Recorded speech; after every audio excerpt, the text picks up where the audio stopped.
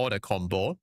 Yeah, they have the combo breaker with a global silent to interrupt the kisses or any like combo from disruptor or Sand King. If if they're not careful, they will just blink in and maybe put themselves in a very awkward position because of the global silent. Yeah, very strong team fight. Counter initiation and combo breaker so far, I feel, on Custom Esport. Even Copai, they have the stronger, it looks like they have the stronger team fight hero. But if they miss time, or maybe if the silencer is a bit faster with his finger, yeah, their combo will get break by the global silent. And right here, we can see from the ban, yeah, Case constantly getting banned out. Every team who play against Custom, Case 100% is gonna get banned out. And they go for the Earthshaker pick. Oh, Earthshaker and Sand King, both heroes, they are kind of similar. They love triangle stack, and they can clear the stack pretty fast. And now they get one more damage output hero, which is the Skywrath Mage. So they have the burst potential right now with the Echo Slam and the Mystic Flay coming from Skywrath. Yeah, and the silent is pretty it's pretty crucial this game against Sand King.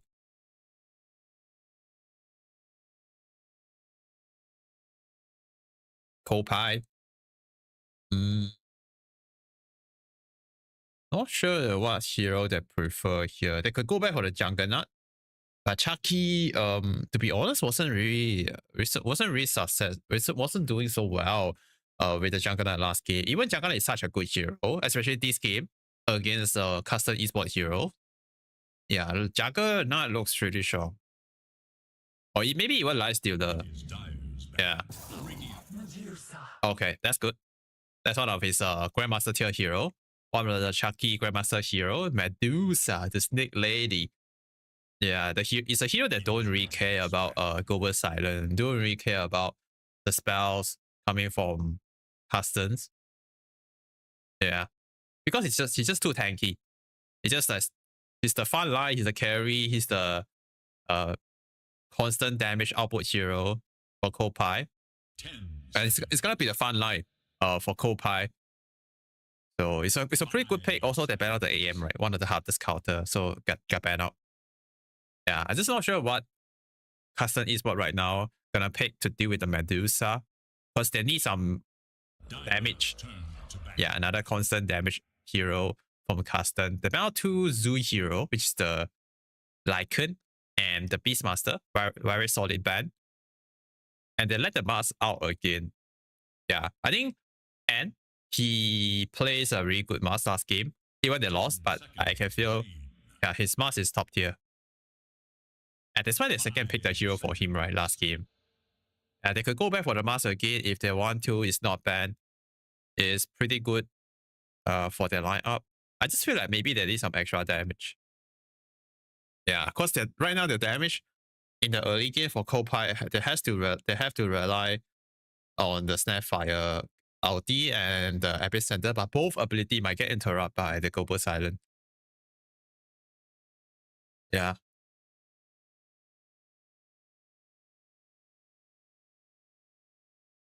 Yeah, imagine like Silencer has an Arcanum Scepter, and Sand King was trying to like cast his Epicenter and jump in and stun. But sometimes I saw it happen before. Like Sand King managed to cast his Epicenter, but when he's about to jump in, he get interrupted by the Scepter damage from Silencer, the Arcane Curse damage, and then he would just wasted the Epicenter. I saw it happen before. It's just a very unlucky timing. Yeah, not sure if you can see that this game. Oh, Centaur Wall Runner. That's a better one. Yeah, I feel like this is a better one to pair with Medusa, because Medusa, he has not much mobility. He moves very slow. Very slow. He has one of the lowest base movement speed. But Centaur Stampede, yeah, just gonna like help Medusa to get out of some of the situation. Also, later on, you can build the Scepter. Yeah, give Medusa a free ride. during a team fight. Yeah, it's pretty good. I love it. Also, it's one of the best combo, right, in the lane with Snapfire.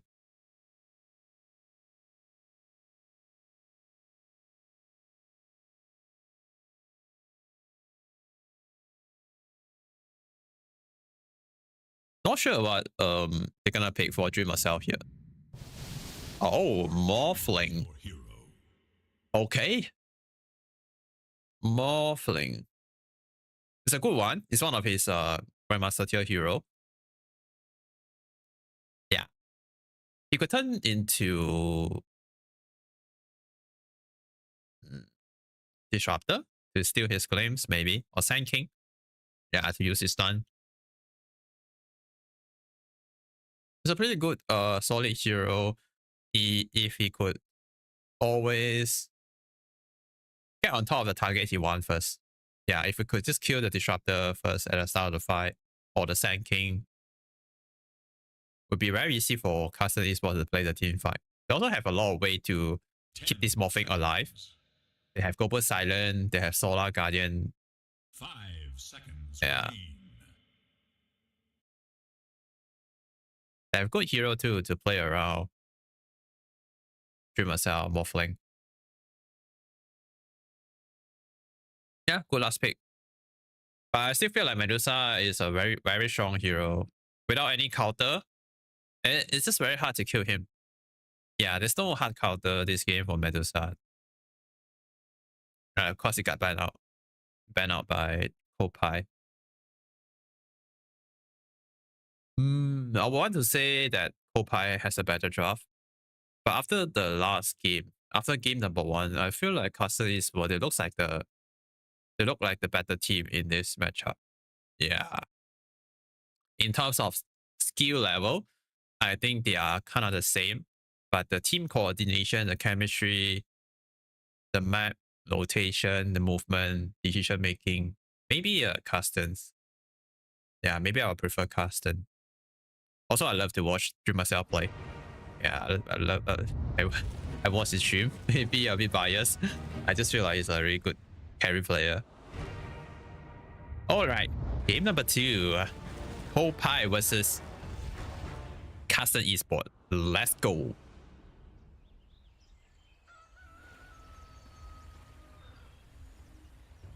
Here's the starting item for all 10 heroes. Prepare for battle.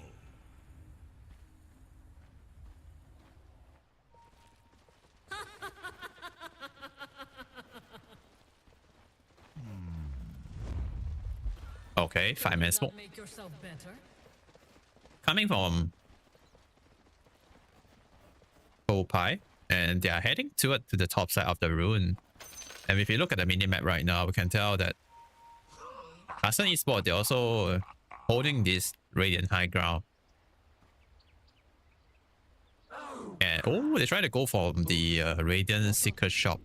Place and good ops right here on the Radiant Seeker shop, and good positioning by Asan. Yeah, he break the smoke. Oh, perfect 4-man smoke. 4-man slow into the Celestial Hammer. Mamandaya, he go for a level 1 enchant totem. Without the Fisher, I doubt they will get any kill here. They might get 1, but they're losing 2. It's not worth it. Risman, 1 more second for the Celestial Hammer. He cuts it before he died, and they also kill the Snapfire at the backline. Dreamer Cell trying to man up, but level 1 Morphling can't really do much. Skyruff reduced his spell. They're trying to trade 1 more life, which is a Disruptor. They're trying to kill him, but the damage is not enough. And Asan survived, but with this amount of HP, yeah, I'm not sure what else he can do in the lane. Oh, Chucky. Oh, might be able to snipe down Skyruff Mage, but the movement speed gap between the heroes is too much. 275 and 325. That's like 50. Yeah, 50 movement speed gap. Kind of like a pool of speed. Yeah, there's like a pool of speed on Skyruff. So overall, the rune, let me look at the fight recap. So they're getting the first blood also on Kopai. Yeah, even the Q-Ball hero, they also got the first blood, I believe. Oh, Loy. Taking a lot of damage, just like that. Oh, man. Oh, how? Wasn't he full HP? I think he was full HP, right? And now Chucky has no mana left. He has 2 Mongolz. Maybe I will use that later. And mid lane. Oh, nice deny from Enya. And look at Mamandaya. Oh, thanks to extra attack range from Enchant Totem. Yeah, he gained 100 bonus attack range with the Enchant Totem buff. And that's enough to secure the career kill. Yeah, and that mattered a lot. Yeah, that mattered a lot. And that's the portal inside. Oh man, it's gonna get delayed by 1 minute. Yeah, look at how aggressive Mamandaya play because he has the portal and Anya don't. He doesn't have portal on Sand King. Yeah, it's gonna out CS the Sand King right now. Yeah, that lane is disaster for Sand King. And right here bottom, it's kind of hard, right, for Anne and Ayat to kill Dreamer Cell. Yeah, unless he caught him off guard before he evolved strength. Let's look at this lane. This is the kill lane. Level 2 now on Ushman and Asan. 4 of them has the Q and W ability. They can try to kill one hero with their combo. The kill Disruptor. But now Disruptor also level 2. Yeah, 1 point of glimpse is enough to break the Breaker combo. Yeah. Also this thing, the innate ability. Yeah, it's really good to deal with Dawnbreaker. Oh, Yaki. Consume a Mango. He has 5 1 charge. Is it enough? Looks like might be enough. And Rushman is switching target. And Chucky take another shot of combo from the Skyra, but the Gleam is it enough? Oh, it's not. The Fire Trail damage actually get a kill on Chucky from the Celestial Hammer. And now Loy might be the next one. The double slow from the Break Grenade and the Q W ability should be enough for Rushman to get another kill here with the Celestial Hammer. A double for Rushman on the top lane. Chucky TP back with full HP and mana. But yeah, without Disruptor, there's no way he will be able to kill Rushman. Looks like bought more regen, I believe. No, bought a boost of speed. Meanwhile, the mid lane, Anya got a solo kill on the Earthshaker with Sand King. And bottom lane, there's another kill happen too at the same time.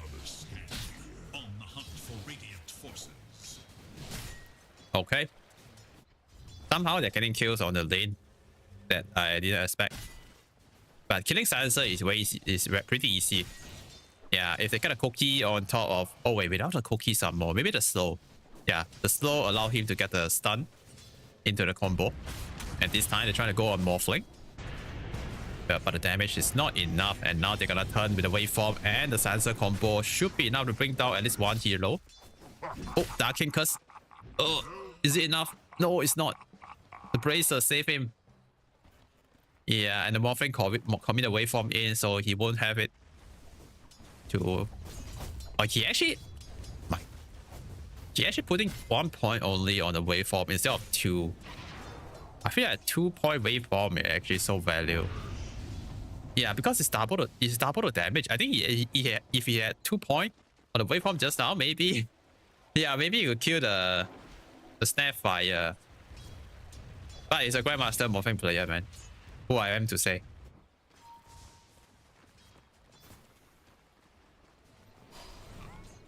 Back to the top lane. Yeah, this is a very fun lane to watch. He has one range drop. He's a range drop right now with 5 charges on Rushman. So it's kind of hard to kill Dawnbreaker for Medusa because the range drop's gonna block the Mystic Flay damage. Also the Gleam's damage.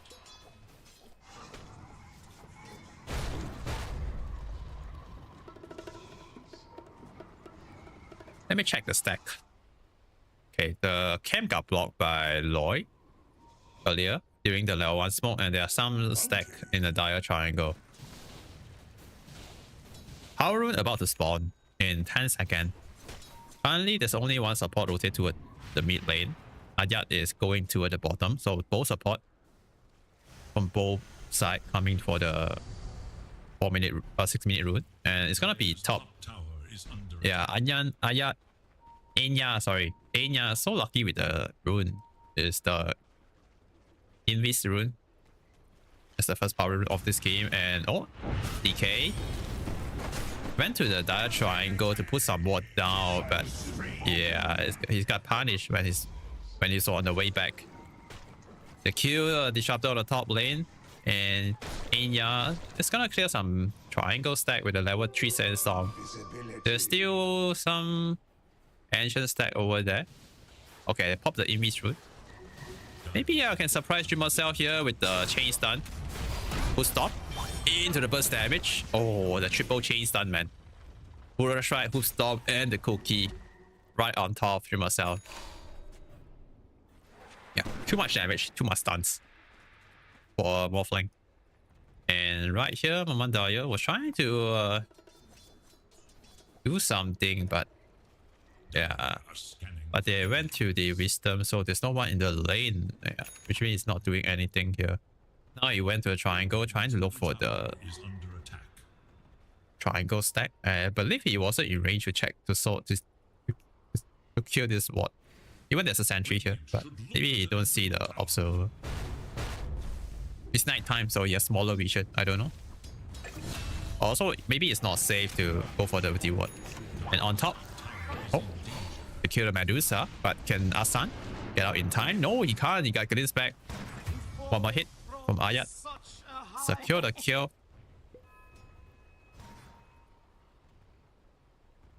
Yeah, there's a really good observer ward here placed by Anya in the Radiant Triangle. So there's no stack for Mandaya. Without stack, it's kind of hard for Earthshaker to play the game. Because he needs to rely on the ancient stack, the triangle stack, in order to get a fast blink dagger timing and levels.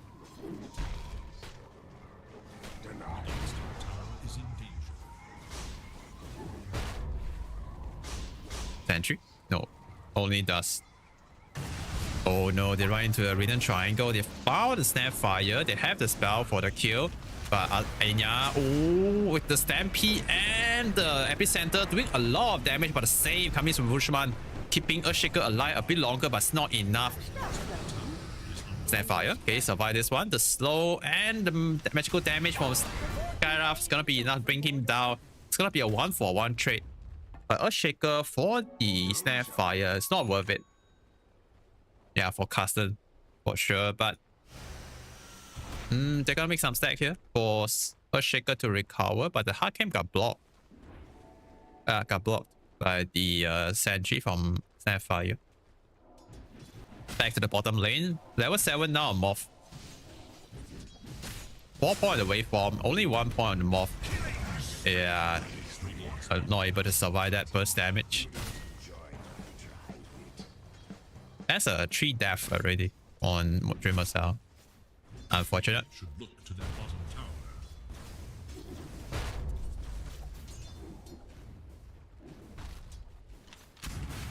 Radiant's bottom tower is in danger.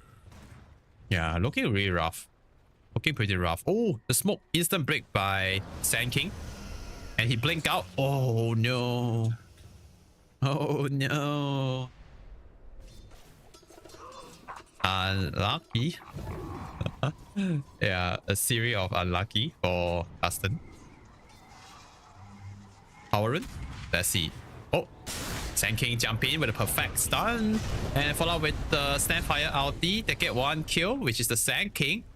Yeah, Sand King's the one that jump in, but he's the one that getting burst down first with the Echo Stamp and the magical burst damage from the Skywrath Mage. Wow. I guess he wasn't ready for the Skywrath. I thought they have the ward here. Yeah, but the stun and the Mystic Play combo, man. There's nothing Sand King can do. Yeah, that cost him his life, man, and all the advantage he has in the lane. Yeah, it's gonna slowly fading off. He has a Blink Dagger, very early Blink Dagger timing, to losing his life there, giving a lot of gold away to and experience to Mamandaya. DK is gonna make some stack. a bit more stack for Sand King. You can try the Echo Slam now. Oh. Over Silent into the Solar Guardian. The stun connect. And Yangon, he dies again. Yeah, 2 times in a row, man. That's a very huge. Yeah, very huge kill, and that mattered a lot, to be honest. Because he's the one that should be the one that control the tempo with the early blink dagger, but now he died twice in a row. That's gonna like mess up the tempo.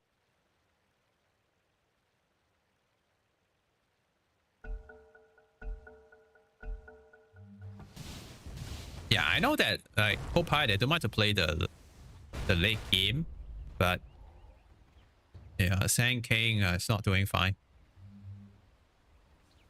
Earthshaker, he just have the Sentry and Observer. What? Skyraft can make 1 more stack for the Earthshaker, ready to echo. Meanwhile, Mamandaya is checking the power rune top. But this Observer, man, how can this Observer not getting T-Ward? It's just out of range of this Sentry. Yeah.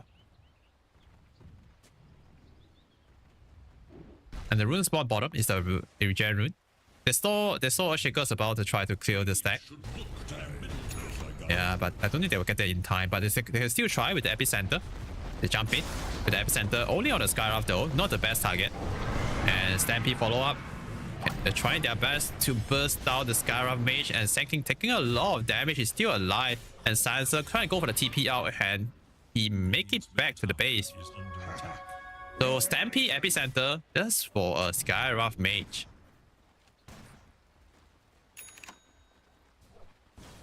And yeah, for the regen, they are chasing Rushman. He has no TP though. 9 seconds more for the Solar Guardian. Yeah, they don't see him hiding inside the tree. Oh, that's a good hiding spot. Yeah, that's a good hiding spot. Oh, but Daya used to scan. They know he's hiding inside. Ayat might found him. Oh, start with the Scatter Plus thanks to this Observer. They saw Rushman walking around here. But they can't kill him. Top tower is under attack. And there's a 2-man smoke coming from Karsten, Mamandaya, and both support. 3 men now. They're heading to a top. They have the Blink Dagger. They can look for a support pickoff. I doubt they will be able to kill Dusa because it's super tanky. They can try with the Solar Guardian. Earthshaker can start first. Well, with the burst damage. And is it enough? Looks like... Oh, the Global Silent on top. Up top. Yeah.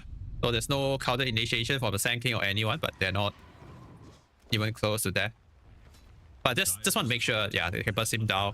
I think the Global Silent is necessary. Because they don't know, right? They don't know who is behind. Dire structures are fortified. Radiant's middle tower is under Centaur, Radiant's middle tower. is going for the pie or inside. So not getting Blink Dagger earlier. Just want to be a tanky. I think it's okay, right? I saw a lot of pro doing this build. Just Blade Nail into or maybe sometime Vanguard into pipe.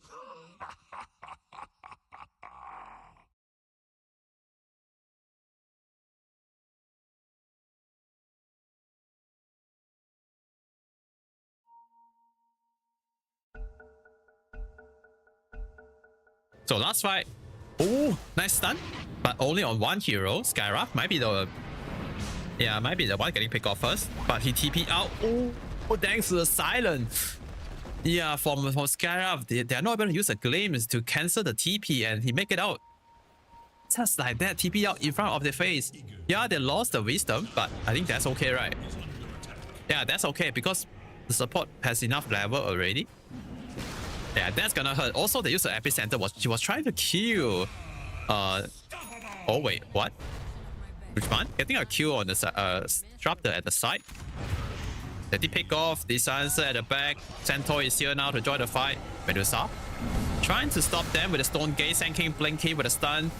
Gonna interrupt Rushman a little bit. Oh, but a big echo coming on 3 hero for the mistake. They burst down. Chucky.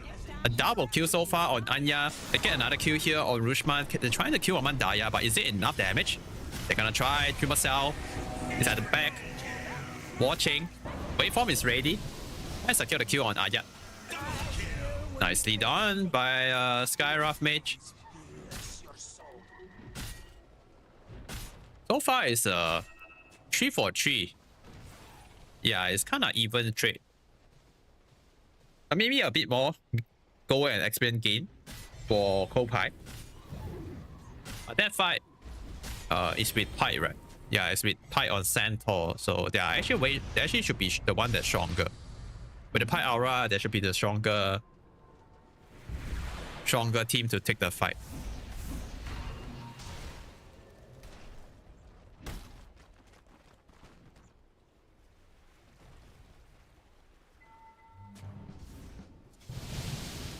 There's a really good ops here and sentry. They're watching Centaur. Okay, they're trying to do the combo on him, but the damage is it enough? Dawnbreaker follow up with the ulti, but a lot of damage got blocked by the pipe. Morphling, waveform in, turn himself into Centaur to get a stun off and secure the kill, but Sand kill with a counter initiation. Follow with the epicenter. The global silence come in, but it's not gonna do much. It's not gonna be enough to save Rushman and Dream herself. Beautiful counter initiation from Enya. Yeah, that's a nice one. That play is gonna redeem himself.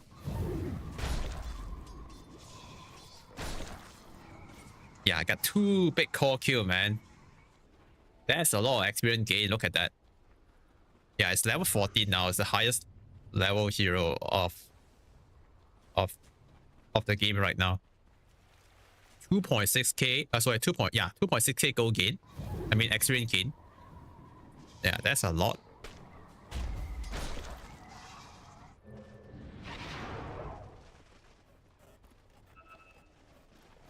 Also, we can tell just now that Centaur is really tanky. I kind of surprised they want to go on him. They did get the kill, but cost them 2 core.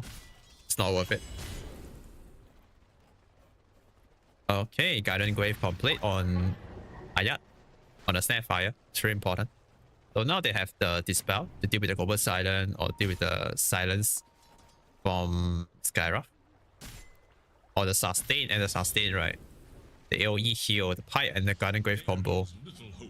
A lot of healing and damage reduction. Oh, this ops is just out of range. Yeah, you're trying to check this board. If you put slightly up, they'll be able to see this. Yeah, it was so unlucky. Maybe it's lucky. It's just lucky for the Radiant. Yeah.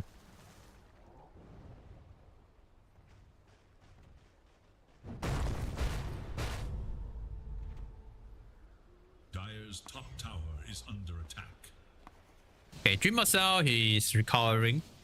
He has a really rough landing phase. But now he's doing okay. The Centaur net worth is really high. About to get his Blink Dagger now. Yeah, it's really fat. Very fun. Oh, he TP top. Yeah, it's gonna deal with the Morphling a little bit. Don't want to take any unnecessary damage on the tier 2 top.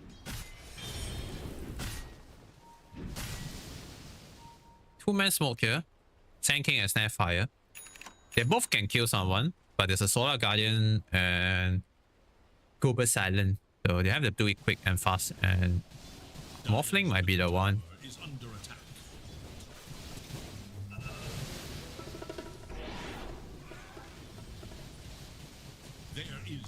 There's no vision on the Radiant Triangle. Yeah, so Dire didn't see anything up there. They have the ops is on the Radiant Secret Shop. Oh, they see him now. They jump in and trying to go on him, but the Global Silent keeping Morphling alive, and also the Solar Guardian heal. The stun heal on 3 hero. Static Storm. Follow up with the control and damage, but Morphling is very tanky.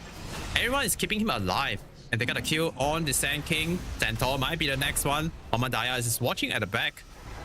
Looking for the perfect echo slam. Jump in, stun.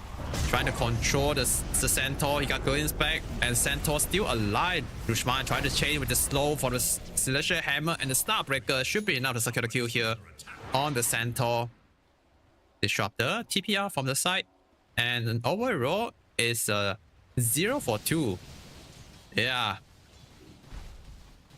I think they have Glimmer Kit, right? Yeah, the Glimmer Kit, the Solar Guardian, and the Global Silent, they drop everything to make sure Dreamer Cell stay alive. Yeah, perfect play. Oh! Oh no! Oh no! 2 support dies. 2 support die. To the Tormentor. Unlucky. Yeah, they can save Waffling, but they can't save support. Yeah. Unfortunate. But that's okay, right? It's not like, yeah, it's not like a long dead timer. Not a big deal. Not a big deal. Radiant are scanning for enemies. Yeah, it happens sometimes, but they lost both support at the same time.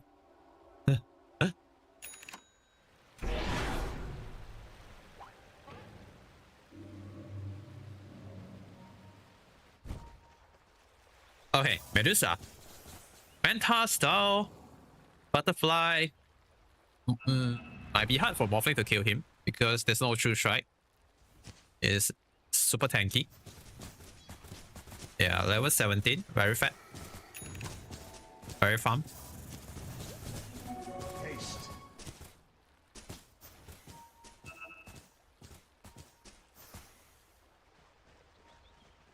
So far, he haven't shown up in any big fight yet.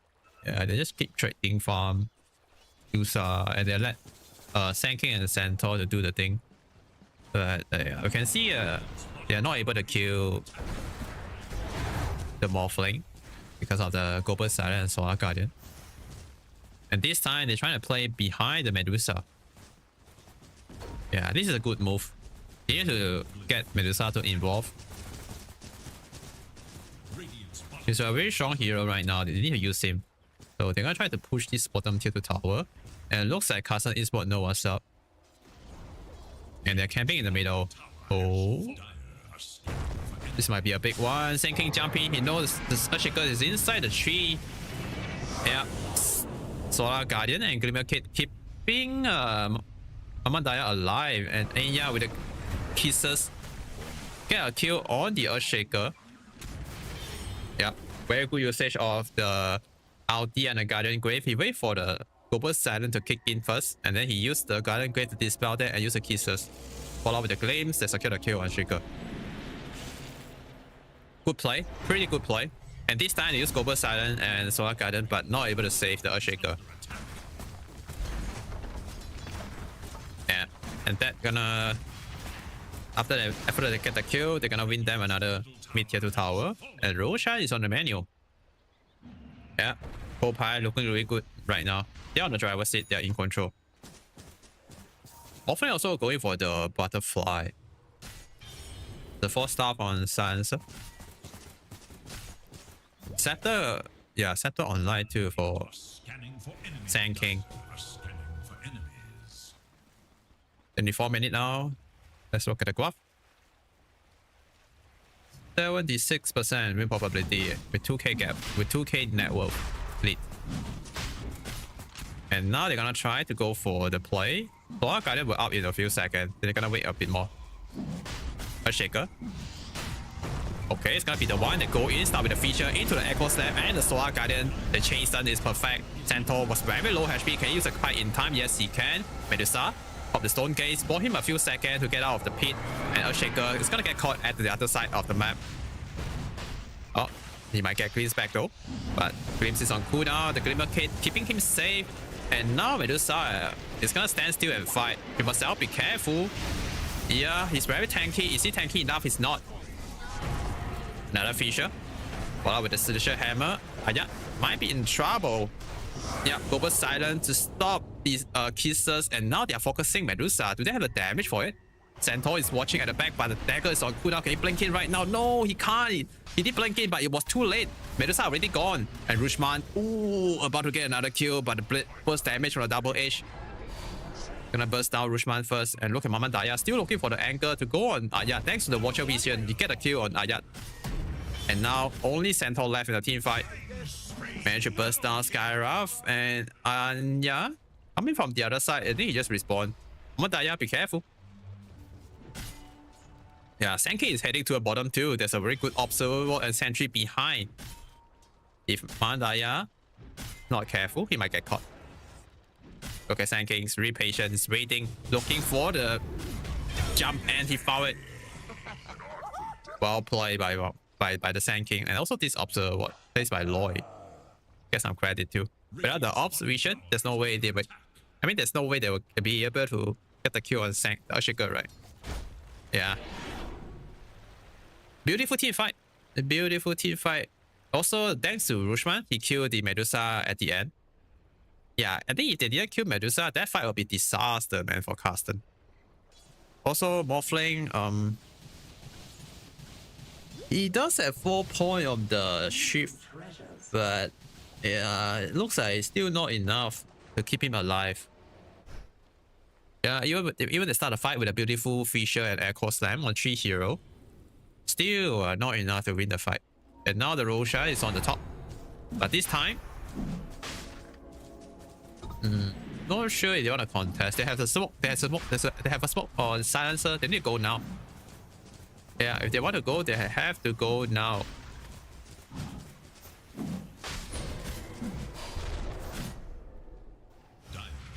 Looks like Carsten is not coming. Yeah. And they give her Aegis to Chucky. Oh, not sure how they're gonna kill him twice. Yeah.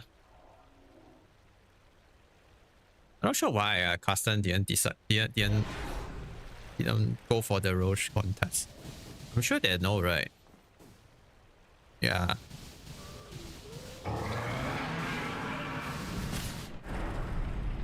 Oh. Stampede to keep Sand King alive. They also did use the Echo Slam for it, but yeah.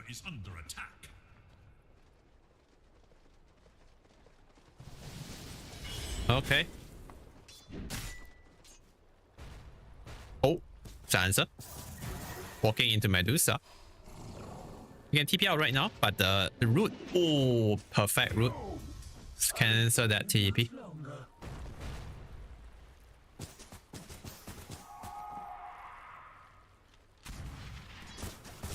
And Medusa about to finish his Guardi too, which is very good against Morphling.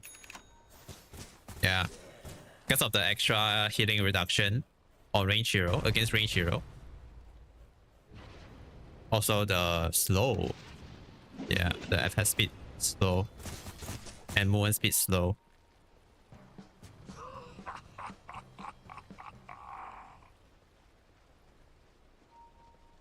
Reduce 50%. Movement speed slow. Dire's bottom tower is under attack. Yeah, and then 20% attack speed slow. And then 40% healing reduction. That's a lot. Dire's bottom tower is under attack. Radiant's top tower is under attack. Radiant's top tower is no more. Okay. Popeye, they're getting control of the map. And they're trying to hit high ground with Medusa.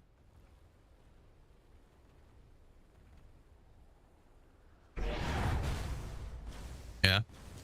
Next Fisher in a few seconds. You need to kill the wave right now. Yeah. Okay, they are holding with the Earthshaker. But Medusa don't care. Just want to take down the Jerry Tower. Still have Aegis. So we're trying to utilize the Aegis to do some damage on the building. And the backdoor protection haven't kicked in yet. Okay, they just kicked back in. The next wave is coming. Earthshaker, need a Fisher again. Nice 45 to keep a tier 3 tower alive. Yeah. That's gonna buy them a few seconds. But looks like it's not enough. Meanwhile, Jumasel is applying pressure at the bottom side of the map. 30 minutes now. 85% win probability for Copai. And that's one cell Rex gone just like that. Medusa is really strong right now. 21 minutes.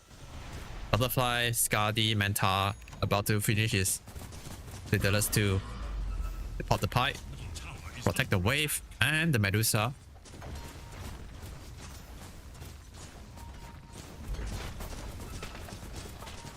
And look at Custom trying to go from this back. But the smoke got break by the Sand King on the high ground. And now Skyraft might get burst out here. Solar Guardian trying to keep the Skyraft alive. They burst out the Sand King. That's a good target to start the fight. Fire is watching at the back, but Rushman is going to zone them out. And they are focusing on the Centaur as well. Rushman is zoning out to support. And meanwhile, Morphling. Oh, it's watching at the front line. They killed they lost the Earthshaker though. And now Rushman might be in trouble. He's kind of stuck here in a very bad position. Sand King bought out for this fight. Still keeping his epicenter for the next one. Burst out Rushman. So 2 men down, 2 core down on Custom Esport. It looks pretty good at the start, but they couldn't... oh, Morphling, be careful. Buyback coming from the Earthshaker. The chase done the damage. Is it enough to kill Dreamer Cell? It's not. Thanks to the Fisher. Bought Morphling enough time to escape. And Chucky, Aegis about to reclaim in 15 seconds. But I think they're happy with what they get. The top Rex and the mid Rex. 2 set of Rex gone with this Aegis. Yeah, they got a lot of big objective with this Aegis. Very good use of the Aegis. And now they can go back and farm. Maybe wait for the next smoke or next fight. For Centaur, ooh, already got the Scepter. So in the next fight, it's gonna keep Medusa alive for sure. Yeah, it's gonna use the Scepter for the Medusa only, the work horse. Yeah, it's gonna use it now. Trying to test the ability. Okay, 8 seconds. You get max speed, and also you could save someone. The pain fades away.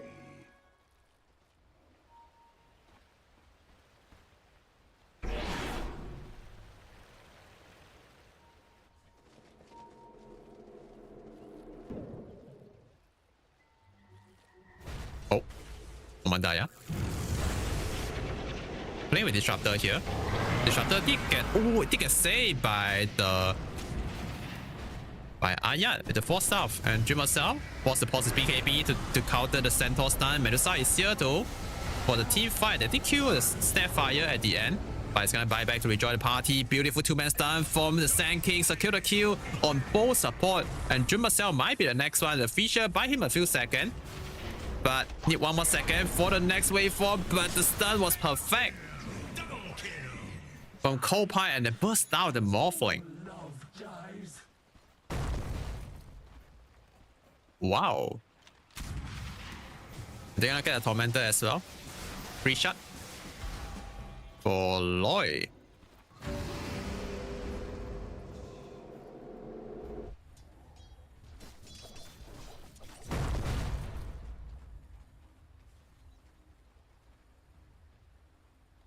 $34 minutes now. 11k gold lead on Copai. That's a lot. Yeah, that's a huge lead. And some more, the Medusa. Yeah, almost maxed out already. MKB almost done. So the Morphling evasion is not gonna do anything. Yeah, it's not gonna be able to save Morphling now from the evasion.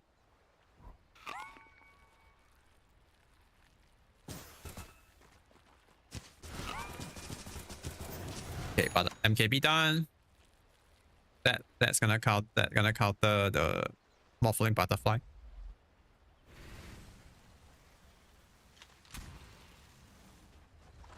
But even there's a 13k gold disadvantage on custom, I still feel like there's a chance.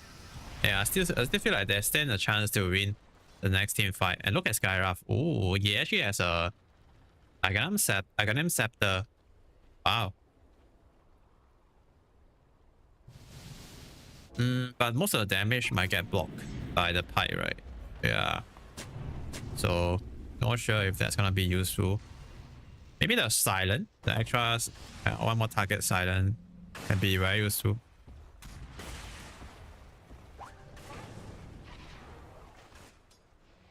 And Roche is up on the top. Yeah, I'm not sure if custom want to contest this one. If they give the Roshan away, it's gonna be rough for them to defend the high ground. Yeah, kinda hard to kill Medusa twice. There's a banner, some more. Oh, looks like they want to fight. They heard the roar. Yeah, they're gonna go in with the smoke. A shaker. Might need to go in right now. Roshan is dropping very low. They're gonna go from the back. Yep. Okay, Roshan is down. And the smoke got break. But they don't see anyone though. Now they see Centaur running at them. Sansa in trouble, he's dead. Sand King jumping with the epicenter. He also found the Earthshaker at the back. But BKB and a Solar Guardian is gonna keep him alive. And he's stunned to interrupt the TP. Oh, nicely done by the Centaur. Cancel the Dawnbreaker TP. Yeah, some miscommunication there, I feel. Because Earthshaker surely he could get away right with the BKB TP, but Dawnbreaker still jumping anyway with the Solar Guardian. To save Earthshaker that already... Yeah, already safe.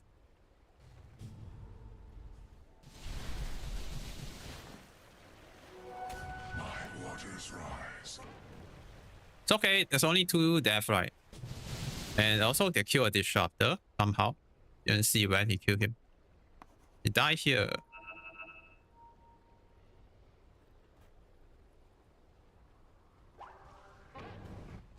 So banner on banner on Disruptor, Aegis on Medusa. They're good to go. They can hit high ground right now.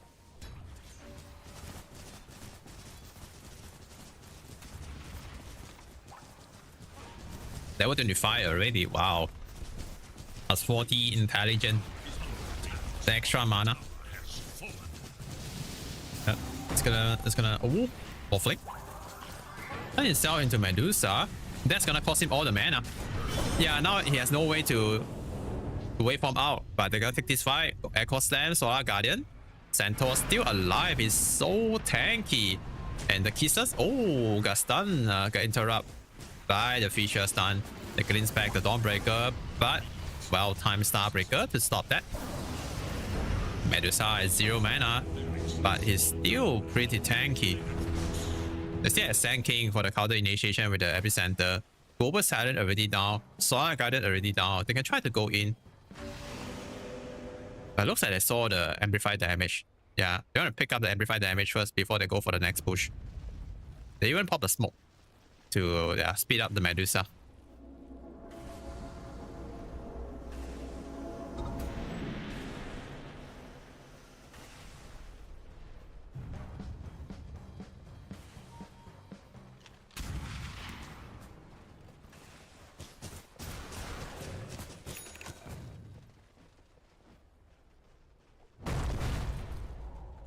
Almost 40 minutes. Buyback status. Everyone has buyback. Oh, they called it. Oh, okay, they called it. Looks like it's game. Yeah, it's gonna be tough, right? To fight the next fight. Yeah, Medusa still has Aegis. And you can tell just now from the last fight, they dropped a lot of spell on Dusa and Centaur. They can't even kill one of them. Yeah, and they know that they both know how this game's gonna end, but hope high. Yeah, with the solid draft and also the Medusa pick. And no counter.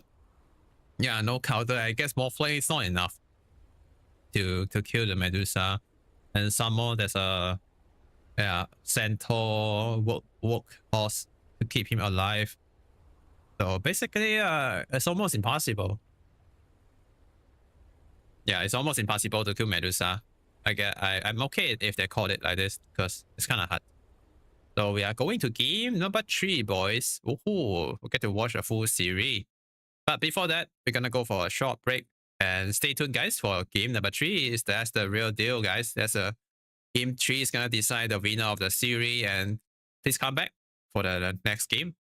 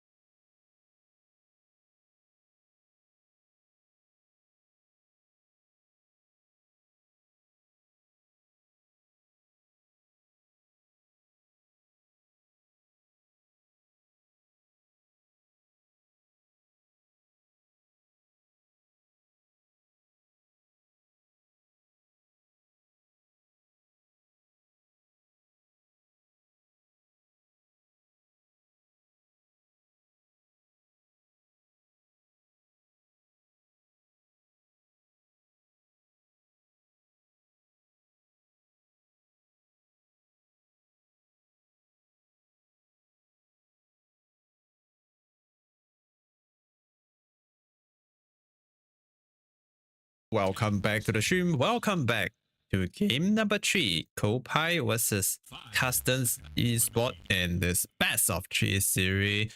And this is the third game, guys. No more mistake, no more second chance.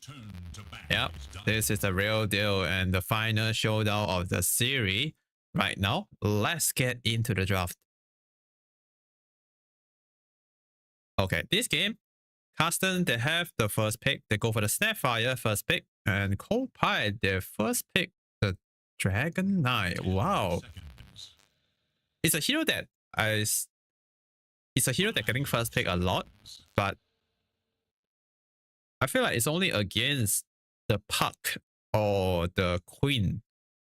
Yeah, but I'm not sure why they first picked this hero this game like very early. Yeah, it's not like they counter any dire hero. And then the follow-up pick, they picked up follow-up with the Disruptor, Slada, and Hookwing pick. That this 3 pick is kind of makes sense. Very solid. In the lane also has some good synergy together. But Customs gonna counter the Slada pick with a Tarot Blade. And they also managed to get the Bounty Hunter again. And Mars, of course, one of the best partner with Snapfire in the lane, also throughout the game. The arena to set up for the pieces, the minus armor synergies. Yeah, synergize quite well with the Mars got rebuilt physical damage. So last banning phase, they banned the Pup and Ursa from Custom. Yeah, because they're not sure if this is gonna be the DK, a Dragon Knight carry or mid. And they go for the Ember Spirit pick. Yeah, Konka, QP, Sand King, and Pango. 3 mid hero get banned out here by Kopai. Konka is a rare ban. It's a ban that we don't see every day. But their target, the Mamandaya hero pool, is the Grandmaster Konka player. So that's why they're banning out the Konka in the last banning phase. So now Kopai, they need to decide if they want to put DK in the mid lane or not. I think it's fine, right? Against Ember Spirit, it's not that bad. And it's better they get another hero that could out carry Tarot Blade. Yeah, something like Drow, something like Mata, or that hard counter the Tarot Blade. But the 2 hero that I mentioned just now is not so good against Moss. Yeah, they also would rather prefer a melee hero. Something like Lifestealer. But it's not that good against Lifestealer is not that good against TB. So they go for the Earthshaker mid, and which means this is gonna be the carry Dragon Knight.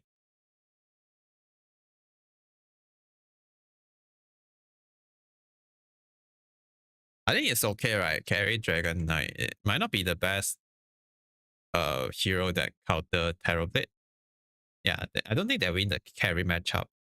And I feel TB should have the advantage over the DK in this matchup.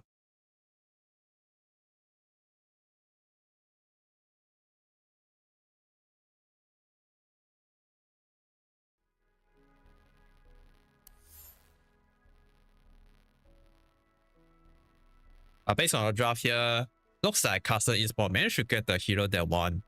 And they actually prioritize Bounty Hunter a lot. Because Kopai, they banned out the Bounty Hunter last game, right? And in game number 1, Custom, they win game 1 with Bounty Hunter. And Asan, he just bought a lot of info with the hero. Yeah, running around, constantly giving vision info for his team. And this game, they have pretty solid hero. Yeah, I actually like Custom Esport draft a bit more compared to Kopai. And the carry matchup should be Tailblade Flavor.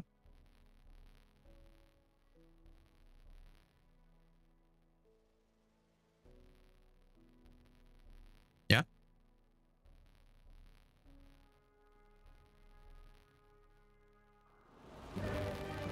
Okay, game number 3, Kopai. What's this? Custom Esport. Let's go, boys.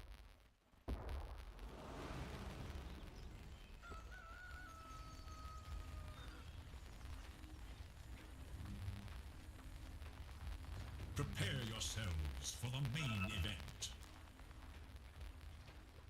Okay, let me show you all 10 hero facet.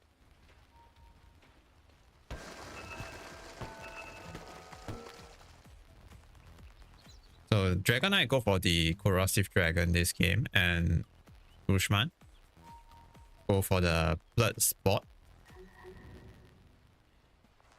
facet. Oh, looks like Bounty Hunter smoke got break. He knows that someone is up there on the high ground, and he's trying to go for the other way.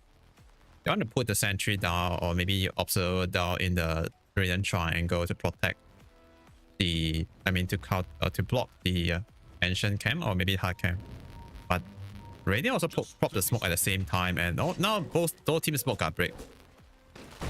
Okay, they throw all the spell on the Snapfire. The Snapfire forced the Cookie to jump away. Good Southface doing a lot of damage on all the hero, but Lloyd coming from the other side secure the kill on the Snapfire. Ember Speed in trouble as well. 2 men down already on Custom Esport. Another good Acorn shot doing a lot of damage on all the Custom Esport hero. Rushman is gonna be the third one. They're going down at this level 1 fight. Yeah, that's a 3 man down already. Bounty Hunter trying to go for the bounty runs still, but Lloyd's gonna outclick them. Everyone. Oh, sentry down. I saw the Bounty Hunter, but not fast enough to stop it. So 3 kill. Yeah, 3 kill for Kopai. Such a good start. And let me count. 1, 2, 1, 2, and 2 bounty. Yeah, 2 bounties for both sides. 2 bounty runes for both sides. Oh, nice sentry. Instant, blocking and deward the sentry. And Ayat has no more sentry left. By the way, Lloyd is the one that getting the first bird. So not sure what he buy. Oh, okay, he bought a Bow of Speed. Very early Bow of Speed this game. Yeah, thanks to the first bird. That's gonna help him a lot, right, against Bounty Hunter, who has higher base movement speed. Let's look at the mid lane.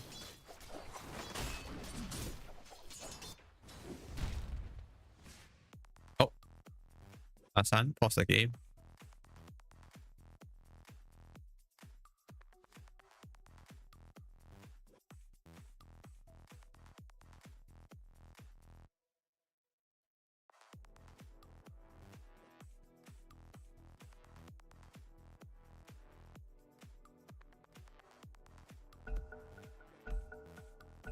Okay, they are back.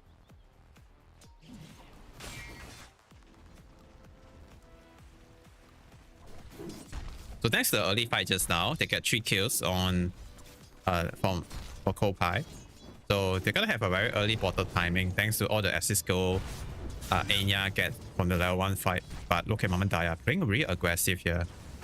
They turn on the Flame Guard, doing a lot of damage on the Earthshaker. Yeah, most of the me hero can't trade with the Flame Guard. The DPS is pretty high. Oh, nice aftershock. Yeah, that's done. Stop Mamandaya from getting the last hit. Another aftershock damage. And the water rune spawn. So Bounty Hunter pick up the bottom water rune. Even with the early bottle on Earthshaker, he's not able to pick up the rune to refill his bottle. Okay, 2 point now on the Flame Guard. That's gonna help him to secure all the last hit on the wave. Also do some good damage on the Earthshaker.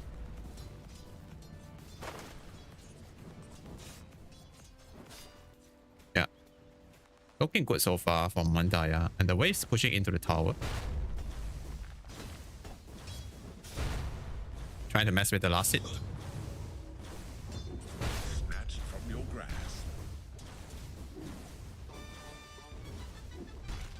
And now Mamandaya has the money to get his bottle.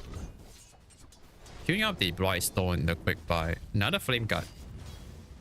Yeah, it's really aggressive. Oh, nice Southface dodge it after shot casting. And now it's gonna use the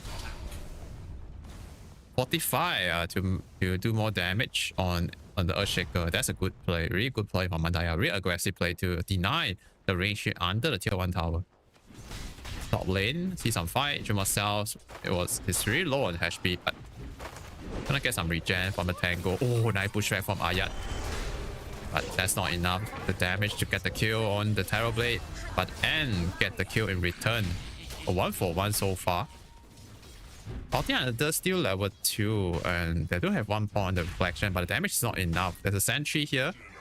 Bounty Hunter just walk in range, get a bash by the starter.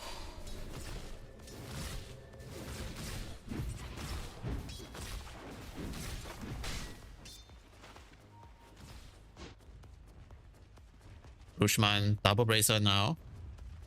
Gonna be okay. Landing against DK, but meanwhile in the middle, Lloyd also walk to the middle, trying to secure the rune, and the water rune, oh, didn't get picked up. Yeah, didn't pick up by Mamadaya in time. They also have to dust for the Bounty Hunter, who is trying to help the Ember Speed area, and now it's gonna end up dying together. Oh, maybe not. With the extra 1 speed, oh, the Fisher. That was no shock. Yeah, he almost survived. If there's no mana for Fisher, if Earthshaker didn't get the water rune, yeah, maybe. Southeast, nicely done to dodge the claims.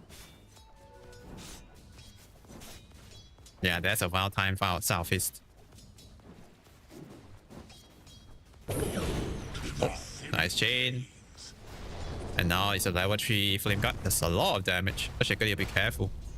But it's gonna not trade with the Ember Spirit anyway. Oh, they commit the kill and throw the Blade Grenade, but Mandaya no, don't want to take any damage from the tower. It looks like Mamadaya might be able to hit level 6 first before the Earthshaker. Yeah. And oh, another kill bottom. This time they got a kill on Chucky. That's a big one. Yeah, that's a huge kill, man. That's a big kill.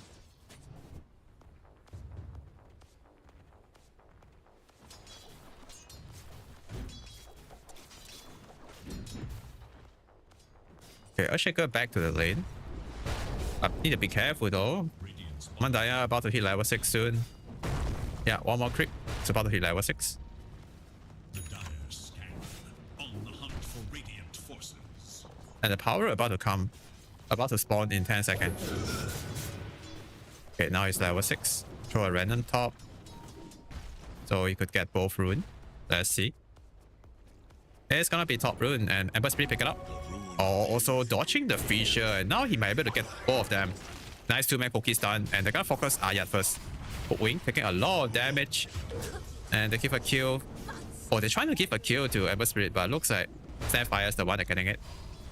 And they're trying to utilize a Haste Rune to punish the Earthshaker, but Earthshaker found the Echo Slam opening. Managed to burst down the Bounty Hunter with a crit wave. That's a huge kill.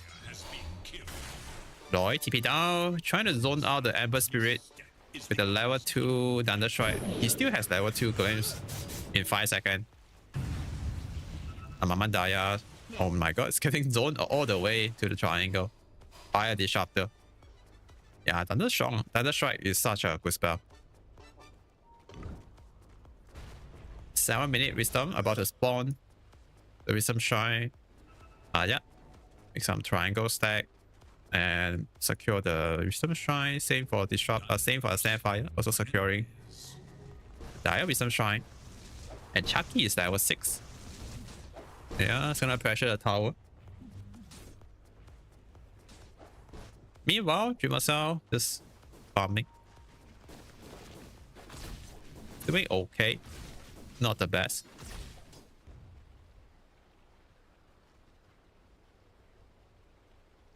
And Bounty Hunter might be able to set up a kill here, but need to be careful.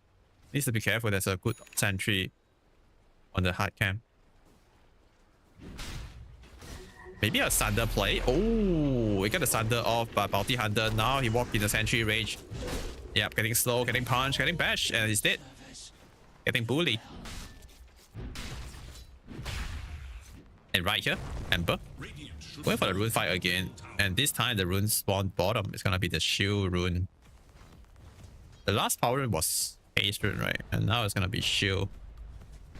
They are 5 already on Disruptor. It's pretty high level.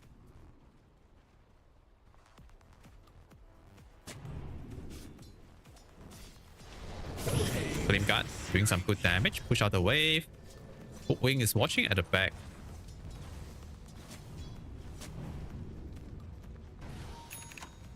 Yeah, even Bounty Hunter TP down here.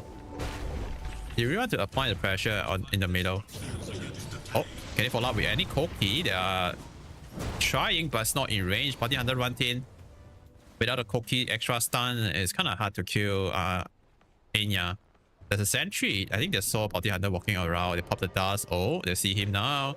They miss the bushwhack. They still have glimpse in a few seconds to cancel the TP. Yeah, Bounty Hunter is not getting away, but that's okay. He bought some space, and now they're trying to go for a smoke play. Heading to the bottom, trying to bully. Yeah, try to gang the Dragon Knight. Must need to close the gap to use his arena combo. Now they found him. Start with the Sealing Chain into the arena combo. But the feature's gonna interrupt them. Oh, nice echo by the 2-man Koki for some time. Yeah, for Mama Daya to chase down the Dragon Knight. But oh, he don't have a lot of mana to work with. Yeah, so I don't think he can kill the Dragon Knight anymore. And looks like Chucky want to go back in to kill the Ember Spirit, but looks like just Enya and yeah, Aya is enough to kill Mama Daya. Yeah, I'll take it. That's a good counter rotation from the Earthshaker. Also very early Blink Dagger and the rune. Okay, it's gonna spawn top. Is the regen rune this time.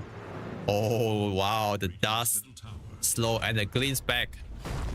Secure the rune, also secure the kill. Earthshaker, can he escape in time? The bushwhack. Okay, it's gonna hold the Ember in place. Allow the Earthshaker to pick up the regen rune. He can need to use it right now. Sada is here. And the gleams back. Ooh, beautiful. Yep. Secure the kill on Mama Daya again. Wow. They have such a good start, and this mid-game rotation from the support, very on point. Well played by Disruptor. Also, they bring the Sada in, bring the extra hero to make sure they can win the rune fight. Yeah, that's a very good play, very good rotation. Even he don't get any kills, but just by being there, you just want to make sure they could secure the kill. And then you get Snapfire to level 6 ASAP. Yeah, need a Kisses damage to play with Ember Spirit.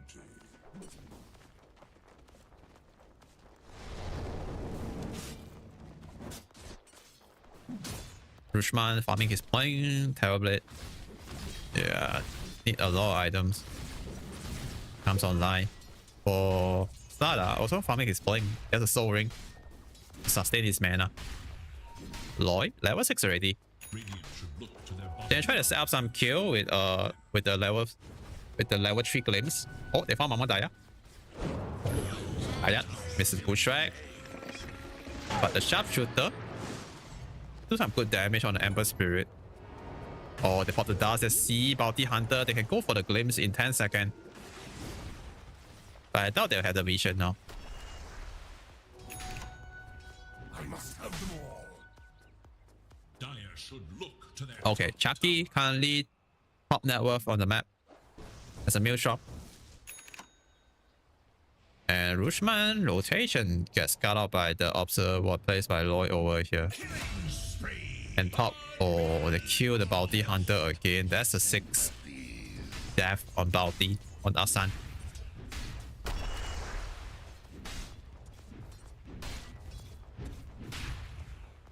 Yeah, rough game. Rough start for Carson Esport. Now they have to wait for Hellblade to come online. Maybe they can make something happen with the arena and Kisses now. But all these ops, man, they see all the rotation. Yeah, this ops again is all the Snapfire rotation. So They know. I think Shaki know the Snapfire is coming. Gonna farm his way toward the Dire base, Radiant base, or he can just TP to the Radiant triangle. Yeah, that's a better move Top tower is under attack. to avoid gang. Dire's top tower has fallen. Radiant's bottom tower is under attack. Shaco. I think he's having a really good game. Already got the Kaya online. Is in danger. But Yeah, 30 minute Kaya dagger. Such a good start. Dire's top tower is under attack. Radiant's bottom tower is in danger. Radiant's bottom tower is Okay, no more. at least caster managed to take down the bottom tower, and they go for a smoke play. When they utilize the early blink dagger from Bruchman and the kisses to get something. And Earthshaker's the most value kill. Power rune spawn bottom. Mama Daya pick it up. It's the arcane rune. And right here, Asan trying to go for the wisdom steal, but yeah, Loy and Chucky is there. Half duration left on the smoke. They have the observer, right? Yeah, but they don't quite have the vision over the Earthshaker. Or they see the Sada maybe. Yeah, they go for the Slada. 2-man arena into the kisses and the brain fire. The damage is gonna be enough to kill at least the hook wing. Slada running fast. Mamadaya misses sitting chain. Look to their middle tower.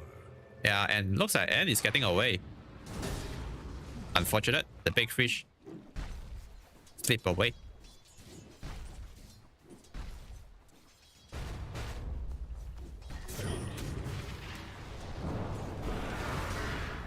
Oh, Chucky. Set the kill on Amber Spirit. They drop the Echo and the Static Storm right on top of Mamandaya. Yeah, two big ultimate ability. Just want to make sure they kill the Amber Spirit. Nice jump from the Sada. Very aggressive jump. But the rest of his friends is kind of far away. Good feature. They found the Snapfire at the side and they glimpse back the mask to secure the kill. They also see a Bounty Hunter. Trapping inside the ring. They Sada follow up with the jump and control Bounty Hunter. 1 more second. I mean, 2 more seconds for the next ring gain, but he couldn't get it off. This early aggression coming from a Dragon Knight. It's gonna help them to get all this kill. Nice Dragon Tail into the Bushwhack, but the Glim is somehow messing up the Bushwhack stun duration. Yeah, I think he used it a bit too early. The weird interaction. The Glimpse actually somehow cancel the Bushwhack.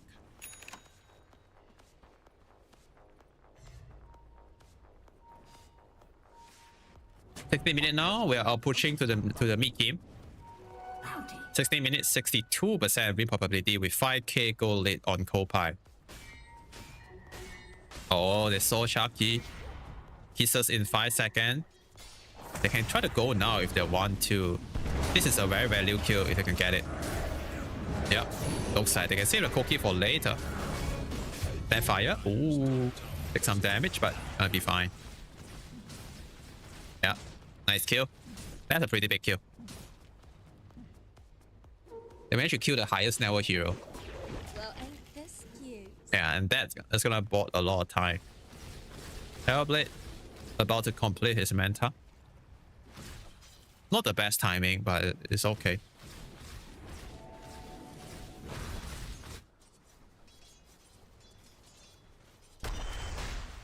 Bounty Hunter running around in the bottom side of the map. There's a very good observer right here. I see he see Loy with that ops. There's a good sentry over here as well. Again, it's out of range. Yeah. They have Blink Dagger on Slada, so they really want to be active on the map. And Earthshaker is on the top side of the map. Push out the top wave, activate the invisibility. And Hookwing about to complete his Atos. Oh, wait, what? Oh, big kill. That's a solo kill, guys. Yeah. Echo Slam, they drop everything. on Terrorblade. Just a shaker alone managed to kill him. That's a huge kill. Is under attack. Yeah. That's a pretty huge kill. And also he also get the amplified damage rune.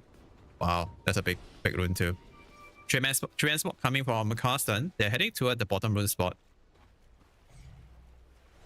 Bounty Hunter can run in first. He can scout with the invisibility. Oh, they're trying to go on the Ember Spirit.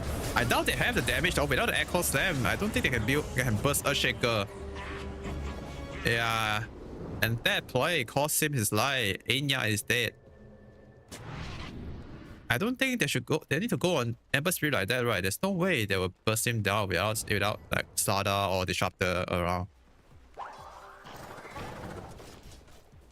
Yeah, that's a crazy move.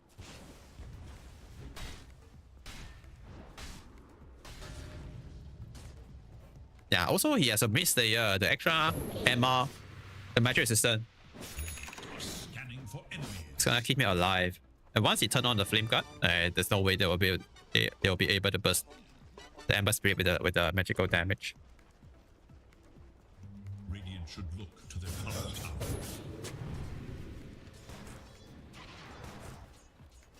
Oh, Sada. Okay, giving vision for the disrupted claims. They're trying to go on the Snapfire first. Good pushback into the sharpshooter. They burst him down. Yeah, that's a good target. Really?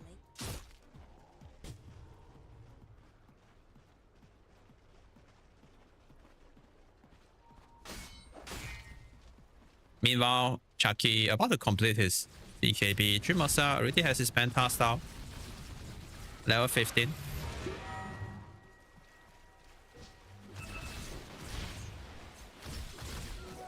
Dire's middle tower is under attack. Hope high idea. Wanted to take the Tormentor fight, I guess. They're heading toward top with 5 heroes. But look at here. Custom Esport, they're also setting up. And Hope high, they want to go from this angle. They might see the Snapfire first. That's a good target to start. But the 4-star keeping Snapfire alive, and now DK is in a very awkward position. The big echo coming on 2 core. The burst out Terrorblade before he could use the Thunder Arena. Lock the Dragonite in the ring, but without any damage, they can't burst him down. And double kill for Chucky. 4-man down already. Bounty Hunter's gonna be the last one. And that's a team wide, man. Oh no. Oh man. They're trying to kill Tormentor here. Yeah. Chucky is really tanky. He's not afraid to tank. And yeah. Oh, that's a good shot. That's a great shot. One of the best. Yeah, it's better than the Disruptor one, I feel.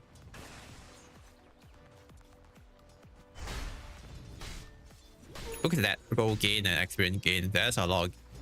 That's a lot advantage. Yeah.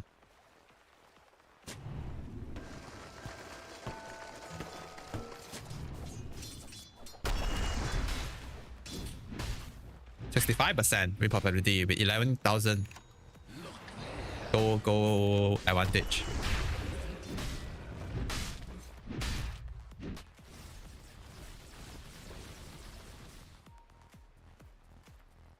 If every fire they could do that, if every fire they could fire the Snapfire first at the start, if they can kill him before he casts his kisses, the fight will be a lot easier. Another pick off on the top. Just 2-man squad. Yeah, with the hook wing combo. My spirit echoes. Radiant's bottom tower is under attack. It's not even my birthday. I guess it could be. Oh, he's going for the Gleipnir Top tower is next under item attack. for the extra AoE control. Radiant's bottom tower. Yeah, it's a pretty good item on hook wing Dire's top tower to set up for the pushback. Oh, nice dodge on the feature. I think if the feature connect, Dragon Tail will be cut. Chucky, the Dragon Knight will be able to cast his Dragon Tail, and that should be enough to kill the Ember Spirit. Yeah, 2.4 seconds stun is long enough. Radiant's bottom tower is under attack. 4-man smoke here from Coldpie. Yeah, they're drawing line on the minimap. They know that Hellblade might be farming over there. So they're heading toward that side of the map. Looking to hunt, looking to kill, and oh, the smoke got break by Bounty Hunter. Yeah, that's gonna be enough for Dada to secure that kill. And they found the Hellblade down here. Oh, nice dodge with the Manta style. Oh, the burst damage, he can't dodge that. The Echo Slam and the Sharpshooter. Were hunting me. Insane magical burst damage. Oh, middle. Amber. Pushing the wave and oh, random out just in time. Dire's bottom tower is under attack. Yeah, Earthshaker is so fat right now. Okay, they're gonna go for the the Roche. Another big objective. Carson is need to move right now. Hellblade will be out in 15 seconds. There's a BKB on Chucky, so it's kind of hard for Carson to contest. Oh, Ayat. It's gonna get killed by the Kisses and Earthshaker trying to interrupt the Snapfire ulti. Mama Daya did get a kill on the hook wing, but all of that just a distraction allowed Chucky to get the Roshan. And now they're gonna come in to clean up. 2 man down on Carson. They also find the Snapfire. Go with it. Go for the glimpse and send him back to the base. Amadaya is not having a really good game. It's just kind of hard for him to do things on the map. And look at who is coming for him. Stada is coming. Yeah, it's gonna chase him down. Has a random at the back somewhere in base. Not sure where it is, but okay, it's over here, I think. So he pushed one extra wave and then he ran them back to safety. But look at who is on the high ground. Taki is on the high ground. A few seconds left on the dragon form. Just want to do some chip damage on the tier 3. Oh, he also has a Chrysalis. Yeah. It's gonna hit really hard. With the corrosive paste minus armor buff. Yeah.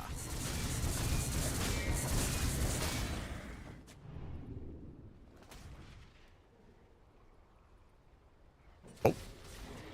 The TP top. They don't see the Terrorblade behind. Oh, Chucky blink to the back. And they found him now. They found him. Dreamer Cell. Okay, got trapped inside the Static Storm. He couldn't use Thunder. The damage from DK should be enough. They also have Ayat coming from the back. Wow, that's a good pickoff. Very good play from Chucky. Very good game sense too. He know that. Oh, another pickoff down here. They also he know that Dreamer Cell will be farming in that side. And the kill Bounty Hunter. Oh, the next one might be Ember Spirit. A shaker with a big Echo Slam. Yeah, and Sada, look at that jump, so aggressive. Turn on his BKB, trying to chase down Rushman. Rushman is tanky. And just want to trade his BKB with the Mass BKB. Yeah, it's not that bad. Dragon form is ready. They can apply more pressure on the building right now. 2 minutes left on the Aegis. Yeah.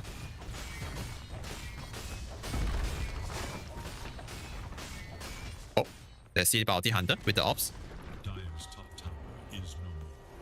One dust, 2 dust. Oh, they see him now. Yep. Do they have the vision on him? Yes, they do. Glimpse into Sharpshooter. Chucky secure that kill. And also foul Rushman. Yeah, there's no BKB this time. Sitting chain to control Sada a little bit, but the Fisher 4 miles away. Get another kill on the Moss, and now they're on the high ground, knocking at the front door.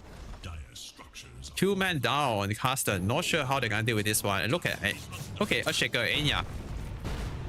Apply pressure here on the map on the Ember Spirit who tried to split push. Yeah, it's gonna get caught by this aggression coming from the Earthshaker. Enya is playing really well this game. Playing really well. Only 1 death. Same for the Stada and Disruptor. Both of them play super well. Very aggressive. Always at the right place at the right time. Dire's middle tower is under attack.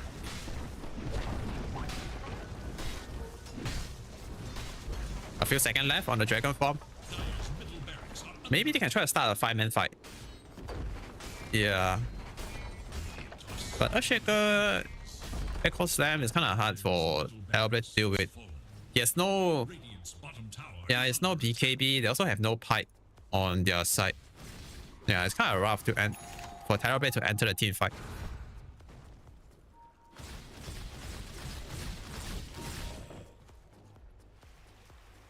Oh, 3-man smoke from Coldpie. And jump in after the smoke break. Oh, you see Bounty Hunter now. Must jump in with the arena. He missed a spear on the Slaughter. And now Terrorblade got fouled at the back line. He got burst out by the Echo Slam. Same for the Mars. 2-man down already on Custom Esport. And the GG job. Oh, man. Yeah, such a hard game. Yeah. At 29 minutes, 27k goal lead on Coldpie. From the graph, we can tell Coldpie just keep picking off Custom Esport all around the map, all across the map. And there's no chance, there's no way for Custom Esport to fight back. They need too much time. I mean, yeah, and Coldpie not gonna give them the space to recover.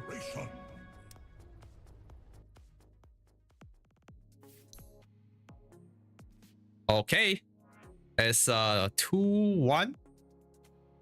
Yeah, it's a 2-1 victory. Congrats to Coldpie. They're 2-1 against Custom Esport in this best of 3 series. Yeah, solid gameplay. And they almost win all 3 lane, right? Yeah, they almost win all 3 lane. And they have a really good start at level 1. They get 3 kills. And Earthshaker have a really good blink dagger timing. And after that, DK comes online very early too and joins some fight in the middle. And together with Slaughter. Yeah, just run around, just run down Custom Esport. They have the numbers. They bring the extra heroes in. And it's hard for Custom Esport to deal with that. Overall, amazing performance on both sides. Just that Coldpie, yeah, they're better today. But there'll be more Dota later. Will be covered by Plate, I believe. Yeah, so stay tuned on the channel. And we'll go for a short break. And stay tuned for more Dota 2.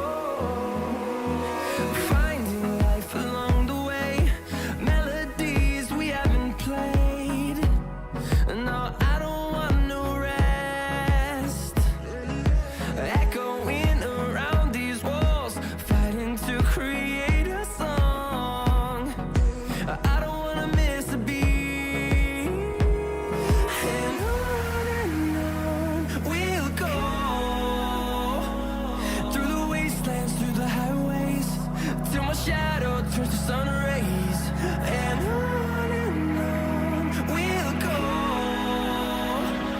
through the wastelands, through the highways, and on we'll go.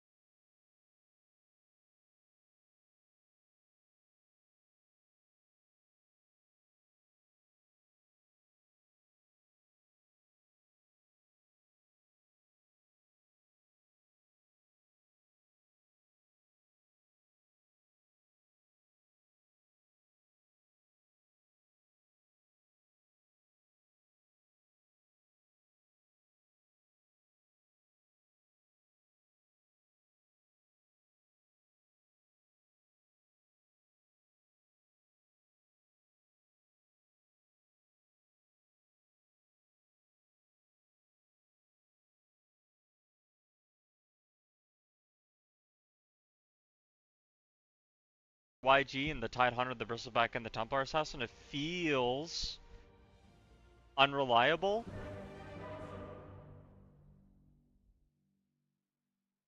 And hopefully they can find answers to some problems. I'm just not a big fan of Tide Hunter in general.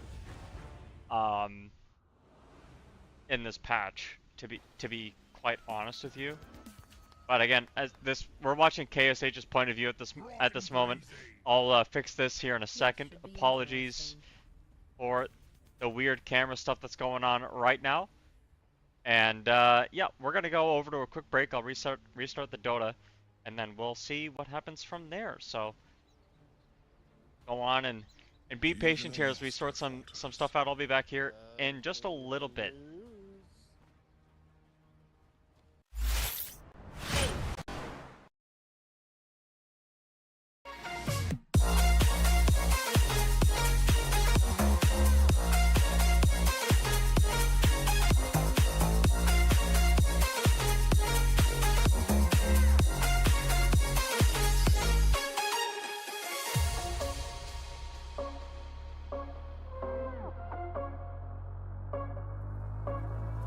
Rising with each speed of the music is bringing little flames in the fire that keeps burning. We're inviting the night in. Welcome, my heart so full. I'm devoting myself to the night. There's no motive. We're just listening. We're existing.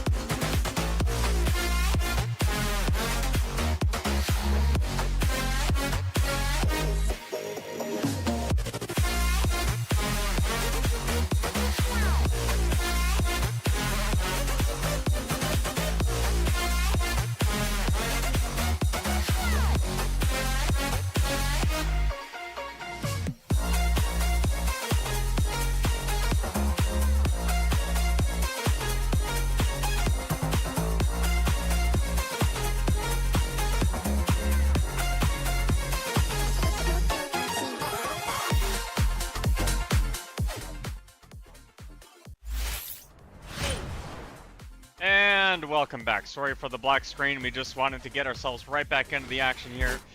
Game 1 between YG and the Mongolz. Sorry for that technical break. Had to get things sorted out on the production end. And yet here we are, KSH and Lun. It'll be the carry Bristle against the offlane Ember. Very unique tech coming out here for the Mongolz. They opted to lane Ember Spirit to preserve the lane against the TA. Wanted instead for the matchup to be through this Bristleback. We'll see how well this pans off here in this bottom lane. But in mid, we're watching Templar Assassin against Kurisatina Beastmaster. Beast should have a pretty decent time overall. The Boars do quite a lot of work against the Templar Assassin. You have yourself the bottle to be able to regen quite a bit.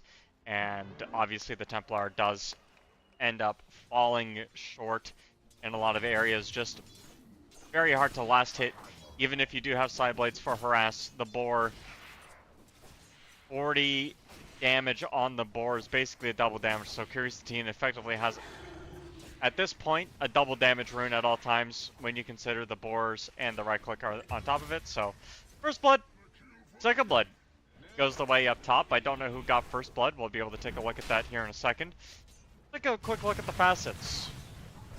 Seeing red, black, grimoire, not a whole lot of things that are going to be much different. Zarain with 2 points in Kraken Shell, actually. Thrown back here, the top lane. Tammy Baby looking for one more dual breath combo here, but can he quite find the action? He can. Zarain forced to sit and tank it. Oh, skill light coming back, but only has ice shards for protection, cannot snowball save the tide. Fortune Soul will have to come back. Bodyguard plus Jakiro is quite a good combo, as that extra damage that you get applies on both the Twin Terror attacks. Meanwhile, for Mongolz, Beast Mode, Chain Gang, Twin Terror, everything's normal in the world of the Mongolz facets. And the CS charts are speaking the story of the game so far, as Beastmaster has 11 denies so far against the TA's 13 CS. So almost 3 full waves denied. And that's going to be 5 waves taken for the Beastmaster as opposed to the 3 from the Templar. That is a huge gold advantage that we'll be seeing explode as the game progresses. Panda's got himself the Urn of Shadows, so going for more basically like Void Spirit, but at home, I guess. Bristle doesn't have any great ways of breaking the Flame Guard, and really the Warlock doesn't either. It takes so long to break it unless you have the Fatal Bonds going on Panda. Of course, Panda's going to continue leveling that skill up as well. Probably go 1-1-3 or maybe 2-1-2, something like that. Something to that nature, I would imagine. Keep it simple. Don't need to do much, as Warlock pops himself with the heal. That will keep him alive. You're stuck in the hotspot, actually. The right click from Panda comes in.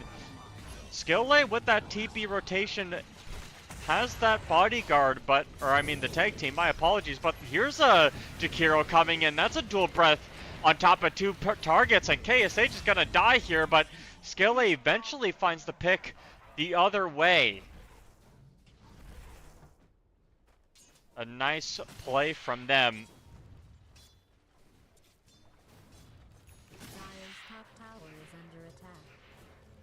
TP from Warlock in mid to maybe help Kirisatina's lane out a bit longer.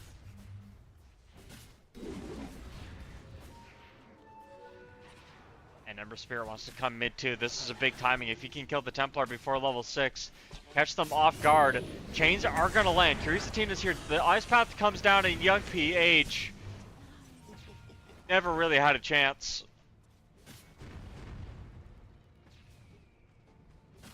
Gonna be level 6 for the Beastmaster on top of everything that's going on. We'll see the itemization for Beast, whether you go for the full Aghanim Scepter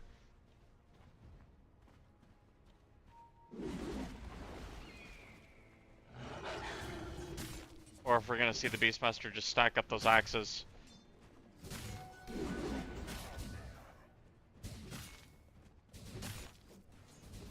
That's gonna, you know, that one death does matter a lot to a Templar Assassin. 27 CS. So the Ember Spirit also very low on the CS charts. I'm sure Panda will be fine. Has the Urn available and a Vessel coming here soon. 2-1-2 is the skill build, and then we'll get the Remnant next. Snowball comes in. No way to dodge the Snowball here, but the chains are out, and they have the hotspot going from Bisque. That is a ton of damage. You have to respect from this last pick, Phoenix. Dive does get canceled. Here's the roar from Kirisatina. Not a lot of follow-up damage, though. Oh, there it is.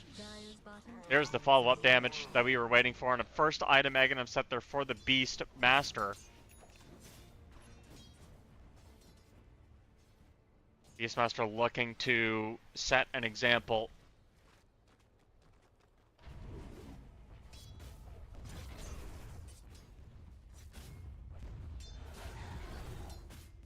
They'll swing Jakiro over Mongolz, giving level 6 to the Jakiro early and some farm, so you can get the drums.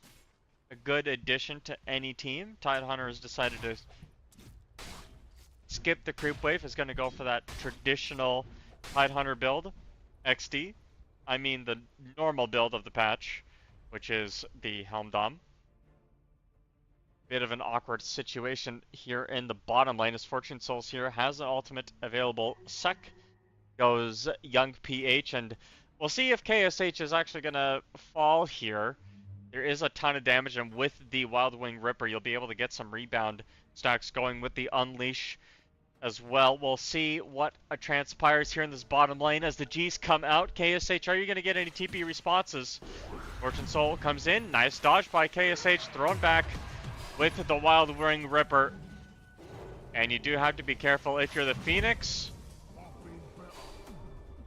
But the Bristleback has been better. That will likely be a tower in the bottom lane.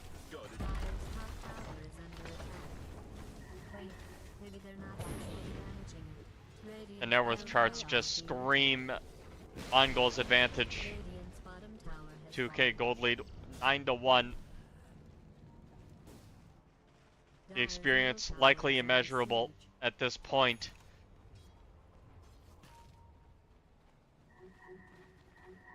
Fortune Soul is baiting here. Well, it's Skillay that's baiting.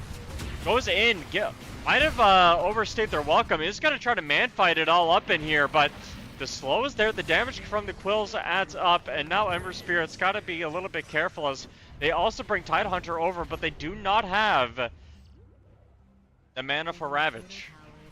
It's a disengage from the heroes on Mongolz. They've given up Fortune Soul, but they are getting a lot done in mid. They have the Beastmaster coming here as well. Top tower will die. Tidehunter now with the Helm of the Overlord. Sorry, Helm of the Dominator on his persons. They'll be able to get stuff done. Young PH just not respecting this middle lane. TP to save it, but Mongolz are there with both supports. Radiant's middle tower is under attack. And Zarain even coming to help defend this tower, but I don't know how good Ravage is going to do. I guess we're going to have to see. Warlock's still only level 4. The Grimoire is in the pocket. He hasn't read it yet.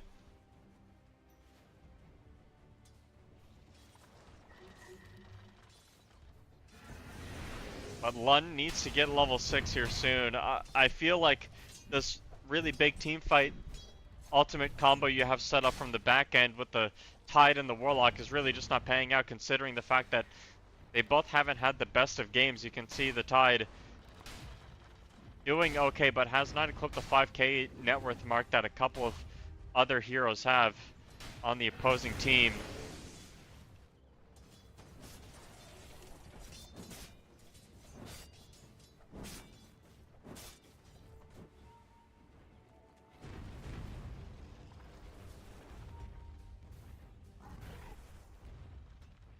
This is the kind of lineup that you get a little bit worried about. You're not winning super hard early for YG. You really need to focus up and get your Templar Assassin some farm. Let Templar get the Dragon Lance, the Desolator, and the Blink. Look for angles that way, as that's going to be one dead Warlock to start things off. And this range creep also dead to rights. That'll be 100 gold going the way for Karisatina. And this middle tower as well, soon to fall, soon to fail. But the middle tier 1 tower dead. Fortune Soul making his way up top, wants to find an angle, and he will. Pops the ultimate as well. Neutral creep doesn't land anything, and Skillay, well, can't get away. That was an illegal pullback.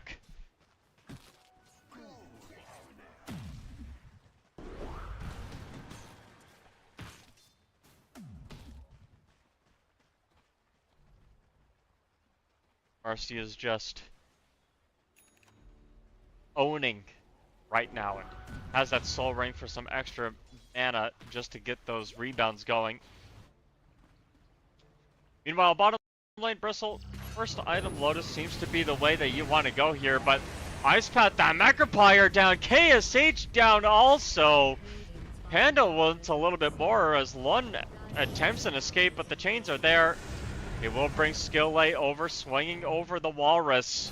The Walrus will lose one more drinking buddy. The dive is deep from the Mongols, but it pays off dividends. Panda doing well, and Karisatina finds another one. It's going to be Zarain in the mid lane. No Aghanim Scepter yet on Karisatina, but this 14-minute Aghanim Scepter, 13-minute Aghanim Scepter, my apologies, is going to put a hamper on the game plan of YG, which is win early. Get your timings, get your opportunities. Well, what opportunities are you really looking for right now? Snowball's going to set up a two-man ice path. The Panda wants to keep on going. Walrus punch up in the air, but Panda, no more remnants. Two-man chains coming in from the Templar Assassin rotation. They are walking up Lun, who still does not have level 6 Skill Lay. Forced to back away, and this three-man maneuver from the Mongols keeps everybody alive. The Aghanim Scepter finished on the Beastmaster will make this Roshan possible.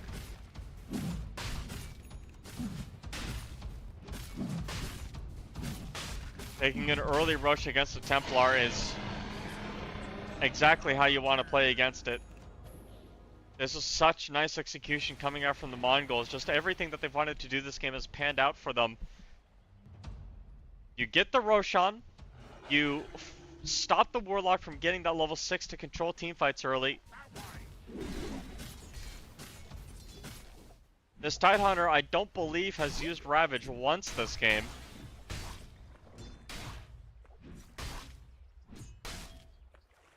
And likely will not use it for another few minutes.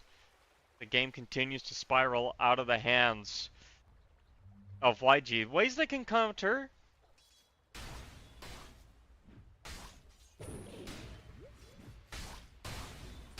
Well, you can counter by not losing XD. You have to play for a timing, Tidehunter.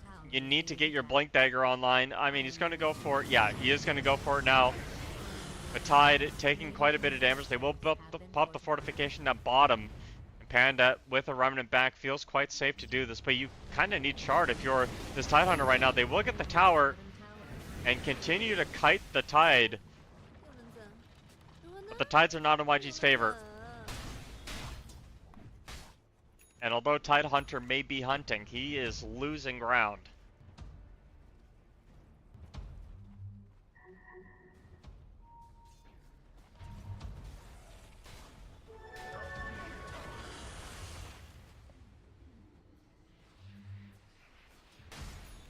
Karisatina, double damage.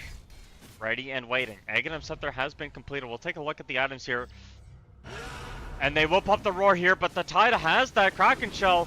Turning things around, goes in. They will drop the Warlock ultimate. The Fatal Bonds comes through as well.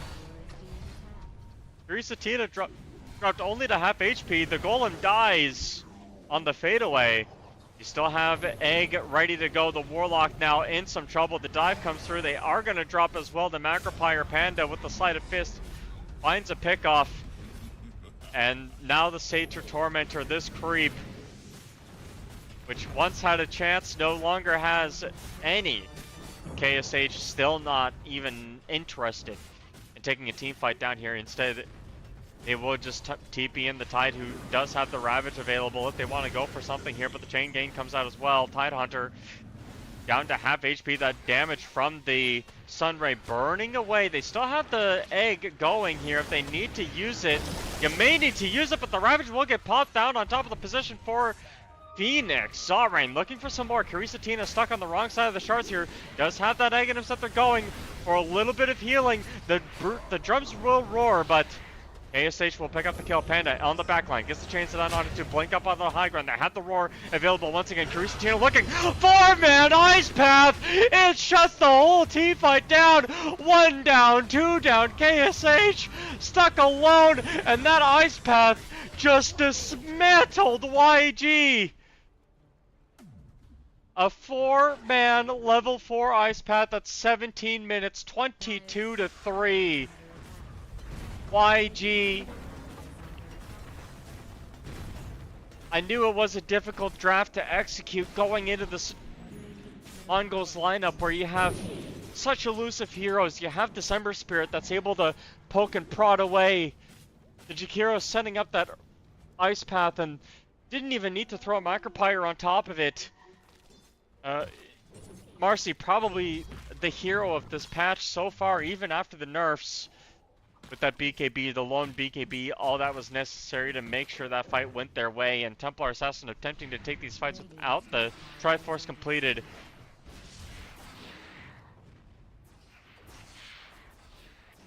The win probability dropping, plummeting after that team fight. Only the Phoenix dying.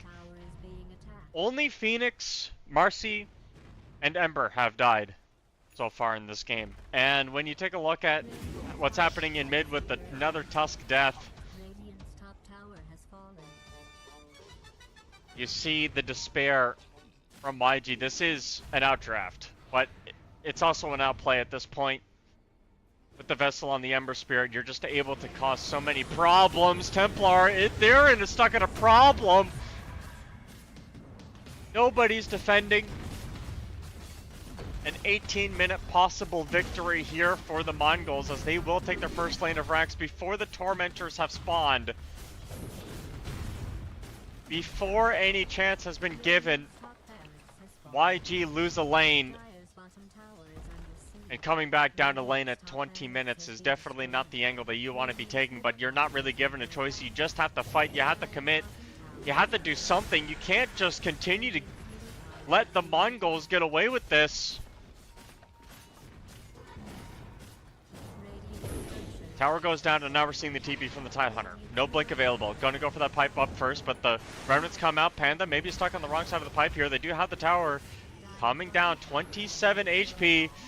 Remnant back, but there is going to be the Bristleback on top of it. Another Ice Path comes down. They drop the Warlock ultimate as well. No Remnants for Ember Spirit. Maybe your only chance to get the kill here, but they will use the Ice Path once again for some break here. Nice play from the Phoenix. Waiting. They don't make a play. They give up the Ember Spirit. They might even give up more. Jakiro trying to get that level 2, going for that TP. The Ice Path is there, but the damage is already done. And YG finds some bite. They get a couple of kills, almost doubling their kill score from the previous moments that we were speaking to each other. And now they're going to make a play for Tormentor, but look at who's on the other side. Mongolz are going to maybe look to find something here. Maybe YG have an opportunity. They have Ravage. From Zarain. He's going to get spotted. Going up onto the high ground. This is the last hero you want to see. They're going to find the Phoenix. Dive out to the low ground. They have Fortune Soul coming up as well. No blink on the Tide, so they can't even force anything. They have the Beastmaster up here as well. Panda's rotating in from the right, and now I think YG know that something's up, and they definitely know that it's there because the Panda's here as well. Fortune Soul popping the ultimate, going back. Zarain, you gotta pop your Ravage. You gotta do something. You can't let your TA fall like this. You can't let your KSH die as well. The egg comes down. KSH, once he comes out of Snowball, dead to rights. And the team fight falls apart. Mongolz lose nothing and only gain everything and then some. The Tormentor comes down in their favor as well. Where was the Ravage? Where was the Walrus Punch? Where was anything? The spell's just not coming out in time for YG. They don't have the blink on the Tide, so they don't get a clean initiation going. And he's gonna go for the Ghost Scepter next, just trying to stay alive from the face of this Marcy. Tide's probably thinking to themselves, mercy at this point, and not mercy as in yes, or sorry, thank you from French.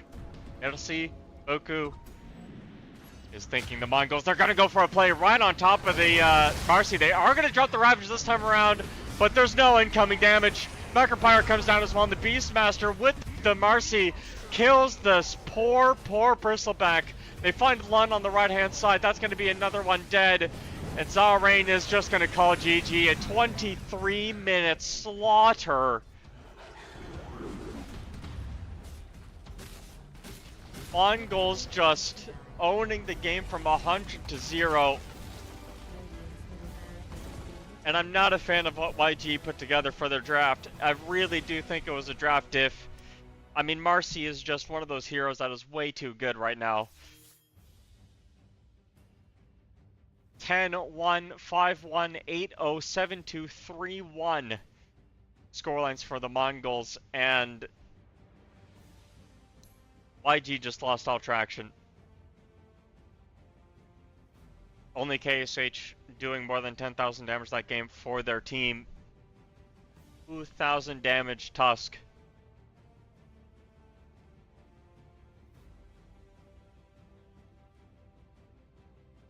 It's just not good enough in EPL. And you know what? That's okay. Game like this, there might not be a lot to learn from, but for us, there is. For us as viewers, we get to experience a learning moment here for YG, which is Tide isn't good anymore. And Bristleback carry might be too dank. But you know what? That's going to be it for this first game. Not a whole lot else to say. The Mongols wiping the floor with YG. We'll see how YG bounce back. If they can even force a game 3. The quickest game, I'd imagine, of the group stage so far. The Mongols take it 1-0.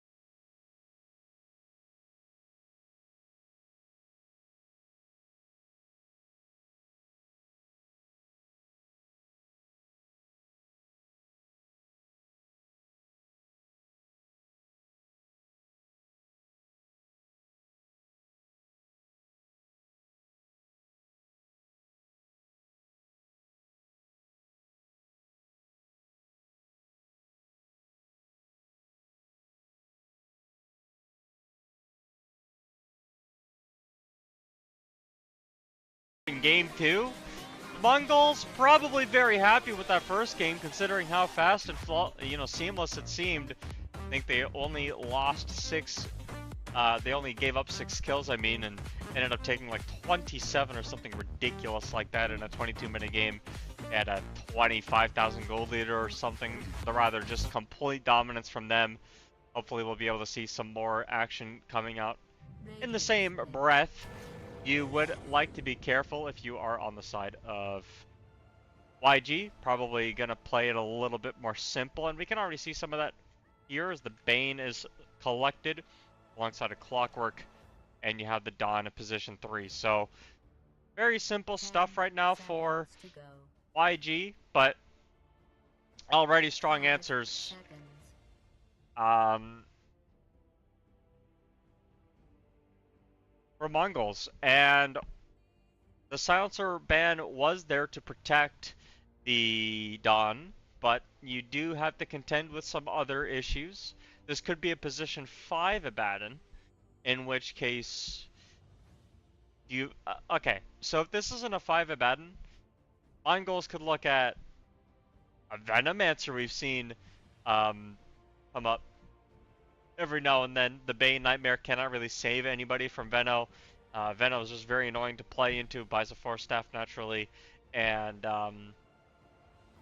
yeah, just the movement speed slow stops Clockwork from playing fights, the magic damage as well. Can also go with an Oracle if you want to save from the Bane. Rubik is another option too, so they will go for the carry Abaddon, and Rubik has been decided to be the go-to support here. Decent enough Rubik game. That does open the possibility for YG to pick something very powerful here at 18.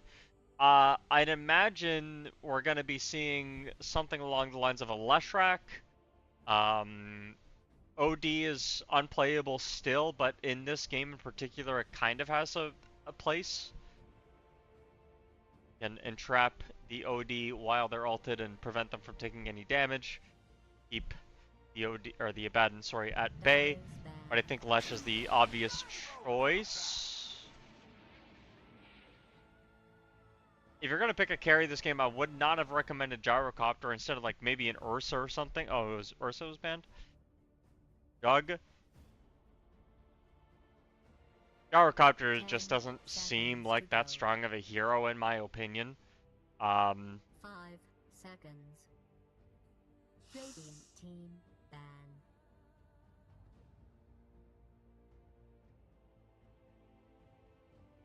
Yeah, especially with Mongolz of last pick, you can do some cheese. I said it last game. I'm gonna say it this game. Well, last game the Huskar got banned out, but this game you can still go for a Huskar. I'd like to see Necro Leshrac bans. Okay, Storm Spirit instead, so we're definitely not seeing a Huskar. But the Leshrac is definitely a hero that I really don't want to see in the hands of YG if the Mongolz want to close the series out 2-0. It would be the best hero for YG to pick in this position. You can burst down Timbersaw, Snapfire, and Rubik with Misanthropy, and there's nothing they can do to save themselves. You buy a Yule Scepter naturally on the hero, stop Abaddon from doing much of anything, and you don't care about Abaddon's second life, to be perfectly honest. You can kind of just kill him anyway, and Feliz Navidad your way to the end of the game. Puck is going to get banned down instead, and this is where we start to see YG cook a little bit. They can take their time. They got 36 seconds. 15 seconds left on the ban here, and my gut reaction, my initial reaction to this puck ban is 5 seconds. you can still just pick Lush.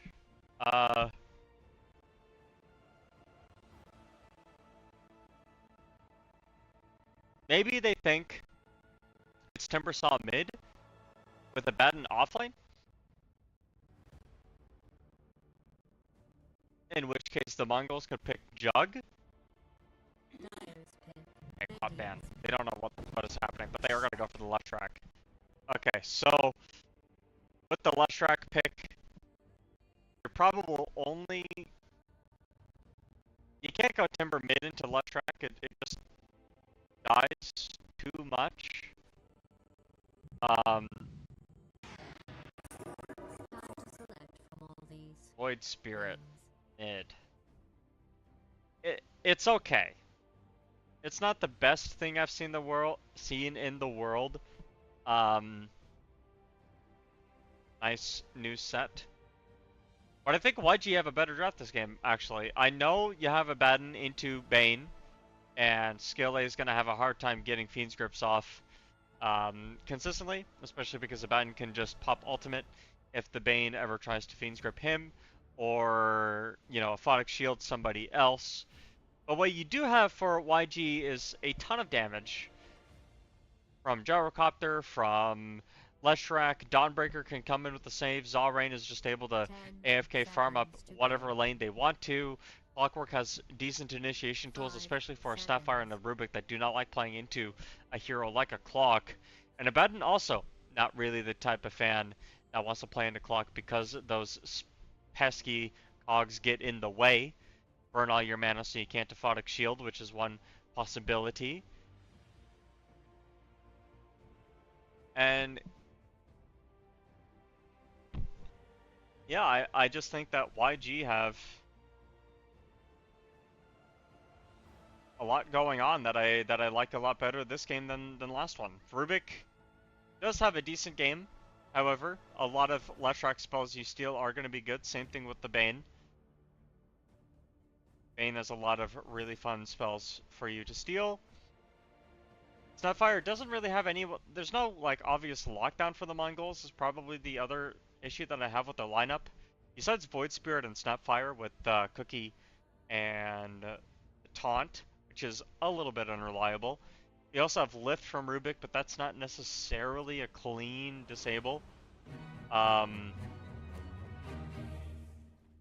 a short cooldown stun, I mean. Not in the same way of a Slithering Crush or an Axe Call, right?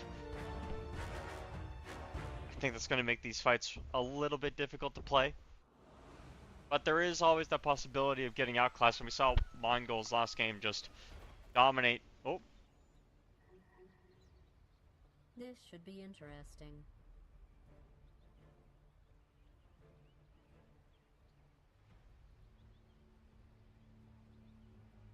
there we go.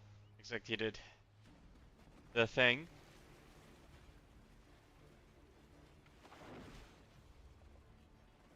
Ladies and gentlemen, welcome to Game 2 between Mongolz and YG. We got ourselves a big ol' smoke play coming out from YG here. Looking to put the last game behind them. Oh, you see this? You see? Oh, you see this? This is what I've always wanted. This is what I've always wanted. Oh, I'm so happy. And has got a ton. A ton of levels on Timber Saw. It's Level almost 30 time for Timber. everybody to die. Is this a mid Timber?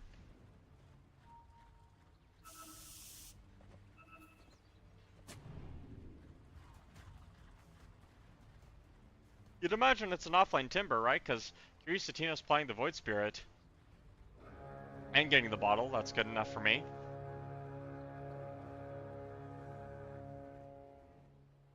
Ready? Well, if you say so. Minute 0 on the board.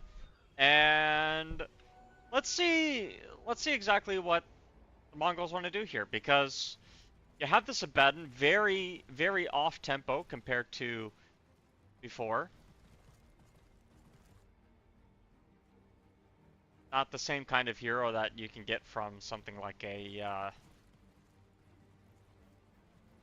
nope. Not the same kind of hero you can get from something like Marcy.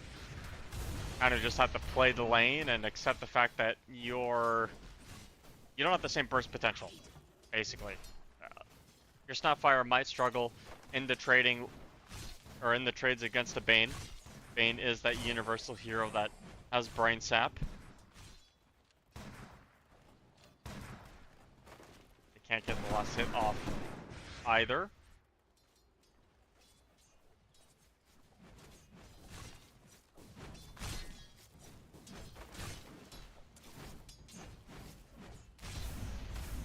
Yeah, Fortune Soul just really trying to get as much out of this bottom lane as possible. Looking for Null Talisman for some more mana. Interesting play. I have seen Holy Locket on Abaddon, actually. Recently on carry Abaddon. I've done it myself. It is good. Feels good to do. Just lets you spam a Photic Shield as much as you need. Here's Tina with the grab. Young PH. Oh, he's got a Fairy Fire. And that's going to be Misanthropy coming down as well. Kurisatina ate a lot of damage there, but so did Lesh. Radiant's courier has been callously murdered. And yet the bottles come out for both mids.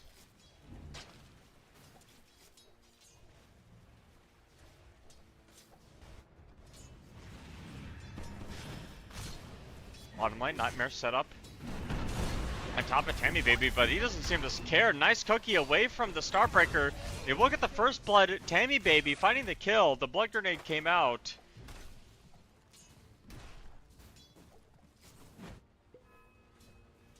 Top lane Panda doing about as well as you'd expect.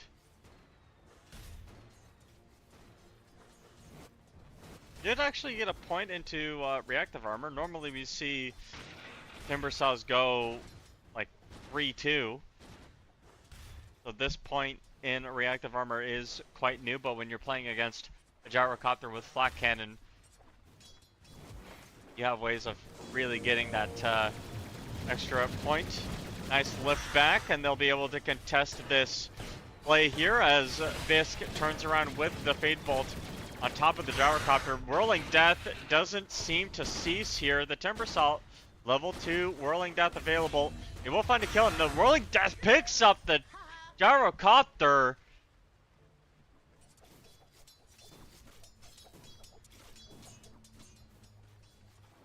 Not the way you drew the lane up top.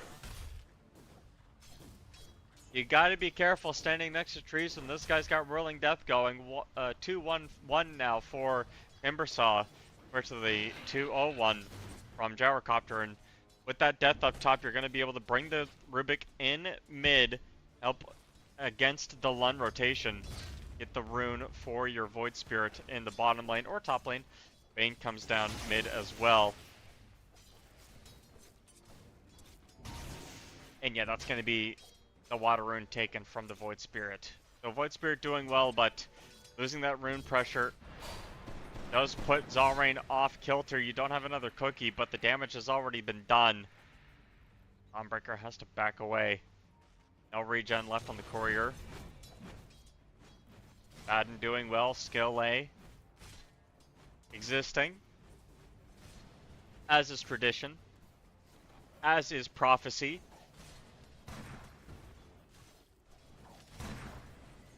Bane is the ultimate nightmare.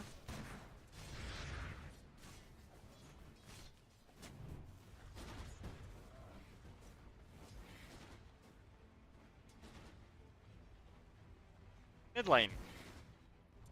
31 CS for Kurisatina. And Leshrac does have to be a wee bit careful as Void Spirit can dive. Oh, nice play with the Aether Remnant snag. Good job.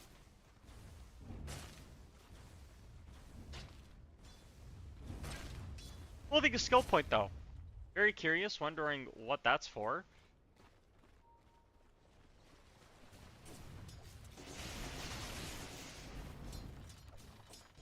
Nothing to your pile.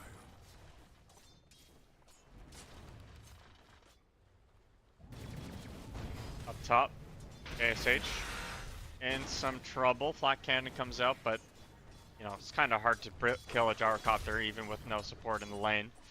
3 people down bottom. Tapping away the experience of the Dawnbreaker is level 4 still, but so is Abaddon. It's really just Panda that's excelling in the side lanes at this point, and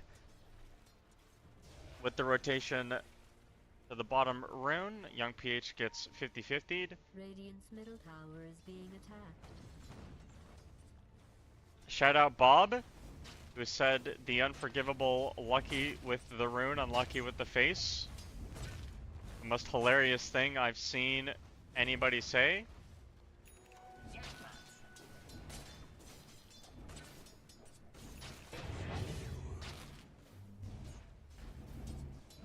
And a pro game. Has fallen.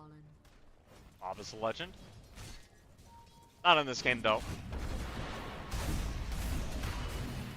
Our rain. Still just trying to get that level 6. It doesn't really seem like they're giving a lot of solo XP though to the Dawn. Don't really think you can in this lane matchup. Snapfire does a little bit too much damage. So you do have to respect it quite a bit. And triple rotation up top as well, so you'll be able to get this tier 1 tower with the catapult here. Nice timing for a push up in this top lane. Wisdom Shrine goes one way. Bisk will likely be able to pick up the Wisdom Shrine for his own team. EP's down bottom. They are going to find a bad and does not have level 6 yet. Dawnbreaker comes out. Fortune Soul trying to escape, but Karisatina comes in a wee bit too late. Stuns out onto 2, has himself another shield. The zip out is going to be good, and that's going to be an easy triple kill for the Mongolz, punishing the rotation from YG, and they're just going to go way back up top lane through the portal to finish the job that they were going to be doing up there anyway.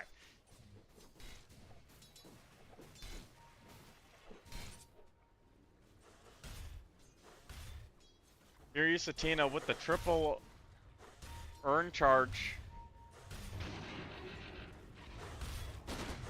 on Void Spirit. Uh-oh. Okay, Panda. Stuck. Trying to get away for a little bit, but turns around. The damage is overwhelming. Karisatina comes in as well. They have Snapfire through the portal. 1-2 dead. Young PH with the ultimate. Trying to mitigate a lot of the damage as possible. Doesn't have an Edict up quite yet. They are going to turn their attention over to the Void Spirit, who does have himself another shield. Turns around once again. Young PH, not enough mana. Will get the mana shield going with the... Oh my goodness, the Dawnbreaker ultimate down on top of this as well. So the Edict comes through. Fortune Soul turning their attention over. Has a shield for Karisatina. Another Earn Charge is good, and they have the taunt as well, but you get pulled back and stuck inside of the cogs. They have the shield going through as well for Lun, who now is attempting to get the getaway. A massive team fight up top once again, but it's still the Mongolz that are existing above their pay grade at this point. They barely win that trade as they kill the mid and the carry and the position 5. 4. I don't remember. They only lose 1 in the Timbersaw, who went out swinging.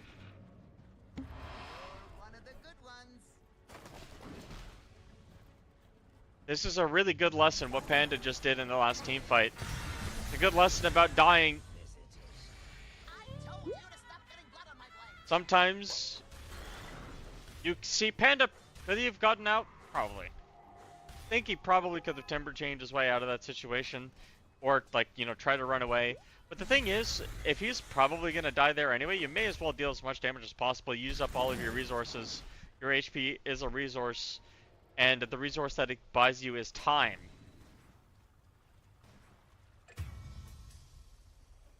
Okay, nice kill.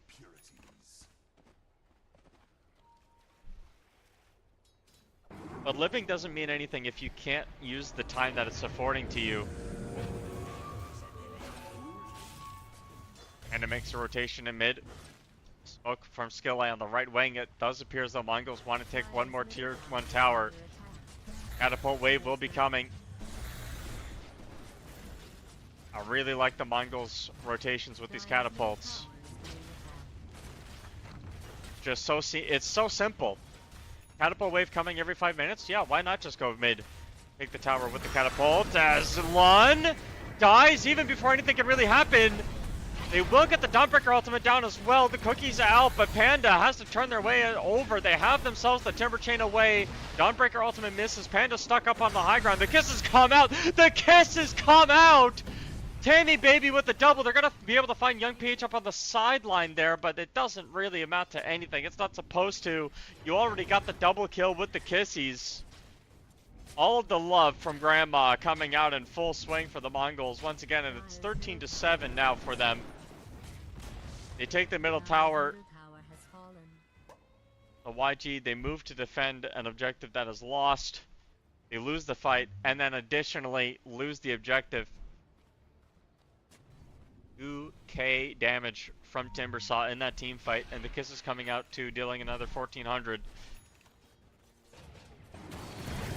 And they find one on the back line. This is Gyrocopter. Takes a parting shot from the Snapfire. They will make their way in. Young PH is trying to buy some time to get the kill on the Void Spirit. Going down, gets the save there. They have a bunch of just spells are being thrown out here, but it's going to be the Nightmare save for Lun. No follow-up through. Be able to walk himself off of that, but does not still have Hookshot still, even though it's 12 minutes. Neither do they have Fiend's Grip. These supports. And Lun faking. Lun is not faking at all. They have the hypnotize down on the left track, but Tina overplaying his welcome here, and now Zarain's coming up on the high ground. They're going to be able to find Tammy Baby. The rotations are coming in from Rubik and Timbersaw on the left wing. Zarain staying underneath the tower. They want to get something for this, but they have the Lightning Storm available on the Rubik. If he ever steals the Diabolic Edict, it will be diabolical. Blink in, Snapfire, Cookie away. Young PH, you are too young to die. Fortune Soul ultimate gets popped, and they're going to turn their attention over to the Bane, who gets stunned up by Bisque. Stole Earth Splitter. Wants to split the Earth of Zarain. Doesn't have any way of cutting him down.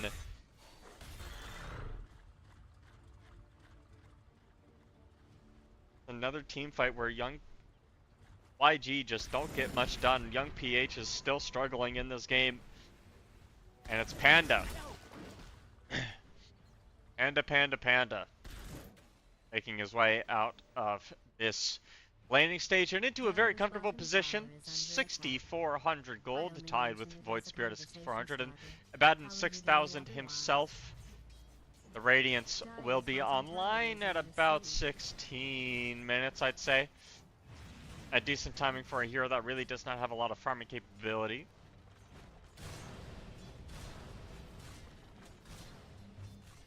And this is quite a good Abaddon game as well.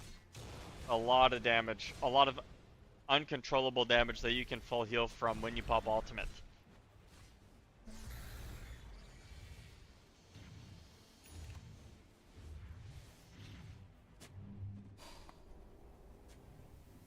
Radiant's bottom tower is under siege.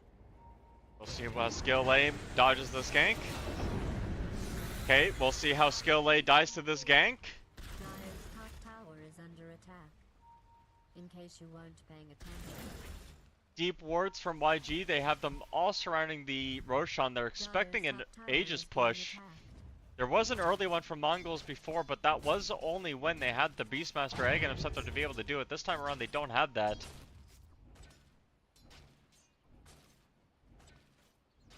Satine is opting to go for Egg and Scepter as well. Dire's top tower is under attack. And bottom, stunned up. That's going to be a kill. A really important one at that as well. These are the kind of moves you have to make for YG. They even brought the Dawnbreaker to the initial engagement of that kill. Mid and top are getting pushed in quite hard though.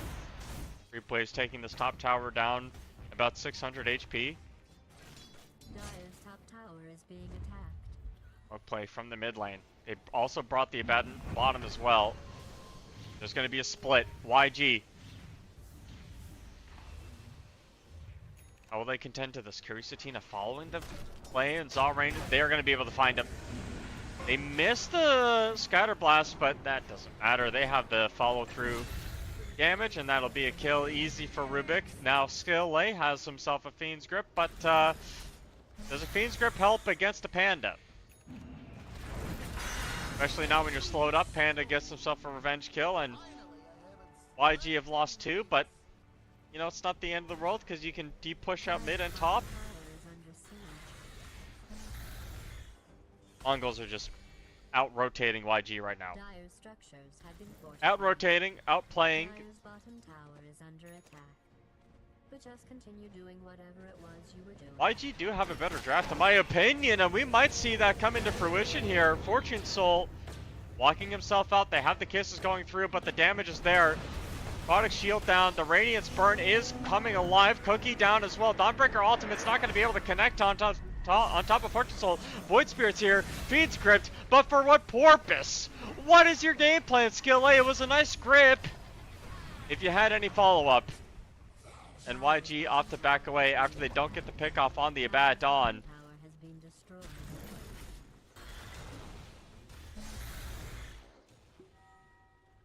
Abaddon full HP after that gank, and that is the difficulty with dealing with the hero, is you just can't commit things like Dawnbreaker ultimate on top of him. That's why he's good this game. Curisatina will find the Dawnbreaker mid as well. Doesn't have the Aghanim Scepter, so they don't really have the follow-up damage. A second Aether what is it? Jump? Astral Step may have done it, but opting not to go for it. Bisk is basically single-handedly killing Gyrocopter. Steals Rocket. Bisk just solo killed the Gyrocopter. The KSH just did not have anything that he could have done against that. And now you've given Rubik Rocket Barrage, which is inadvisable. Dire's top tower is under attack.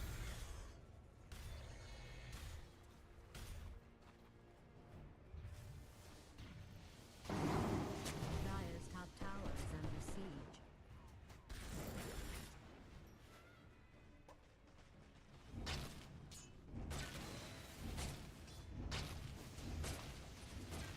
This game plan from Mongolz is working in game 2. 9,000 gold lead at 17 minutes. I'm scared to peek at the graph. 70% in their favor. Okay, well, YG did have a, the gaming graph likes the YG lineup going into this game, but yeah, the gold and the net worth is really starting to pile up here. Another game where you're just getting out-farmed, out-tempoed. KSH was kind of the pick for that. You now have Aghanim Scepter at 18 minutes compared to like the 15 or something minute Radiance from Abaddon. And now Curisatina will find a hero. Scale Lake caught. No, it's going to be the Dawnbreaker instead, eating a full Rocket Barrage. Stolen Hammer as well. Panda finds the kill.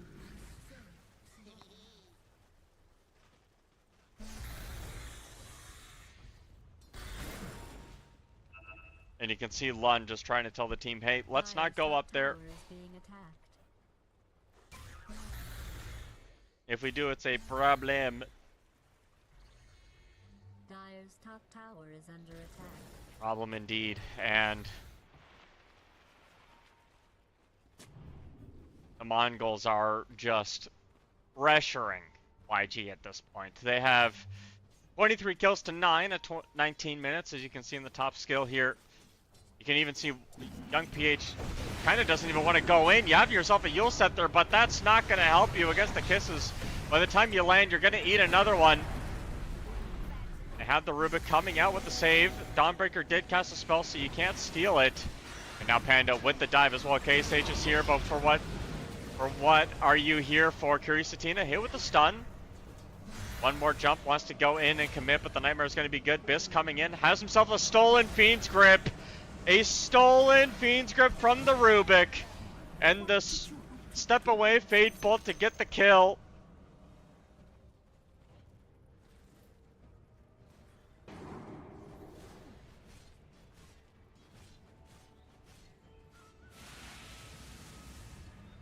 Dire's middle tower. It's not looking good for YG, guys. YG appear to be in danger. Dire's top tower is being attacked.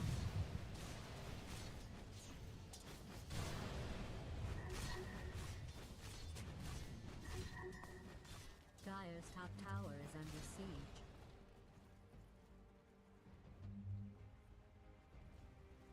Dire's bottom tower is under siege. Bottom tower is under threat, and you're going to lose your Wisdom Shrine at 21 minutes. Dire's bottom tower The is hero being levels really tell a story here where Panda's attacked. Has fortified its structure. the highest level in the game at 16, Abaddon 15, Dire's bottom tower is Curisatina under 14, attack. both supports are 12. And that's before the Wisdom Shrine steal. So level 13 on both subs.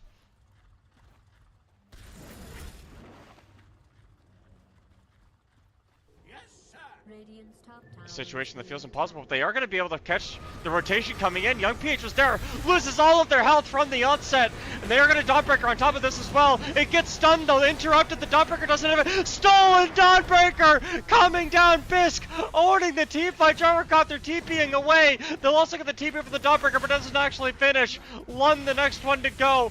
YG did an all-in play. They were trying to defend the Tormentor. A beautiful setup, but Bisk is playing his heart out on this Rubik, stealing the Dawn ultimate, canceling the Dawn ultimate himself.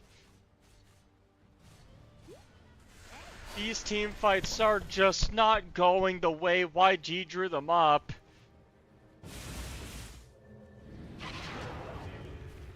Dire's And top this tower is under attack.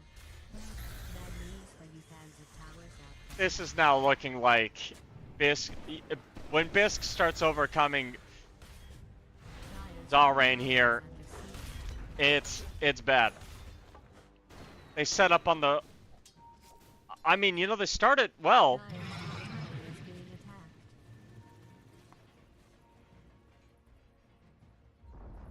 attacked. Dire's top tower has fallen. Why does it say the stream is offline?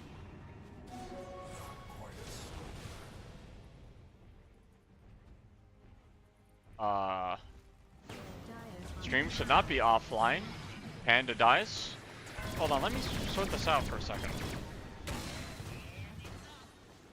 Dire's bottom tower is being attacked.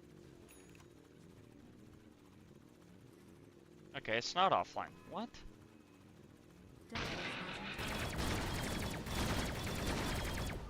bottom tower has fallen. Okay. Okay, I fixed it. For a second, I thought the stream was dead, but it was not. My bad, Dire's boys. middle tower is under attack. Let's watch and see. 18,000 gold, lead 23 minutes. Dire's middle tower is being attacked.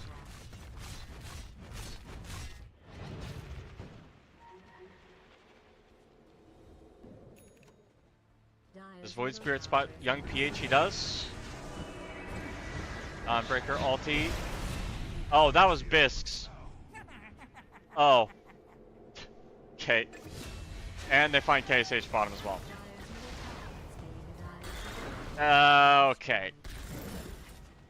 Okay. So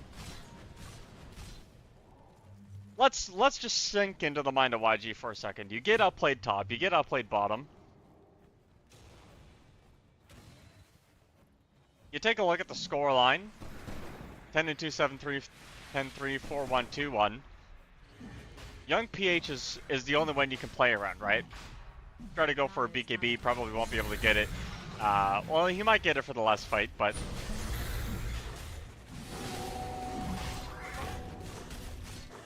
Gyrocopter is just straight up building a Divine Rapier. Okay. All in. No BKB, no problem. Just Divine and pray. There's no way this is real, right?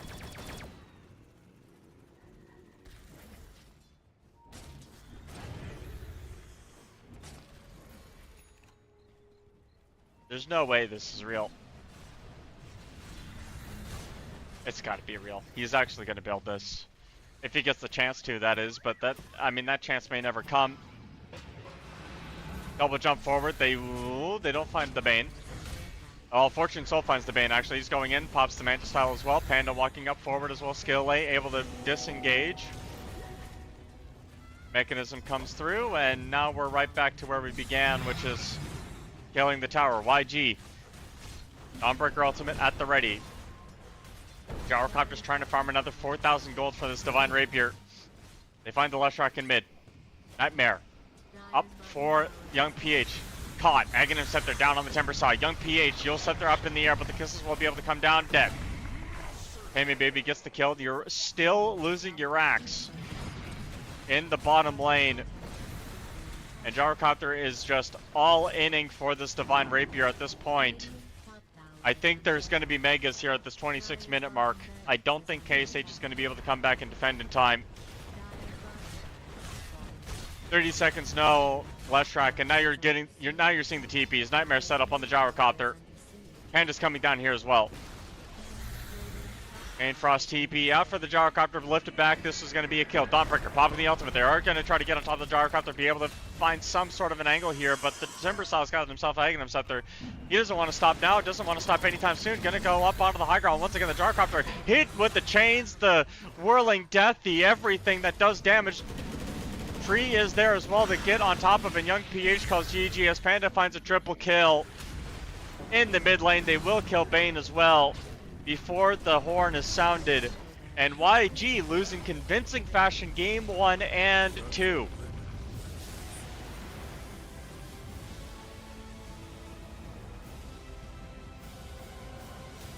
A disappointing series for them, to say the least, but Mongolz really picked it up. They played the tempo, they identified what they were supposed to do. They shut down Young PH.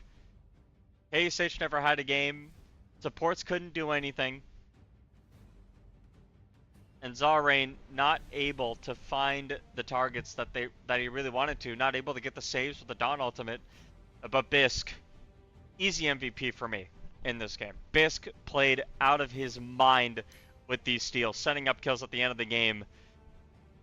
Maybe only had 14k damage, but let me tell you something. It's another game where only one person on YG had more than 10,000 damage, and that is just not good enough in EPL. Unfortunately,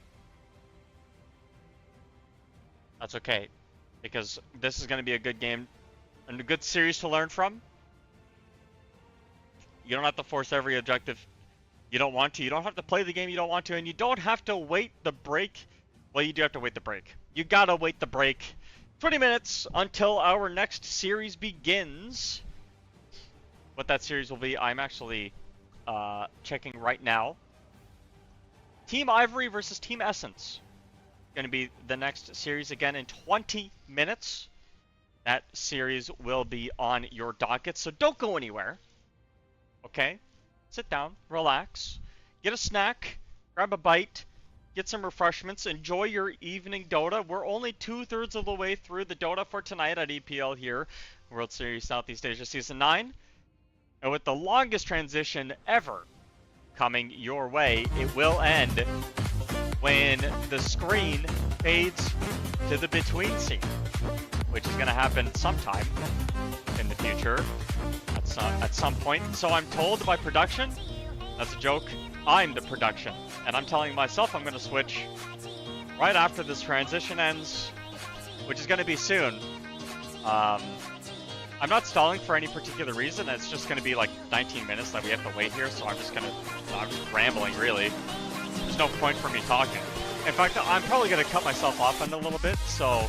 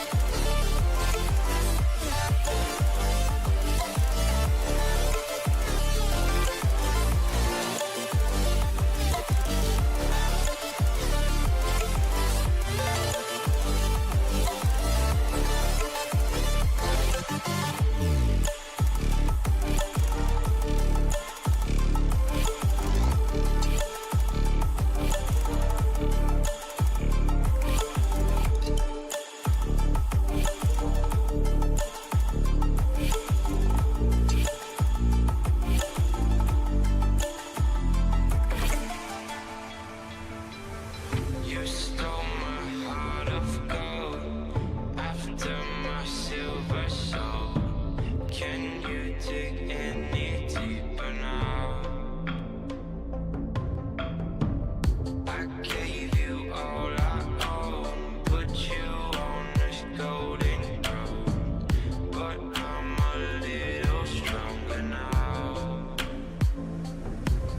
You cashed in on my promises, you know I'm too generous. Now I've learned to never help you out, 'cause I'm done cleaning up your mess. Found myself in my regrets. I've become a little stronger now, a little stronger now.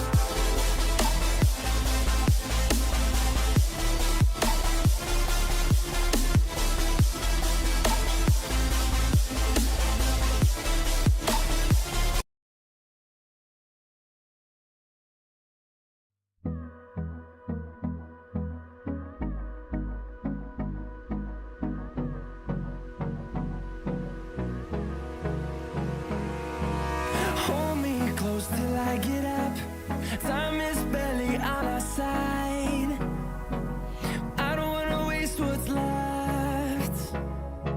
The storms we chase are leading us, and love is all we'll ever trust. Yeah, no, I don't wanna waste what's left.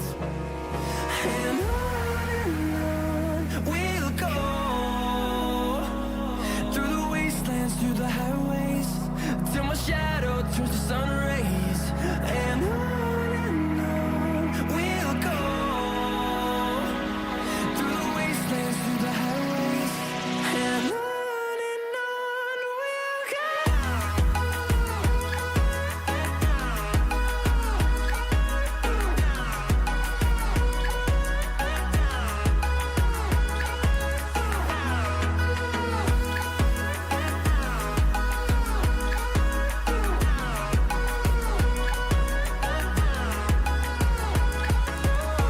we'll go. Finding life along the way, melodies we haven't played. No, I don't want no rest. Echoing around these walls, fighting to create a song. I don't wanna miss a beat. And on we'll go, through the wastelands, through the highways, till my shadow turns to sun rays. And on we'll go, through the wastelands, through the highways. And on we'll go.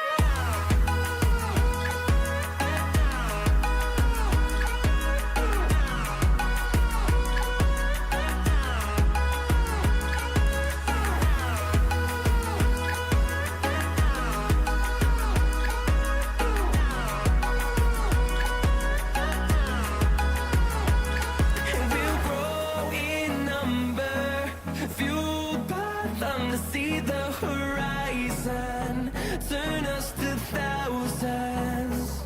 And we'll grow in number, fueled by them to see the horizon, turn us to thousands.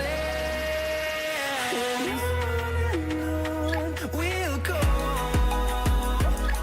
through the wastelands, through the highways, till my shadow turns to sun rays.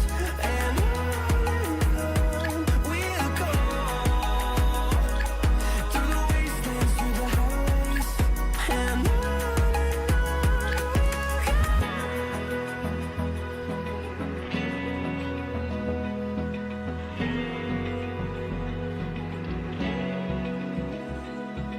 Open eye, feel the waves cut through me, hypnotized by the sounds I'm breathing in. Hold tight, chemicals collide. Hold tight, hold tight, hold tight. Dripping lights paint the skies, all because of you.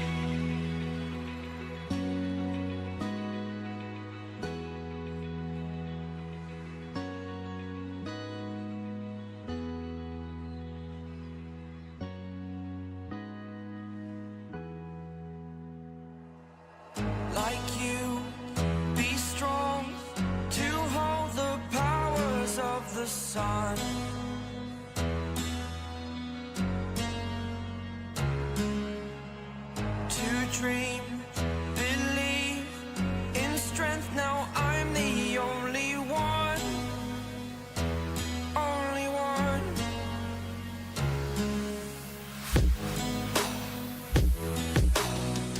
I was an ordinary boy until I broke the rules. My life destroyed, life destroyed. Until I walk awake, scream my mind, I shout, the ground shakes. How much can I take? My mind will break. Will it break? Can I take? Can I be your superhero?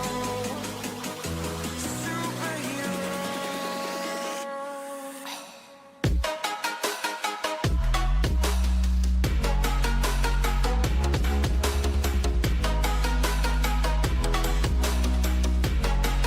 Can I be your superhero? Superhero. Superhero.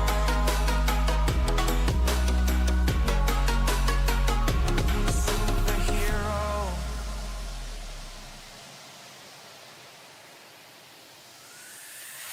Fly away.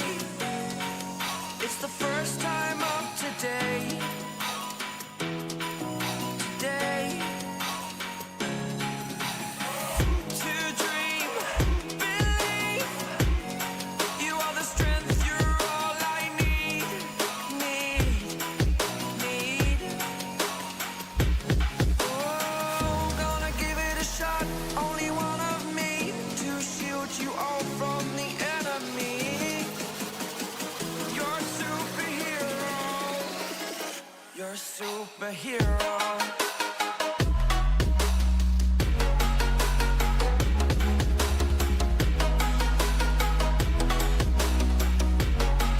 Can I be your superhero?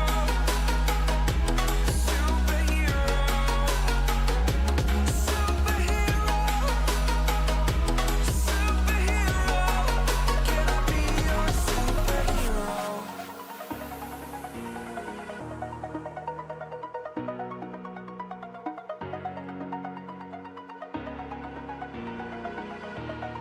Over the edge, feel like I'm floating through the air. The pain I felt is paid for, all is said and done.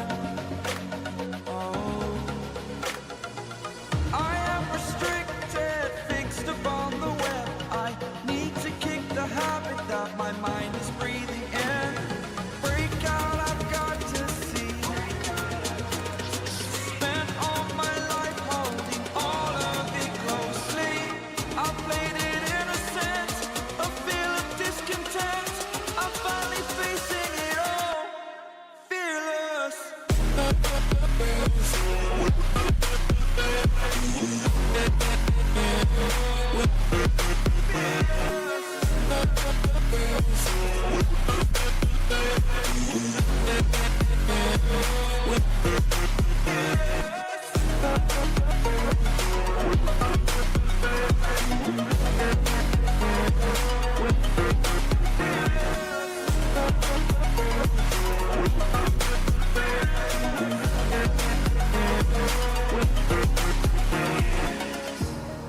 Burning the bridge that keeps us. I'm here and I'm feeling fearless. Exaggerated, that's what you assume. The story's over now, I must conclude. I am conflicted, watching where I step still. Hanging in the balance, not the life I want to live. I want to take it all, standing tall. Fear outweighed the person you are. Oh, break out, I've got to see. Spent all my life holding all of it closely. I played it innocent, a feel of discontent. I'm finally facing it all, fearless.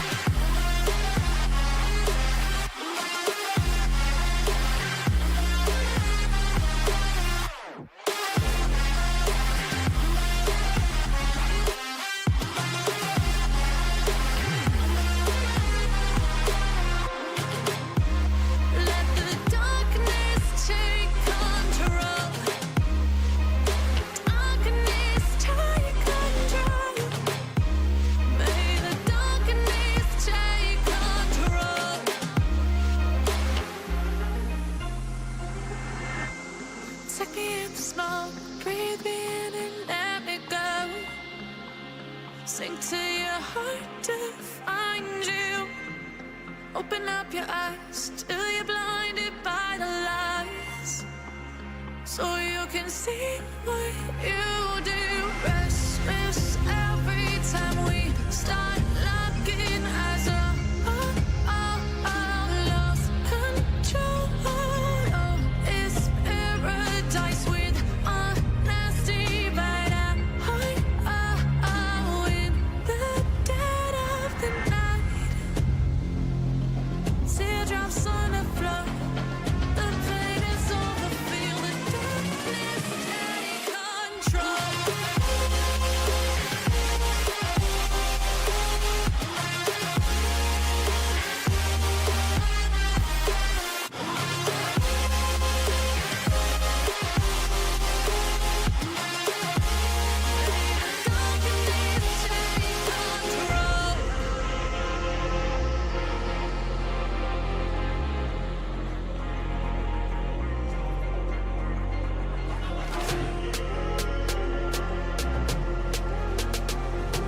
This ain't what you want.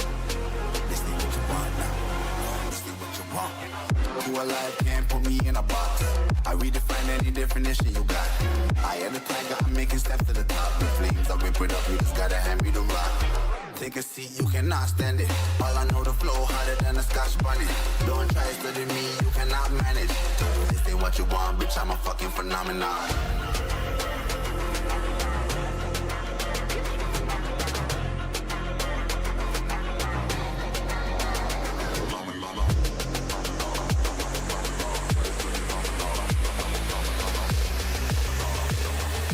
This ain't what you want, bitch, I'm a fucking phenomenon.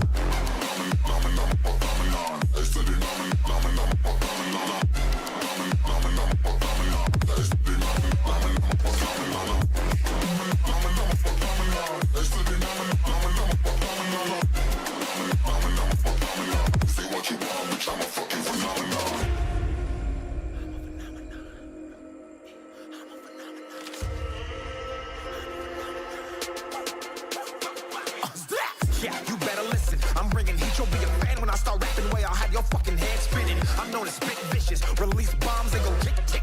Boom, you blown me that head missing. I'm a phenomenon, stacking cheese like it's Parmesan. 8 different flows, call me Octomom. I'm moving fast like the Autobahn, and I'm independent, so I'm not your fucking starving like it's Ramadan. Sick, twisted, gifted, can't copy, printed, can't hold me down. I shape shift, I'm liquid. I killed this beat, I might get convicted. They know how I move, it was predicted. Persistent, spoke it into existence, so consistent, no assistance. Hear me once, become addicted. If I rap it, then I live it. There's no cap, and I be spitting this. This ain't what you want, bitch, I'm a fucking phenomenon.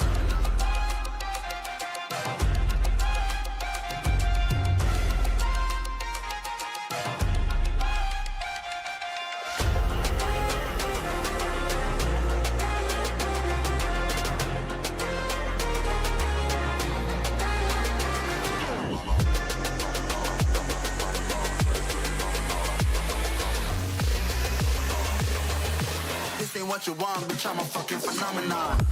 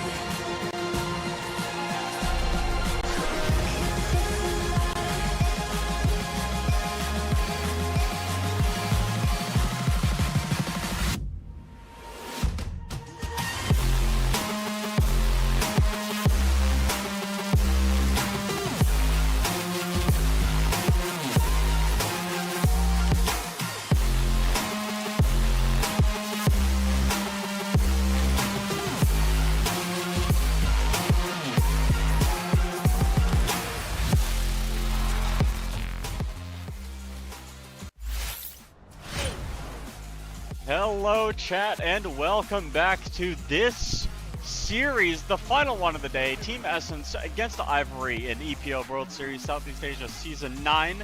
We've got ourselves the draft already ahead of us, and I cannot be more excited to bring some Chen gameplay to this game, because that's what we've got. We've got ourselves a Chen pickup into a Bounty Hunter, and of course the Gyrocopter to follow, which makes this a very unique situation.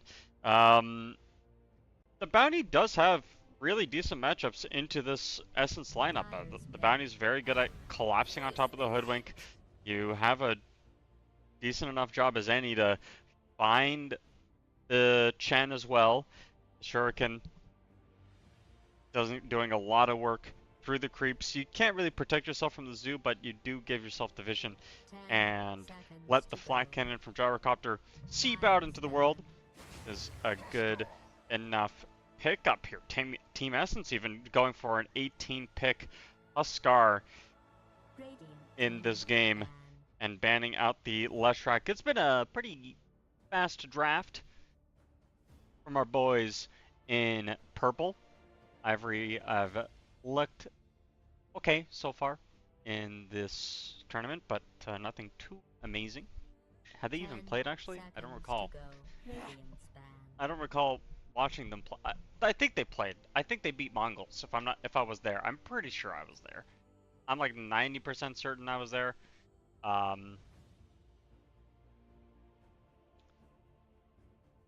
This lineup is already screaming a little bit weird for me though on Ivory. I did mention I enjoyed the Bounty Hunter, but this is just a weird game. This is just a weird game. I don't know, it's weird. It's weird because the Pango is also bad. You know what I mean? Like, 5 seconds. there's no good heroes that I'm looking at right now. The most decent hero that I can see right now is Huskar, and it's like fine. It's nothing amazing. Ivory further mid are gonna have to go with some sort of Huskar counter that just owns.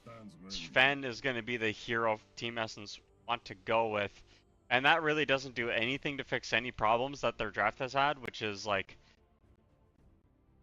you don't have any way of protecting Huskar. I guess the Chen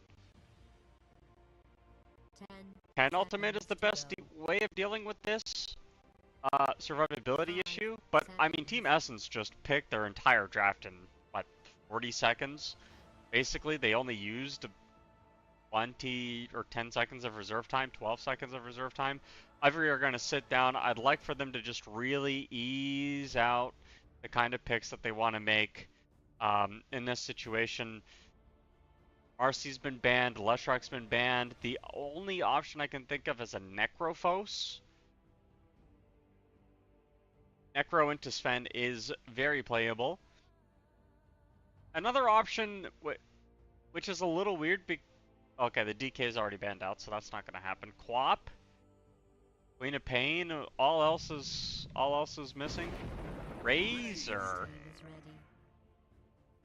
What? Is this an off-lane Razor or so? Is this an off-lane? What? I'm so confused. I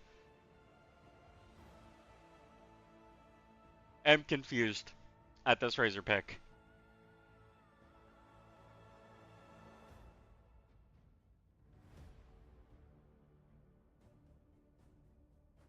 There's no combination of lanes that I see for Ivory that works.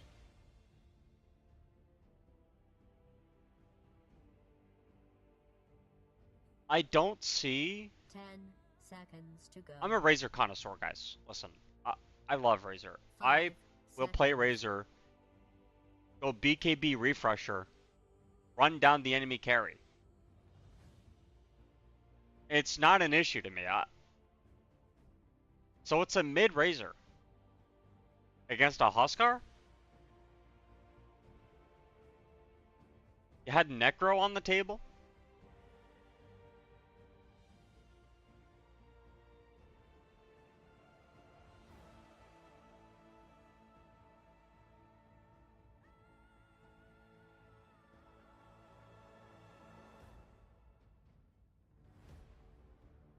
Yeah. Okay. I'm putting it out there. Team Essence have a sick draft. And they have a sick draft because they have this Huskar pick that was completely unanswered. I don't see the Razor winning this mid lane against the Huskar. I'm sure I'm gonna be surprised, but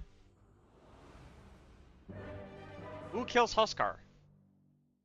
Like, there's no like Omega Burst, and Chen's whole shtick is just healing.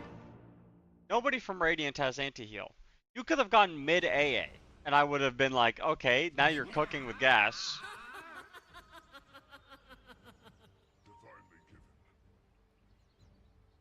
I'd get ready if Not I that were the you. mid AA wouldn't have changed my opinion, by the way. It's literally just, I think the only thing that would have done it for me is probably Necro. No, it's just unfair. Necro is probably the only hero, in my opinion, that would have changed my outlook on this Radiant lineup.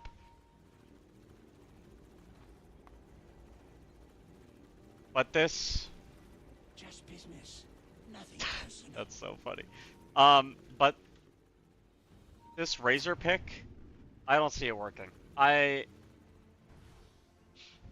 You do not stop Huskar from dominating the map.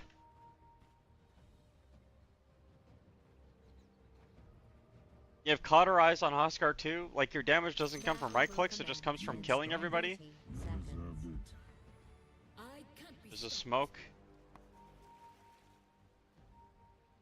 Things are coming out. Very smooth. Level 1 so far, Bounty Hunter being Bounty Hunter. Is there any dust? No. No dust. Bounty will get a deep rune down as well. Madara. Let's begin. Stunned. Stormhammer. Double jump to follow. They have the stun as well, but able to get up onto the high ground. Another blood grenade thrown. That's not going to do enough damage. Madara walks all the way back to base. So double blood grenade expended. First blood. Oh my gosh. Chen? You suck, dude. I didn't want to mention this as a possibility for this lane. But you're gonna see, look at the Chen creep. He's gonna make the creep walk over here in a second. Yep, there it goes. Now Ken, yoink, minus 80 mana. XD, have fun. It isn't a melee hero into the Huskar, so that's good. You do have to worry about Huskar killing you, though, when level 2 comes up, as Berserker's Blood is very OP, and you can see the level 1 Razor already with the damage coming through, and the mana burn. There's no mana, no resources on Razor anymore. This Razor is basically done with the lane. Nothing's happened. Fly cannon for Rapido. A lot of gyrocopters today. It's second gyrocopter of the night. That is a lot, in my opinion. They're up against a Sven. Sven does have Warcry to deal with a lot of the damage that would be coming out from the flat cannon and the Razor. So I do really like the Sven pickup. Another reason why the Razor is a little bit weird, in my opinion. Bottom lane, that's going to be one dead Bane, and they turn their attention over to the Pangolier. Rocket Barrage and flat cannon both used. B-Rabbit in B-Trouble. A couple more right clicks. Nice Swan. That'll be good enough to get the escape.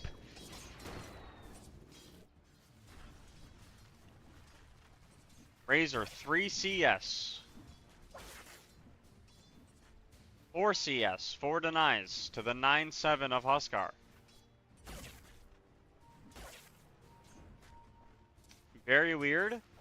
Again, I don't get this. I don't get this hero matchup in mid, but what do I know? No, it's just unfair. Answer is I don't. I'm sure there's some tech that I'm missing out. Link on Huskar. Will take away 70 damage. Okay, so Huskar now deals 0 damage to Razor. Basically a double damage on Razor and nothing on the Huskar.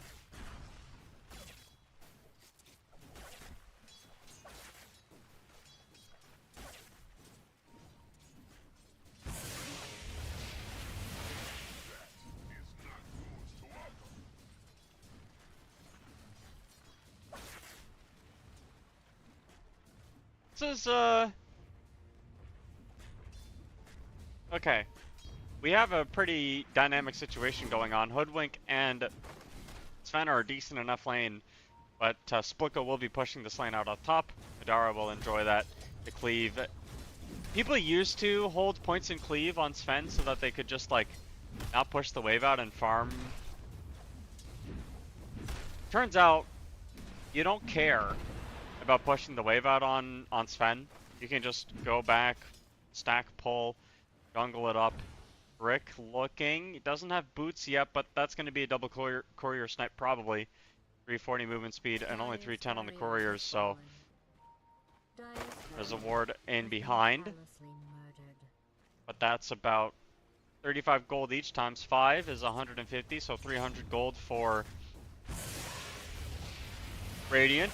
Zed, Nightmare forward, got himself the Cauterize. His damage will be stolen momentarily, but Ken may be the one in trouble here. Has the bottle going. Doesn't mean anything to Ken. Or Zed, I mean. Berserker's Blood dispelling the Nightmare.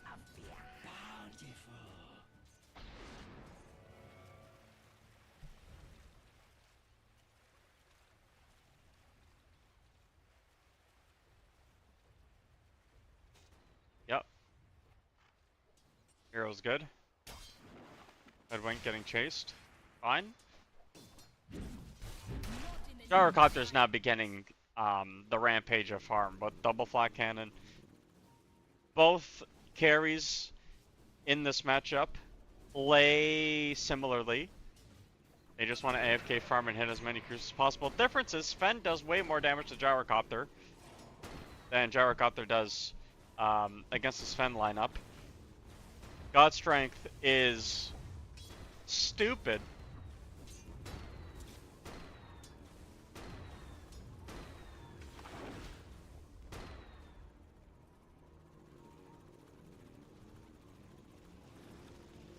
And is often one of the things that just makes Gyrocopter sweat. I have 2-shot Gyrocopters before as a Sven. It's one of those carries that can delete heroes if you get the right crits. Dead loses all of his attack damage again, but has supports flanking. Fury is here on the right wing, as well as Ibman. It doesn't matter what his name is because Ken is losing his life once again. That is a tornado coming in. Zed able to purge off that Nightmare once more, and Teehee's away. But this middle lane is not going the way of Razor, though Zed does not have a lot of CS anymore. And with the Iron Will has been completed, he'll be able to, you know, mitigate a lot of that physical damage. Sits under the tower, gets a little low. But this is a bait, after all. You do not actually want to go on this Huskar when he's at 400 HP. This is what he wants. He does have Life Break ready and willing to go.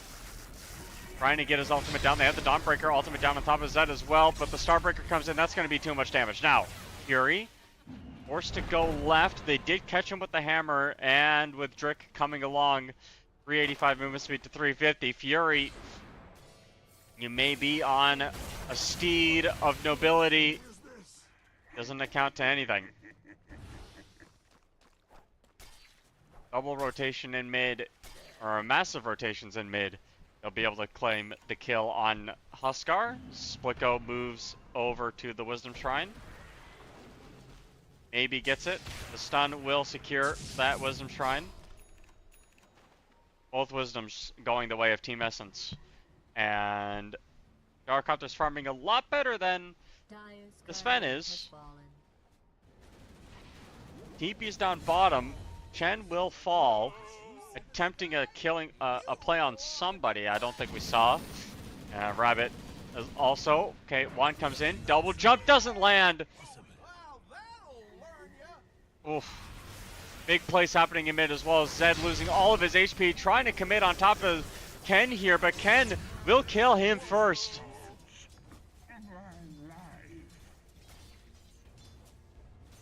The minus armor Maybe there is something about this matchup that I don't know about.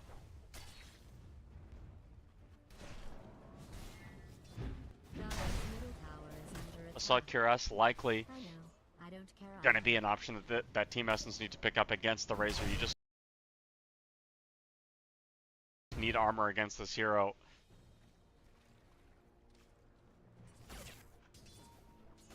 Three points in Link, interesting. You normally only see 2. You normally only see 2 because getting a third one doesn't really change anything fundamental about the hero.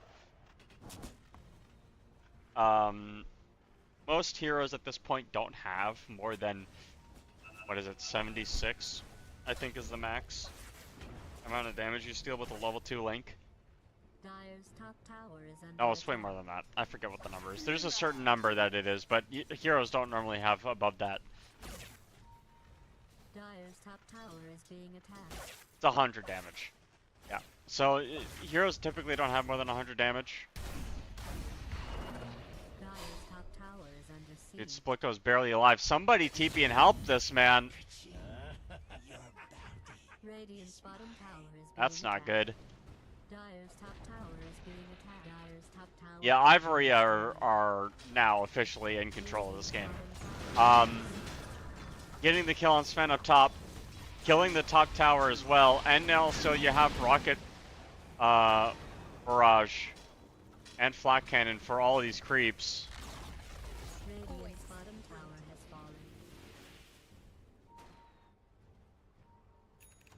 fallen. Dawnbreaker looking at Aghanim Scepter, I'd imagine.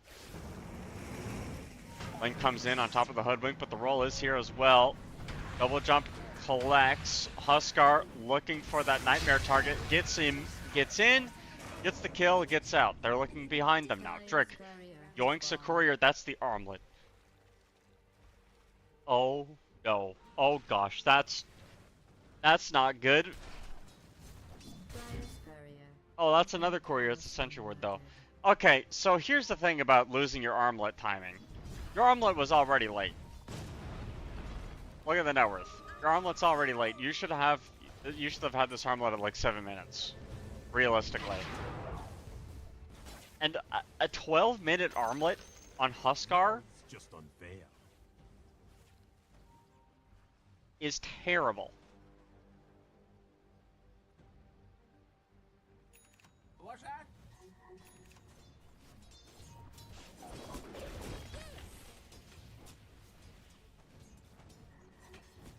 And with this Huskar shut down, I'm gonna be honest, I'm very surprised that this Razor pick worked.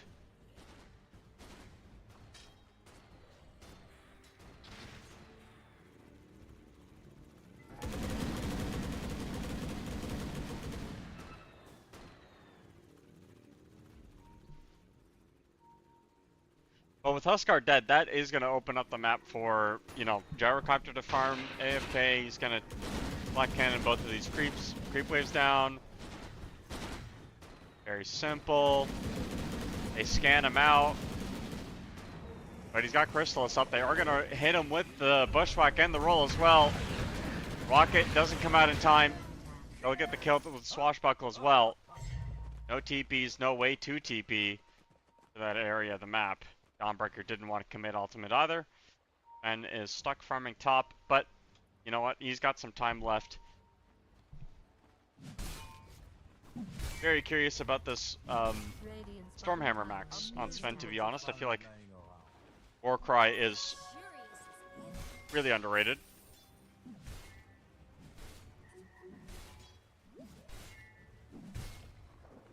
They are pinging Sven. He's farming in a... for those carry players out there, this part of the map is very bad to farm. These camps are really far away. It's not even particularly safe either. You'd much rather farm like down here and then the triangle. Not really a triangle anymore, but the outpost, the high ground jungle. In mid they go. The armlet's been picked up on the Huskar and they immediately find a kill with it. Chen Army walking in as well as, and does not have Static Storm. Not Static Storm, it's Eye of the Storm. Quite yet. Stun will land on the Bounty Hunter, and Life break in. Zed in some trouble. Has to pop a heal. All will be healed as Ken walks forward. Zed can only turn and fight, but that will be a return kill as well. The Sven coming into play in this middle lane. Now this tower in mid will fall to the Zoo army. From Chen going drums next. Nice team fight. Huskar doing the kingpin of damage.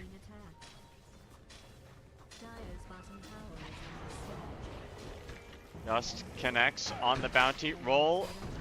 Did get pump fake. The stun from the Croaker doesn't land, but that's fine. You're just going to roll to get this kill and probably take this tower as well. TP in. It's going to be the Dawnbreaker. Gets spotted out though. Cancelled even. They didn't want to commit. They didn't have the ultimate available for the Dawn. They're going to have it up in about 120 gold. Not a fan of Dawnbreaker anymore. Used to be completely OP. Now it's not completely OP.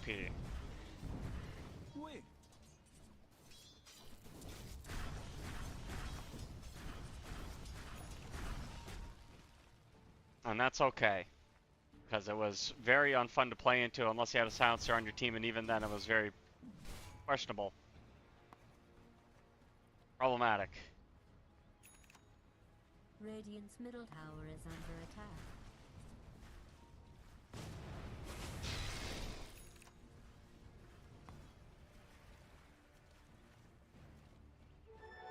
Double damage.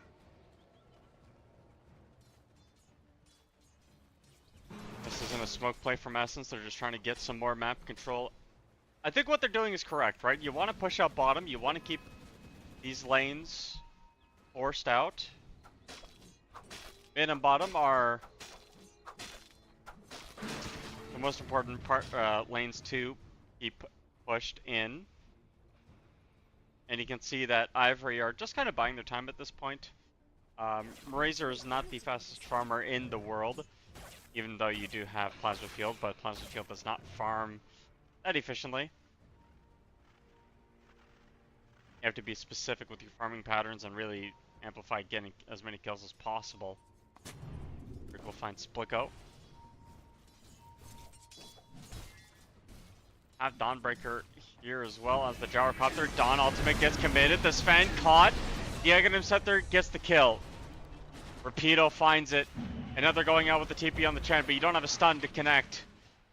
Buckle out. B-Rabbit. Able to get away. Clean kill. And I don't know how Huskar did this so much damage when he wasn't involved in anything. Radiant's middle tower is under siege. Pinging Ken, hoping that he I know it's not a plate of nachos or anything. dies, but you know what? That big old rotation in mid won't really amount to anything, I don't imagine. Or top, I mean. Oh, smoke as well. This is a baited wave. Diffusal Blade on the Pango as well. Wards get dropped. Eye of the Storm has been committed as well. Audio cue will tell you that. Tower now dying to the Siege Creep combination. And that will swing Teehee over to give a peeksy.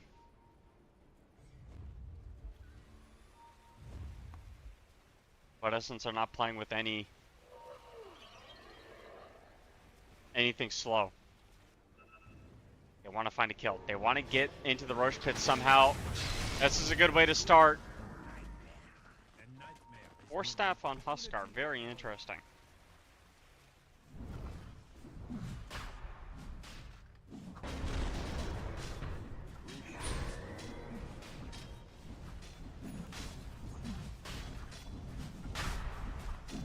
With the Huskar, Roshan is easy to kill.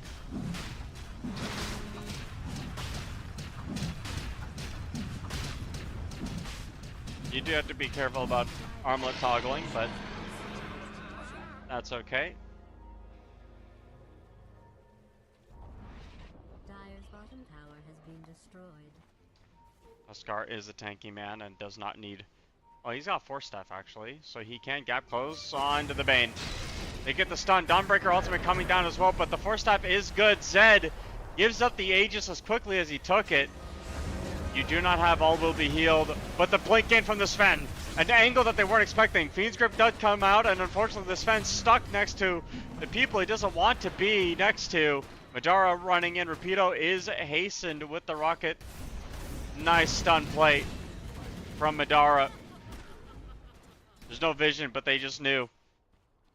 Pango ran away the moment that team fight went south.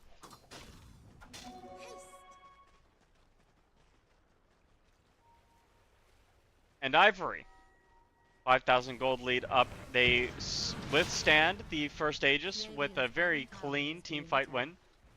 I hope that's part of your plan.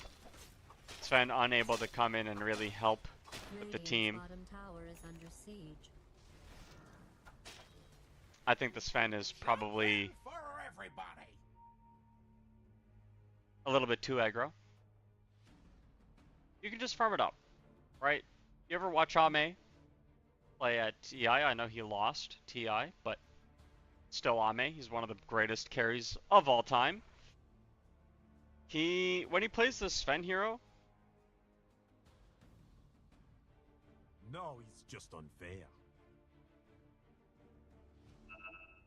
So this whole mess is He- starts now. mostly just goes for like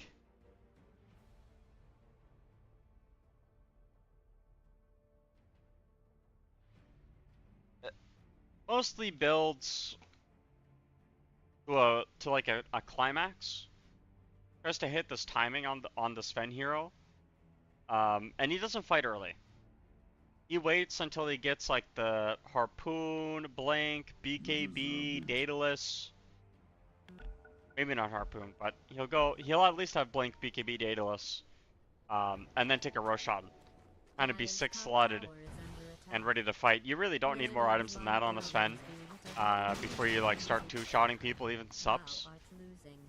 You can kill very easily with that automation. Nobody on this Radiant lineup can withstand that damage. So going early, buying a minute of time away from the Sven farming is the biggest thing you can do, and Sven needs some help here. Doesn't have a blink yet. The rocket's going to chase him down, and that will be one dead sicko. The all will healed will be coming out, but it's a little bit too late, and that's going to be a whiff on the ultimate from V-Man. Bane walking in, doesn't have Fiend's Grip. Huskar's coming up as well. This is going to be a 4v3, but Ken's already cut the Huskar off, which makes this fight super awkward. They're able to get the gap close in. Hoodwink's on the wrong side of the fight. Still had Dawn ultimate available also, so would have been 5v4 had the fight developed even more. See the Hoodwink with the track. I think. Yeah, they do. And they fell. Oh! Yep, they got him. Slept. Nice force staff, but that's not going to turn into anything, and Pango's dead mid as well. Feels like another game where the Huskar just didn't get off to the start they wanted. Sanjin Yasha next, but this Razor pick is it's a cook. I'm gonna have to remember this. You steal all of Huskar's damage, you kill him, and you deal damage, and you take away his armor, of which he has very little. Until he pops Armlet. But even then, like, it's like, what, 0.3? It's straight up 1 armor reduction. I see. So, Eggs plus, if you're level 18 and you have Repressure, that's 4 armor you're taking away from enemies every second. It lasts for 30 seconds. That's 120 armor you can chip away. It's not bad. his Bane, dead. Don't know what you're doing there, buddy, but you know what? We'll appreciate the free kills. Now Ken gets the BKB. Keeps on this, you know, making this lane. Trying to salvage something out of it, I guess. You don't want to keep the creeps pushed up as much as possible at all times. Just good decision making. You do have to be careful walking into a lane though. You got to think about where enemy heroes are. The pickoff potential is Dawnbreaker ultimate on top of Slicko right now. All will be healed, but for how long? I mean, the Pango's rolling in as well. They get the stun out, but B-Rabbit wants to hit the roll up, and he will. Lotus Orb was committed, and there's Ken eating away at Zed's damage and armor.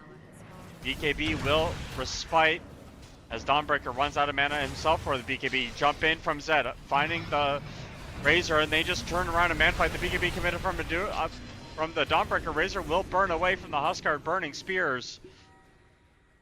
They got the enemy mid, they got the carry. Can they get the offlaner too? Pango, swashbuckle down. Fiend's Grip is available, but the nice stun from 2. Acorn Shot is a little bit unlucky. We'll see what more they want to do here as the Bane is going to get chased down here. Nightmare is going to be able to come out now. Rapido's up onto the high ground. Nice ultimate, Flat Cannon trying to follow. Hoodwink able to escape.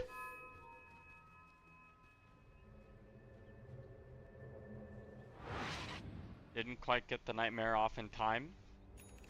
Aether Lens would have done it, but that's okay. Solar Crest is a good item anyway. And this team fight, just another bad team fight for Team Essence. Gyrocopter is 16,000 net worth at 23 minutes, a 14,000 gold lead for Ivory at this point. And unwilling to come to that fight. Just going straight for the BKB. Well, I say he didn't want to go to the fight. He died. Start it. Dawnbreaker plus Bounty Hunter is a combo of all time. Lest we forget. Lest Hoodwink forgets. I think he's gonna die. Yep. Didn't charge up his ultimate enough. No respect. Dire's top tower is under attack.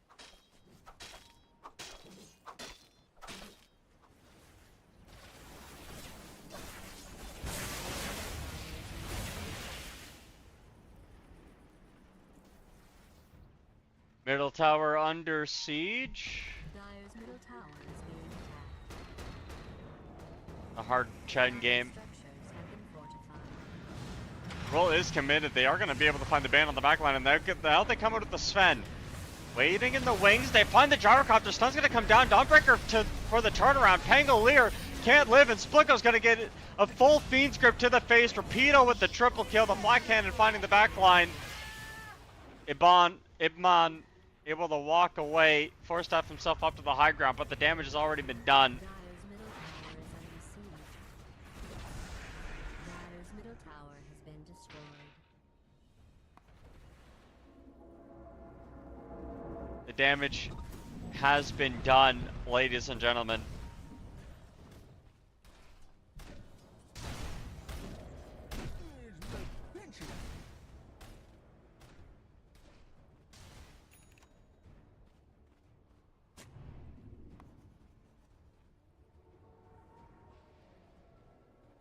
This gameplay is just not working out for Essence at this moment. I'm a little bit concerned. I'm a little bit worried for how they're going to come back and kill this Gyrocopter. I mean, you have the Sven as an answer. The Sven is a good counter, I promise you this, but not when you're down half the net worth. No Daedalus, no crits, Dire's bottom tower is under attack. no hope, and you needed a crit stick at least if you wanted to kill this Gyro. But this is the kind of place Gyrocopter wants to be. 20 or 10k up the enemy 4. Vibing existing. Getting the track gold. Getting the track kills. Oh, B-Rabbit. Maybe the Dawn ultimate wasn't necessary, but it doesn't really change the outcome.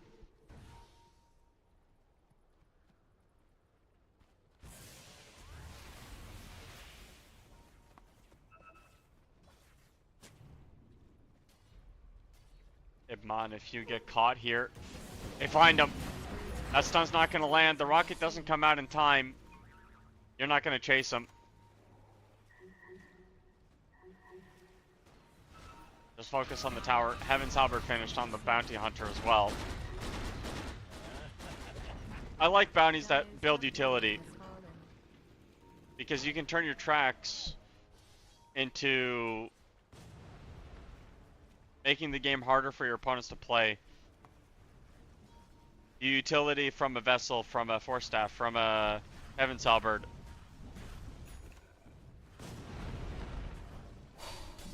You're gonna get Fiend's Grip here, son.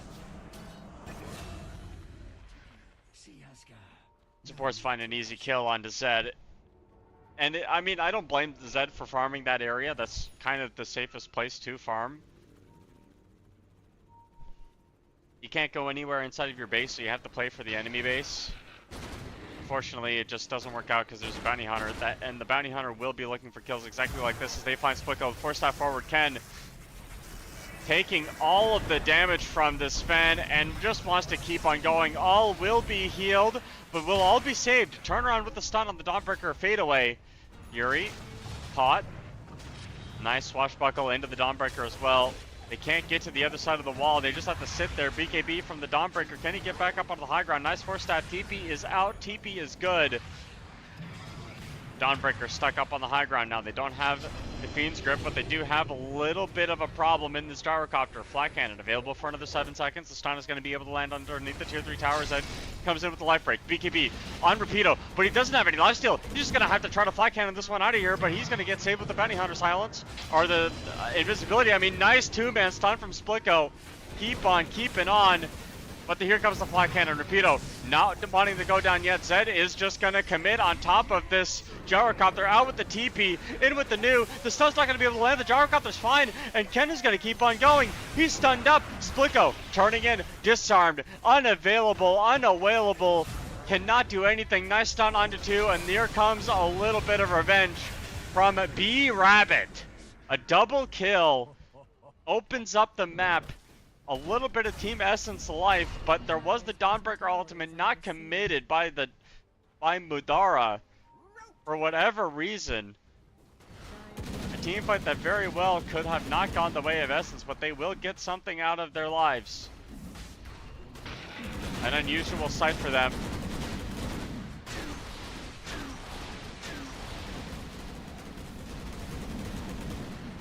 Gyrocopter looking at this Roshan. With an Aegis in hand, that was a dive. They dove past the tier 3 tower when the tier 2 tower was still alive. Precious bounty.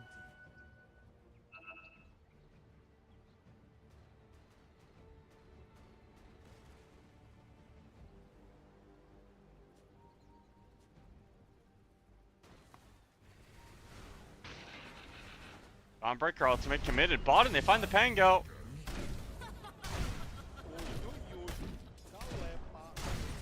Dawn does have level 18 ultimate, level 20 as well. BKB, Assault Cuirass is finished. I don't know what item you're building. What item are you building next? That's armor. Career around here? No. Interesting. Middle racks going down. Ivory make the play to... Okay, now they're going even harder.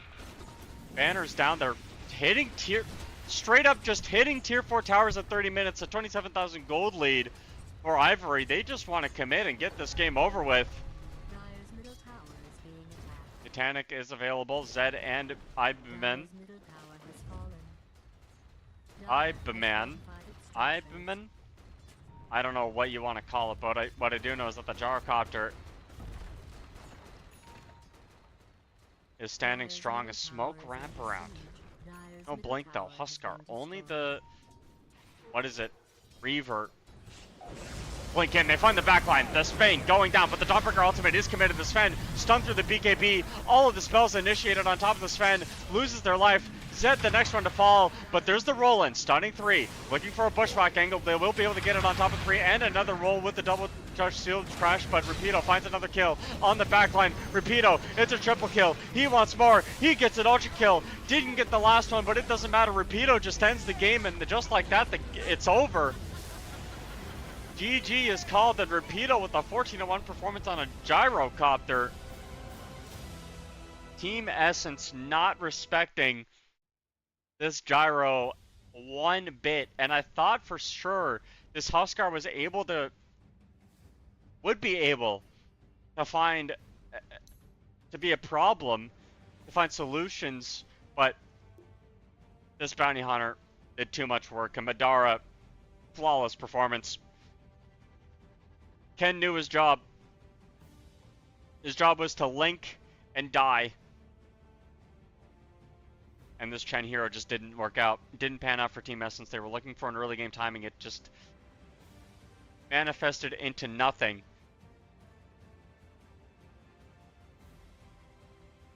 Problem. You can't do that. You can't have your first pick have a combined 80, 100 damage and healing. Just not what we expect.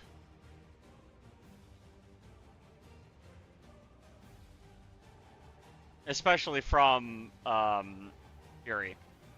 I mean, his play mid was hilarious, but it didn't help enough. And that's going to be the end of Game 1. Game 2 is going to be coming up after a quick break. Don't go anywhere. We're going to be sticking here the whole time, waiting for you to come back to the second game of Team Essence versus Ivory.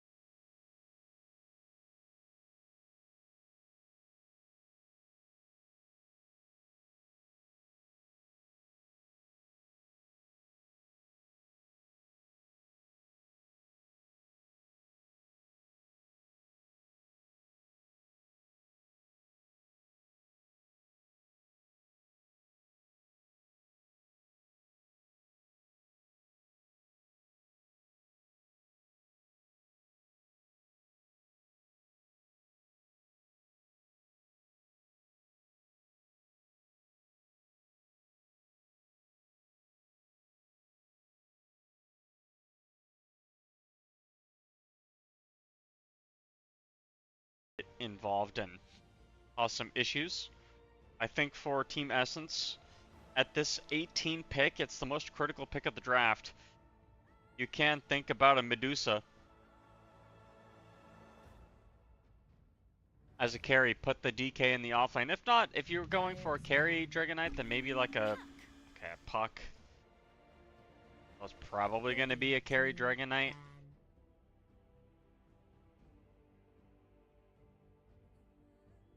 Um,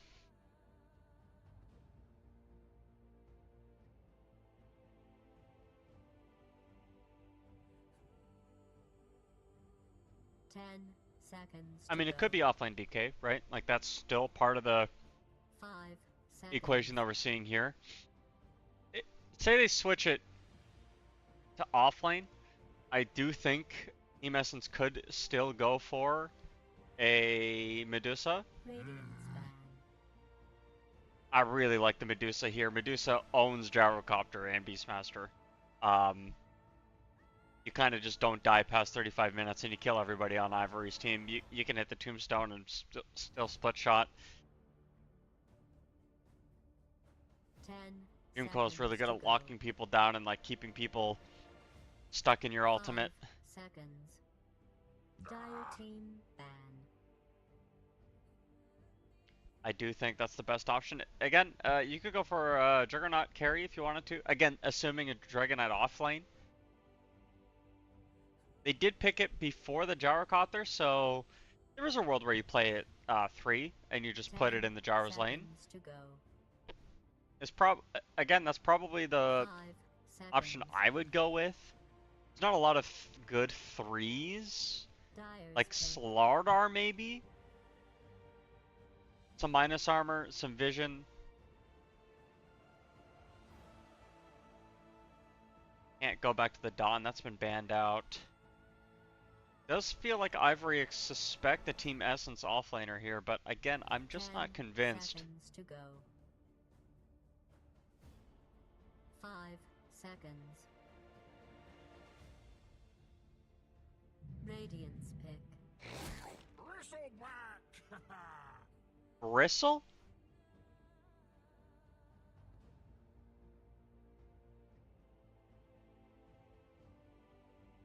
Okay. I know I said it last game. I'm going to say it again this 10 game. seconds. to Viper go. owns for Ivory. I know you don't 5 see it seconds. in pro games, and it could very well be a mid Beastmaster, in which case we're... Again, if it's a mid Beastmaster, you can still go offlane Viper. Like, I'm just saying, this is the freest Viper game I've ever seen in my... If you were ever going to pick a Viper in a pro game, this is it. This would be disgusting. Viper literally doesn't have a single bad hero matchup in this game. There's not a single hero that likes dealing with Viper.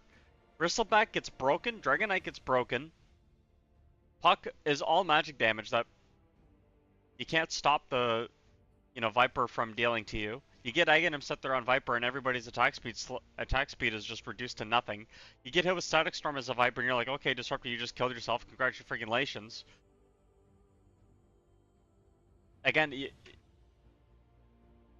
can put it mid if you want to.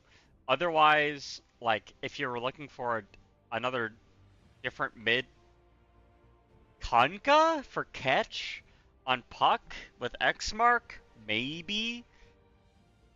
If that's kind of what you're lacking right now. You don't want to Spirit into Disruptor. Choose your hero. Lash?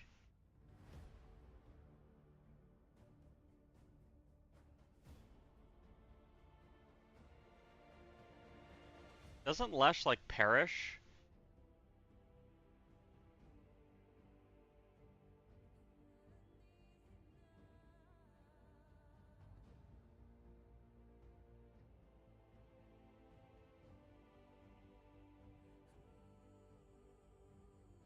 I feel like Lesh perishes to everything Team Essence have going on. Oh, I guess maybe it's fine. Like, you don't care about being hit with Static Storm because you have all your spells go. If you have Diabolic Edict and Pulse Nova going. You don't care about being in Static Storm, I guess. Dream Coil also doesn't really matter that much to you because you just want to stand there and fight anyway. Dragonite is not a melee hero though. So getting on top of targets is going to be a little bit hard. I still favor this Ivory lineup, considering how they played last game, how farmed Rapido was. I think it's going to be hard for Team Essence to come back from a game like that from last game, especially considering they have a much worse early game this time around. Puck, Destructor are not early game tempo heroes, much in the way that like a Razor and a Huskar and a Chen are. Zed is gonna have to figure something out from his end. And again, I'm just looking at, you know, Splicko on this DK. Is this Dragonite really going to be able to outcarry a Gyrocopter? I mean, Gyrocopter has a worse matchup into Sven than Dragonite, and you're giving Gyrocopter a freer game because of it.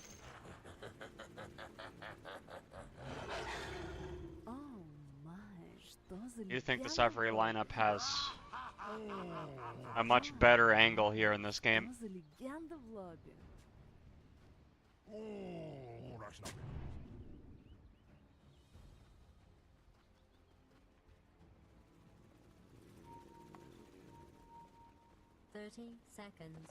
Definitely a lot better, in my opinion, this Radiant draft. I'm going to go with the Madara victory, a Team Ivory victory, Rapido victory, whatever, everybody on their team a victory.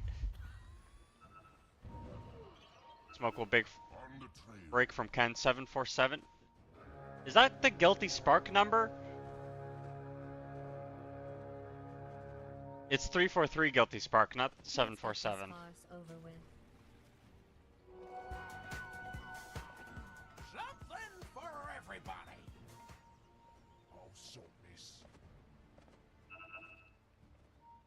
Yeah.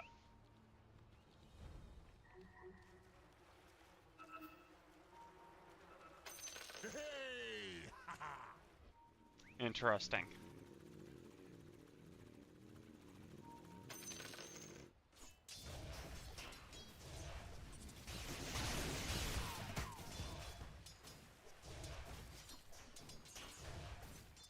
So, what? A little bit of learning goes a long way. I think Madara is going to have a free time in this top lane. I don't see a Disruptor and a Dragonite doing anything to a Beastmaster, or a Ringmaster for that matter. A lot of Masters in this top lane. And this top lane will be played masterfully. Ha ha ha ha. Black Cannon on Gyrocopter. Again, able to just snuff out the Hoodwink with the Black Cannon attacks, and you're looking for some last hits. Just push the wave out as much as possible, and then look to get the pull in with the Undying. So push pull type action here. The wand as well, full wand into the bristleback.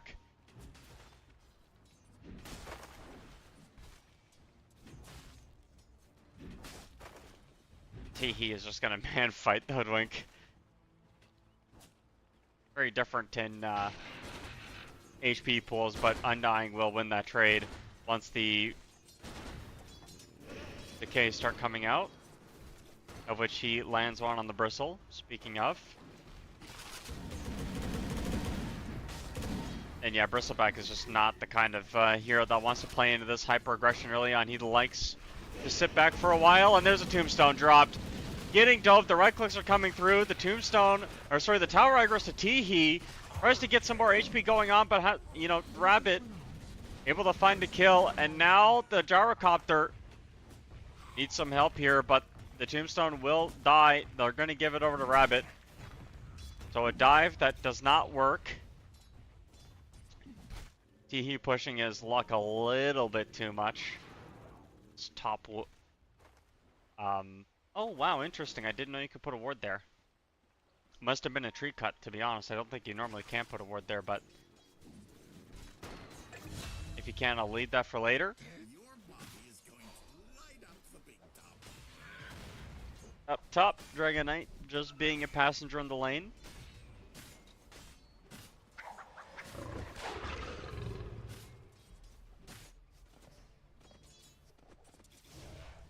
Essence are doing a much better job in this game getting CS.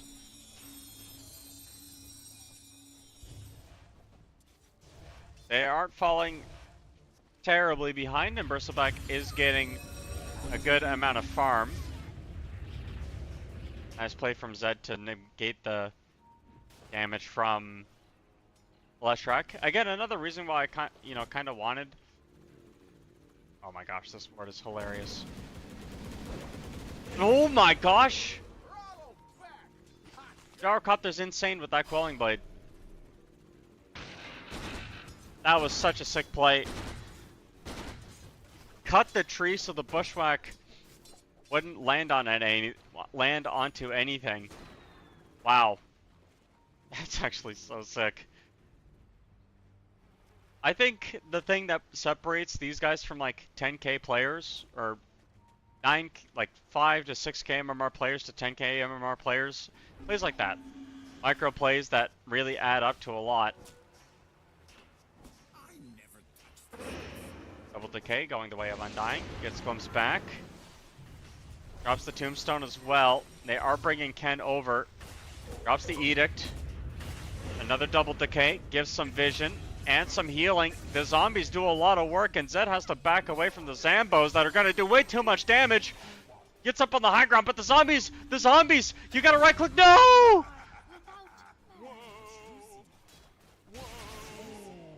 Oh, he hit the wrong one.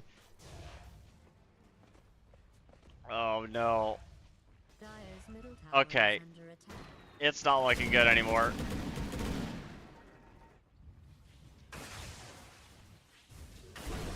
Game is officially hard. Dragon Knight still getting pretty low. They get the glimpse back on Drake, but for what purpose? Fear, Root, Bird of Prey.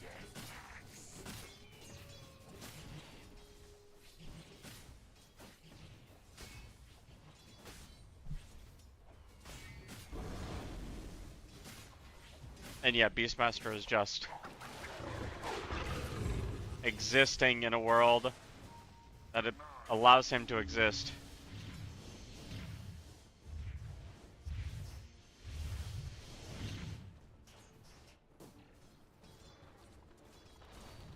Essence is down 2k net worth at 5 minutes.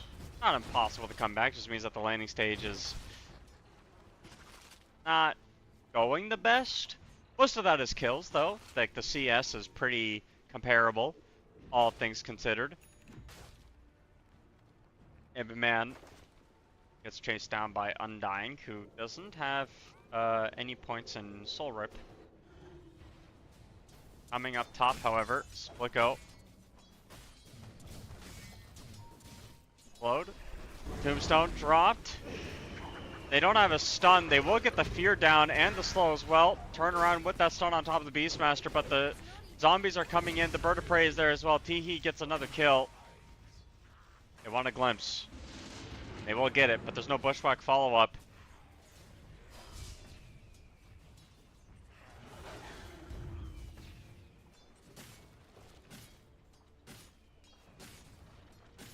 Seven-minute Wisdom Shrines are going to be coming up here soon.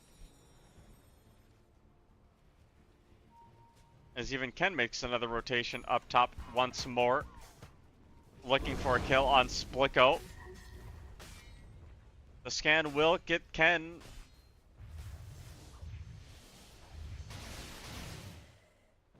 It's kind of awkward, this play here, because you did see the Leshrac on the scan.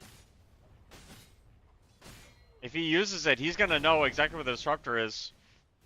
Yeah, he's not going to make any more pushes. Trying to give Teehee level 6, I mean 7 at some point. Yep, that too. But level 6 I meant. Originally. Why is there a gyrocopter up here? They know he's here, so they're going to bait this out. They are going to commit with the puck as well. Dream Coil's down. He doesn't, I mean, he's silenced up, so he can't really get anything done. The Glimpse is going to be able to bring him all the way back. And now they chase onto the Beastmaster. Field is there. Ken waiting in the wings. The box is available. Leshrac coming in. The damage is overwhelming. B-Rabbit melting to this Diabolic Edict, but the Quills. The Quills. Disruptor has a glimpse. Doesn't need it. Team Essence turned the fight around with the TP from B-Rabbit, and now the feel-good tips come out. Dire's middle tower is under attack. A play by Rapido to go up top.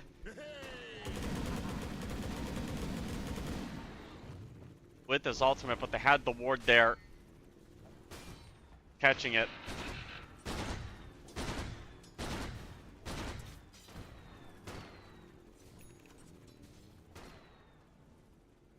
That's a big play. That's a really big play.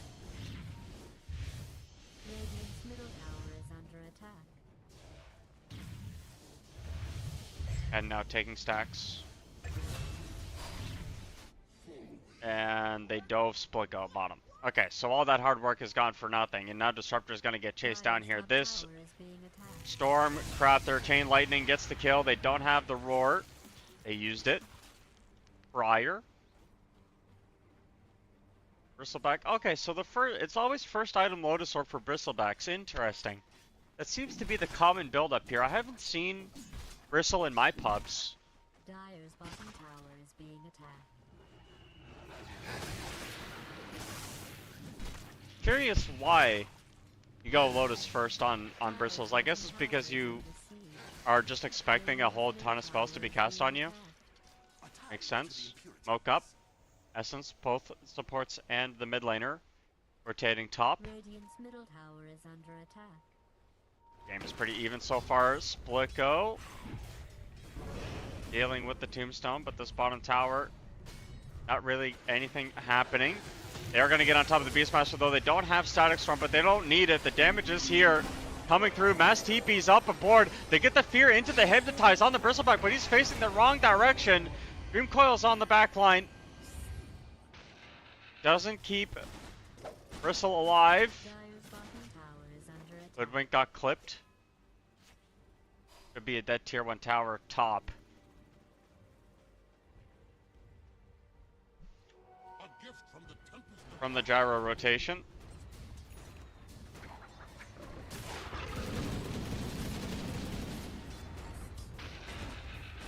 Dire's structures have been fortified.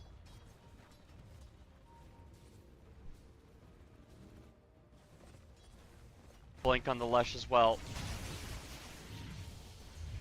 They'll see it. They'll be able to ping it out. Radiant's middle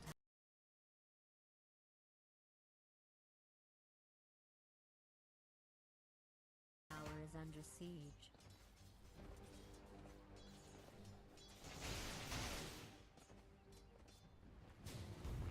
But yeah, this top tower does. Top tower has been destroyed.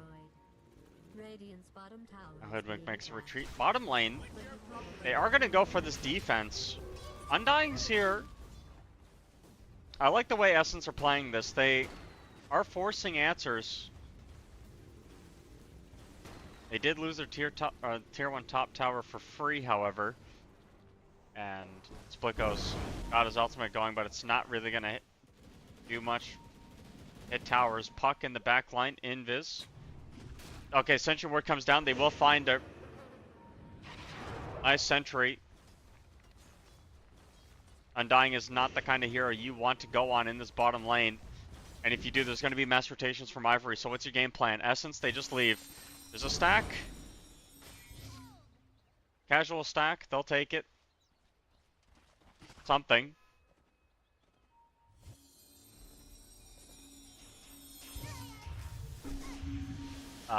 Zed committing. They are going to get the glimpse back on top of the Leshrac, but he's already cast the spells. They don't get the heal. Undying doesn't have it ready. And now they've come in with Rapido, trying to find the backline, but they don't have the glimpse available. Instead, the Sun's going to turn around on top of the Gyrocopter. They haven't even enough damage. Blinking in, Split goes here as well. Teehee pops his ultimate, gets chased down still. Are they going to TP anymore, or are they going to let the Undying go? I think we all know the answer to that question. That's going to be a middle tier 1 tower. You have to be careful with your rotations as a carry. You cannot afford to die like this. Radiant's middle tower has been destroyed. Probability falling.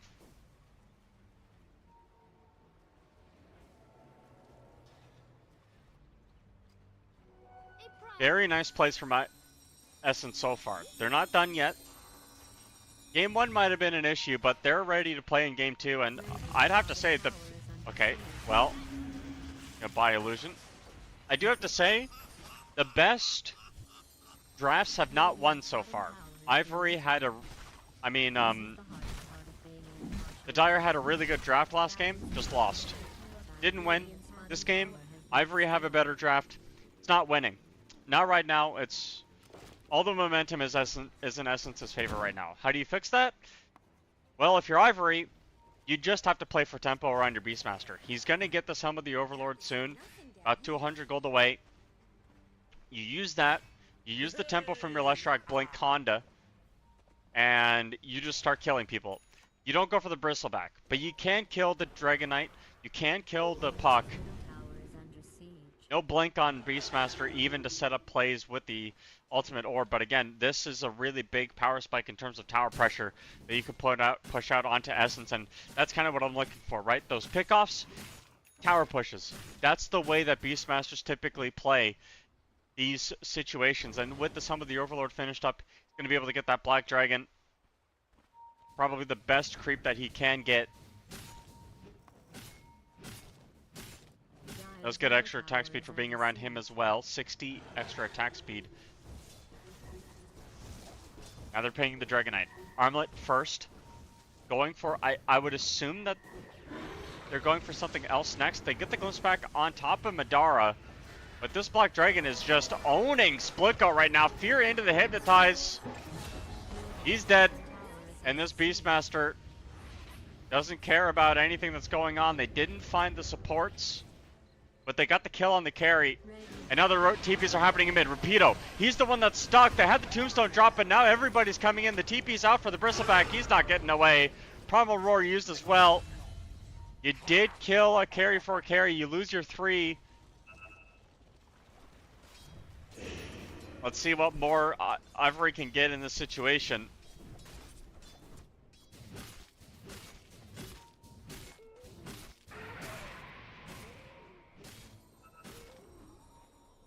Maybe a whole lot as you get the blink up top. Wow, look at the damage from Diabolic Edict. Isn't this balanced, Pepega? Gaben? Gaben? Can you tell me what the hell this hero is with Misanthropy? Freaking ridiculous, dude. This is so broken, man. Radiant's middle tower is under attack. Dire's top tower is under siege.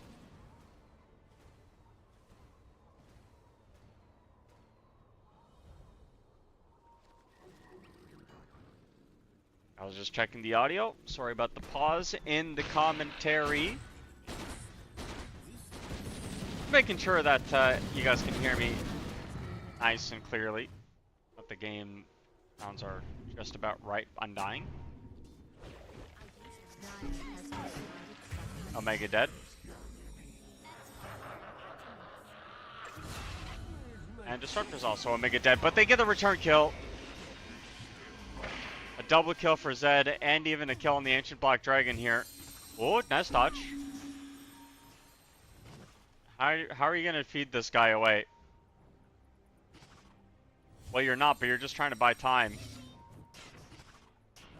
Got hit with the Witchblade. That'll be enough to kill it. 250 gold going away for the Puck. A lot of money to lose. Maybe a big reason why you don't build the Helm of the Overlord anymore. I think Helmdom is in the best spot it's ever been right now, because before you couldn't punish the creep. If you found it, you couldn't kill it. Amplified damage rune on Zed, but he has himself the dust. Snapshot comes in. There is self-save. Ultimate used on T-Heat. There is a blink available for the Leshrac if he wants to go forward and find a pickoff. But again, amplified damage rune on the puck is a bit problematico.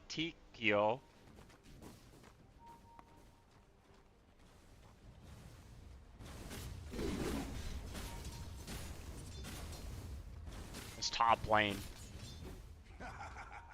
This top lane, man. Oh, that's a neat word spot. Teehee. Again, no way of stopping the puck. I don't know how Dragonite is farming better than he was on the Sven, when Sven is just straight up a better farming hero than Dragonite is.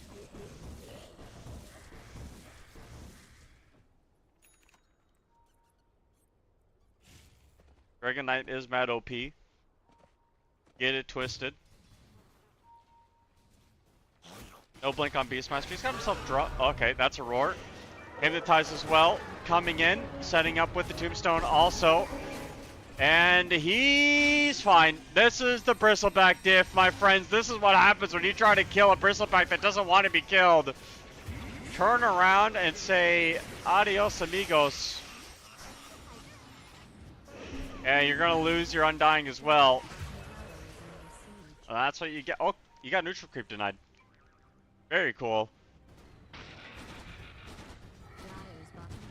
Silver Edge buyer, anyone? On Conda buyer? Maybe on Lesh? I know Conda Lesh might be weird, but Lightning Storm is pretty low cooldown. You can maybe catch B-Rabbit here. What? Didn't commit. Blink away. It's gonna get caught next. Out with the TP. In with the new. Oh, you're not out, my friend. You are out. Okay, I thought that was a Dream Coil. My bad.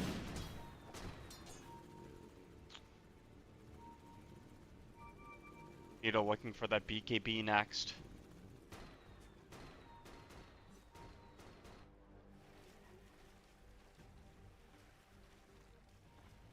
This is kind of why I prefer, oh, offlaner on offlaner action.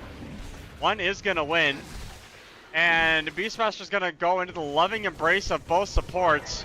Rick is here, the box available if they want to use it, but the Beastmaster's turning around. They have Rapido up here as well. Primal Roar gets dropped on top of the Bristleback.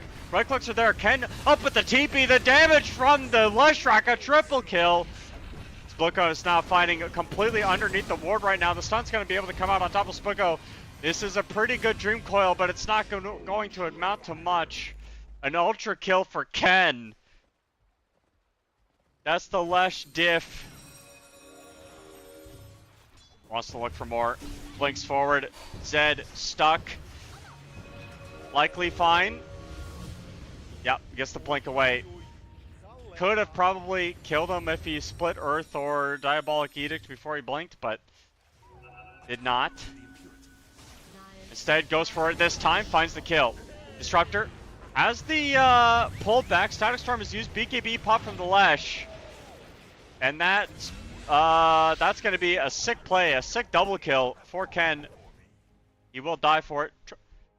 Someone got DDoSed.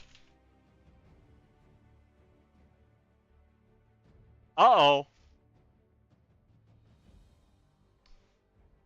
What's the TP looking like? 4 seconds, blink available in 2. I don't know if you're catching the Slash. I don't know.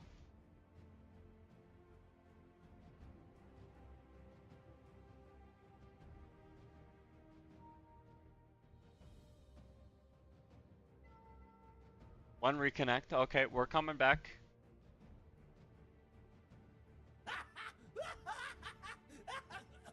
Let's see what the Beastmaster wants to do next. I mean, Bongo Boots, maybe, could be an option. I do think an Aghanim Scepter this game is going to go a long way to keeping yourself alive. Game is basically 50-50 at this point. It's really undecided who's going to win, but this play from Ken is going to be a big one. If he can get out of this 5,000 gold lead, survives. Running away, which way is he going to go? Blink left. Bushwhack is out, but it's not going to connect. Gets away. 6,000 gold lead now.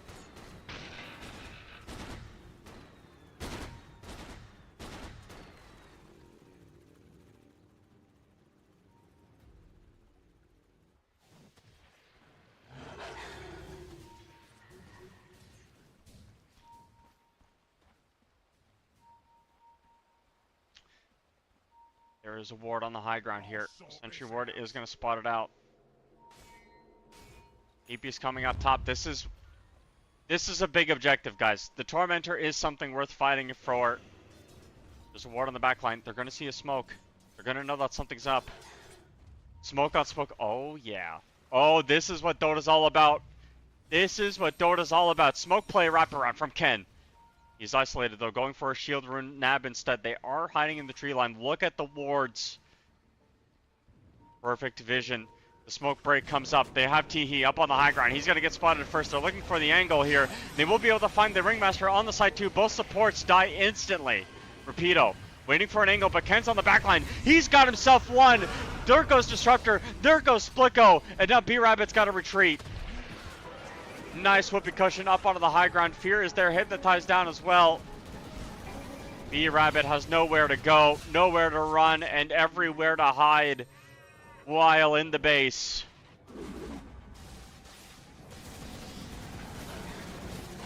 But the question is, are they healthy enough to kill this?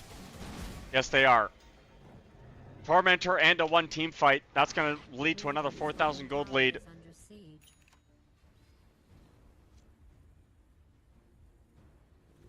Tormentors are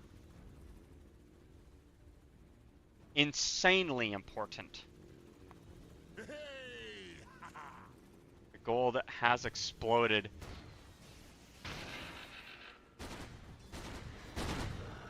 But in the game of Dota, it's not about how much money you have. It's about objectives. This middle tier 1 tower is still standing for Team Essence, holding on to most of this win equilibrium. I bet once this tower falls,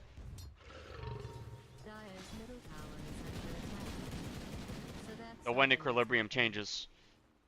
But the fact that this tower is still alive is just such a big part of this this Ivory's lineups squanders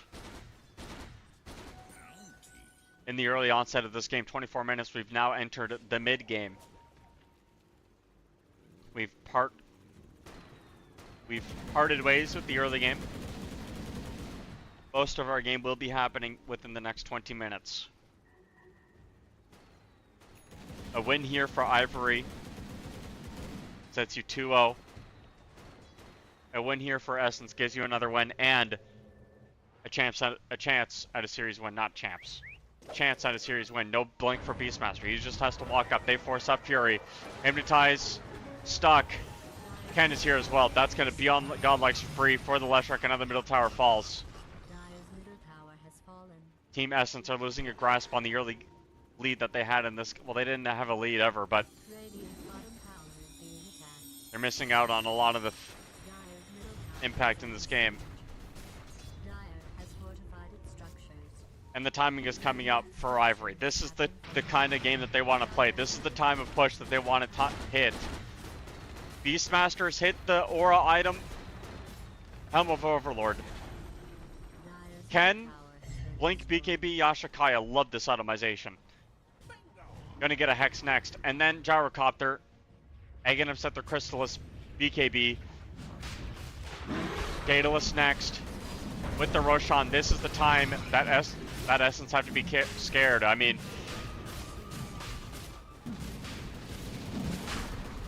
this is the time you have to worry. The auras are coming together. Fix your waves, sure, but Essence have to mitigate this somehow. Parasma finished on the puck. That's going to be a decent amount of extra damage. Top tower is under siege. Dire's top tower has been destroyed.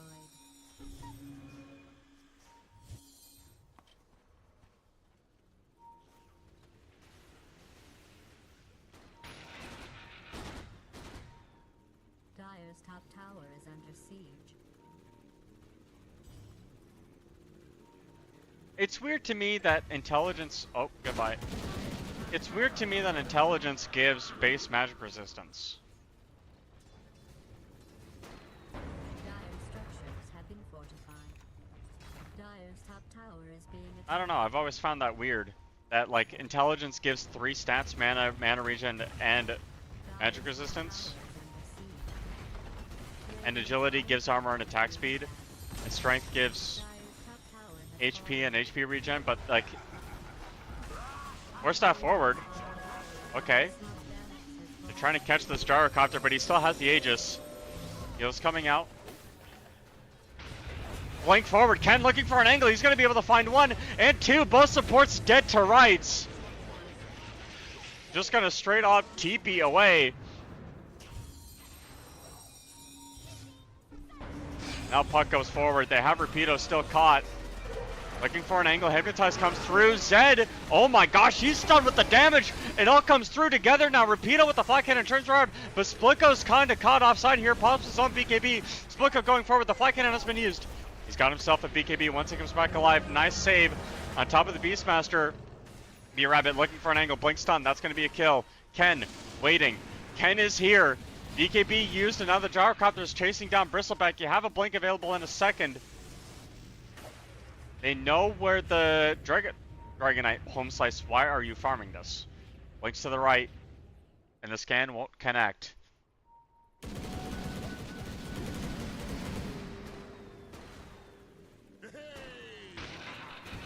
An even fight. Overall, you get the Aegis. No, it's not an even fight. What am I talking about? That's a loss. That is a loss.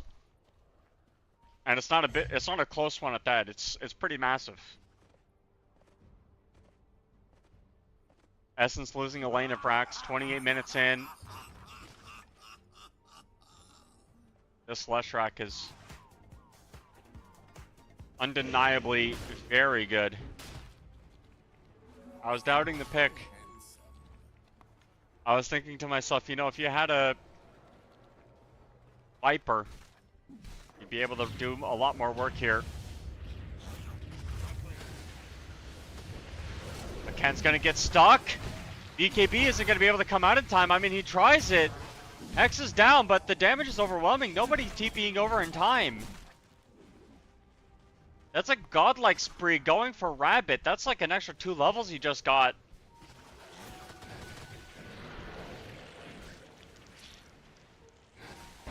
Essence don't want to give up here. They're going to go for a Tiki play. They're going to go for a dive. Blink forward. They find Beastmaster. BKB used as well. Madara stuck. The Roar S popped. Going for a TP. I can't believe that works. Up top as well. Zed picked off by the gyrocopter, who has a TP. I don't even know how that's possible. Goes in. He's TPing into this team fight right now. He's on the back line. Man, didn't expect this play from coming out, and now Rabbit's going to chase him down. Gyrocopter popping the ultimate, but the BKB comes off from the Bristleback. He's straight up chasing in deep out with the TP. Able to get out. They didn't have Roar, not for another, what, like 40 seconds? Yeah.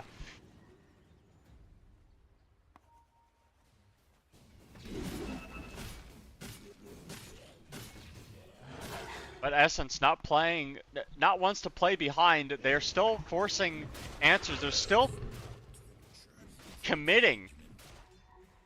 Fortunately, Dragonite is so far behind in farm. Only has the Blink, Armlet, and BKB. Splitko's money is tight.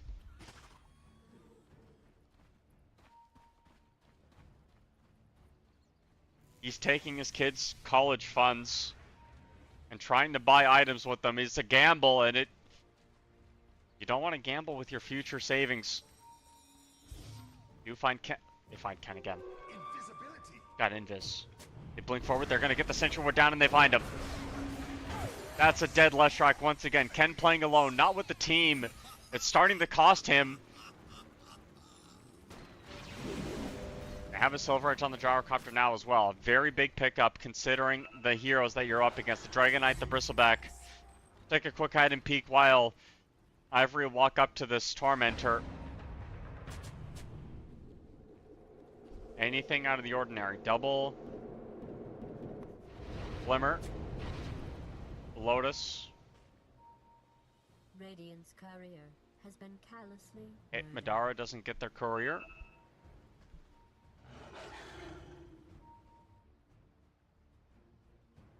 There's no Tormentor top or bottom. Radiant's middle tower is being attacked. Radiant's middle tower is under attack. Maybe they're not actually damaging it. No chance at Roshan? They are. Okay, good news for Ivory. You're still up a lane of rack. So all this early game advantage that's kind of slipping right now. You still have stuff going for you. Bad news. Your Leshrac has fed 2,000 gold over the past couple of deaths and has not been farming. So this whole like spike in win probability up to 80% is now gone. You're basically down to 50-50 again. Love to see Leshrac buy. Okay, he is actually going to go for Conda. Interesting. I didn't think Ken was going to do it, but it gives you decent stats. Like it gives you good survivability, gives you a damage, a way to break through Essence on both the Bristle and the Dragonite. So very helpful that way. They're just waiting for Tormentor. Comes up.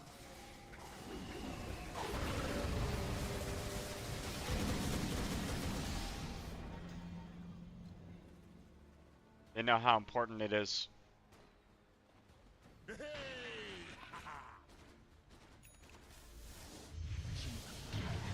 Where's your Vlads?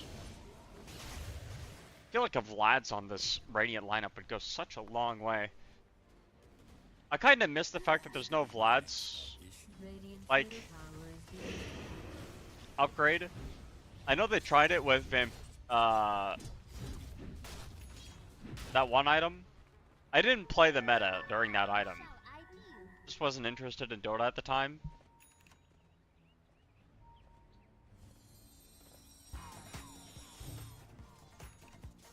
But that item was way too strong.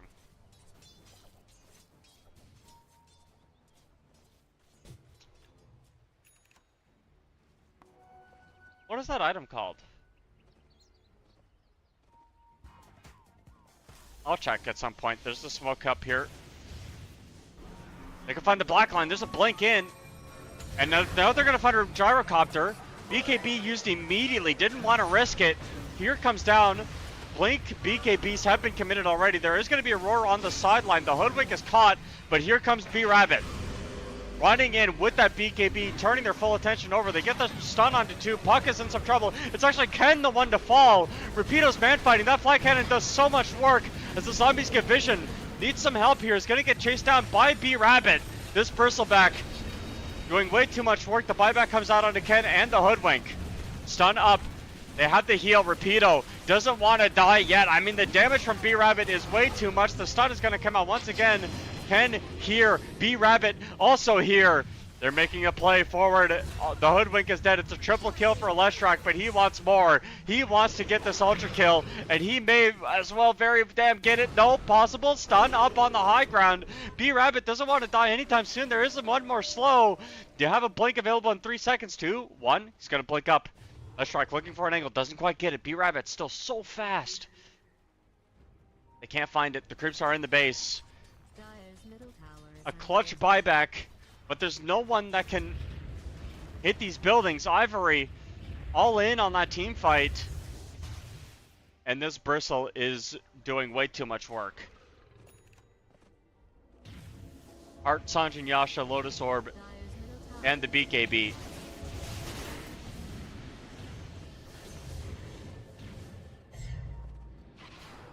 Dire's middle tower is under siege. We'll see exactly how Ivory want to play future fights, but that is a very close fight. This game is starting to really ramp up here. I'd still give it a 55% maybe for Ivory, 60 if they get this Roshan.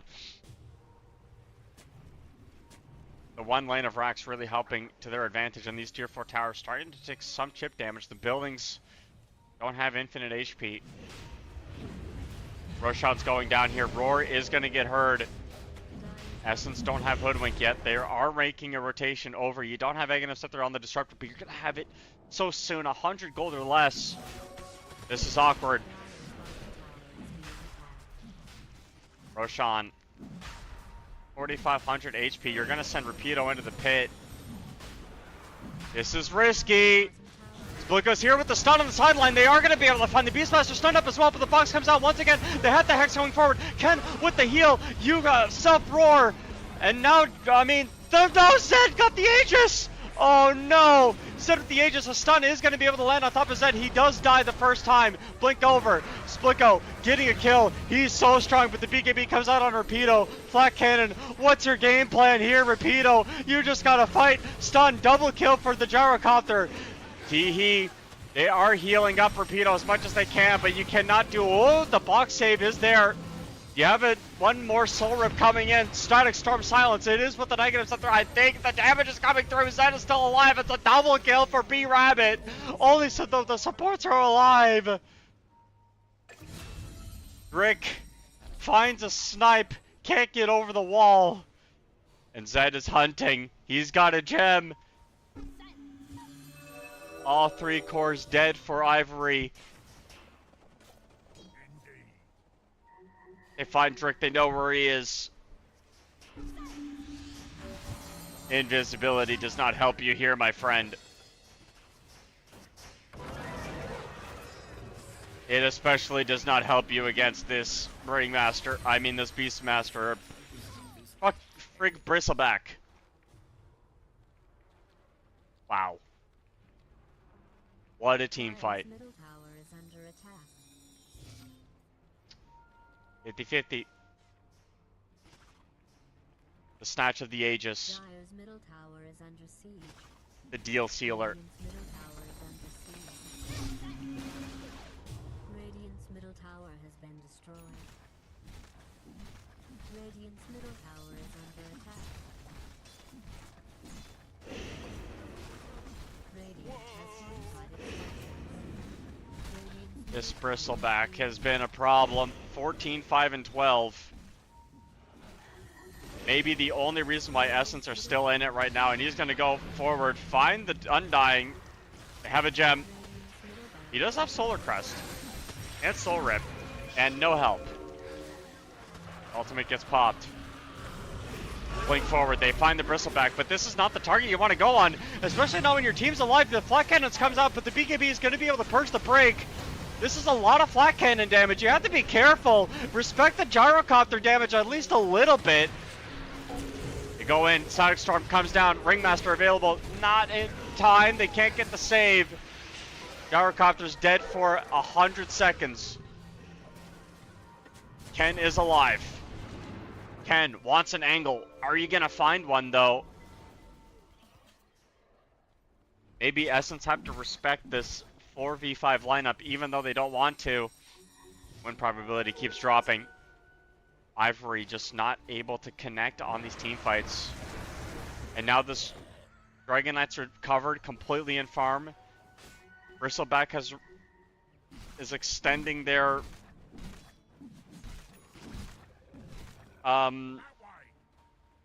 lead over the game.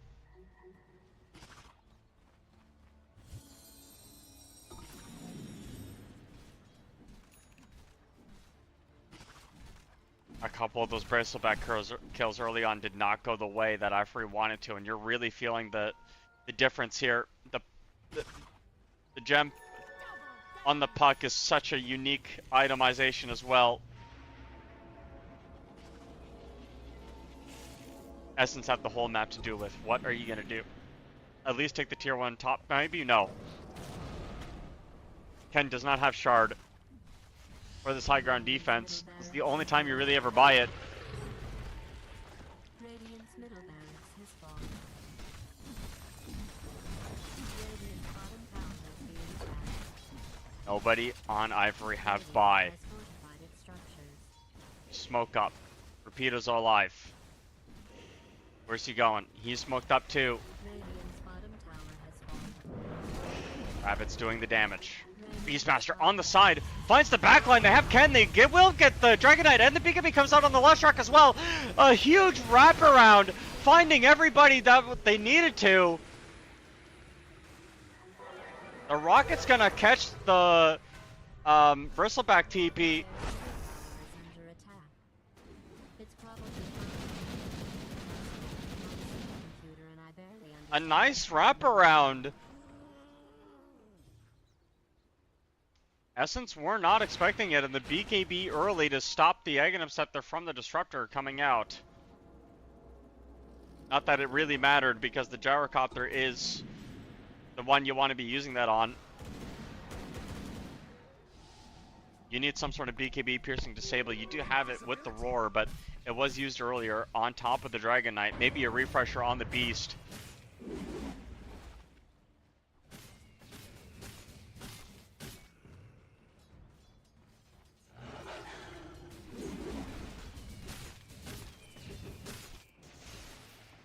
We'll see where Ivory take this.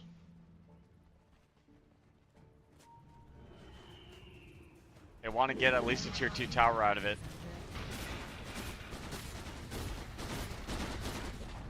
That's easy. Dire's bottom tower has been destroyed. You know, is Divine on the is it Divine o'clock? No, it doesn't look like it. Dire's 42 bottom minutes. tower is 17 minutes until the tier 5 neutrals, of which I've taken a 0 look at for the tier 4s. No tier 4s for Team Essence. The Hoodwink and the Disruptor still need them. OD staff, Eric. Card for Gyrocopter, that's a good one. Lane ward in deep. Nice spot to put it.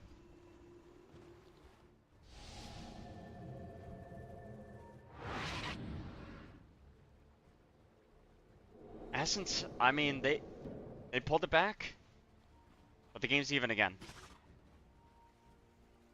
It felt like they were unstoppable, but Ivory found the angle.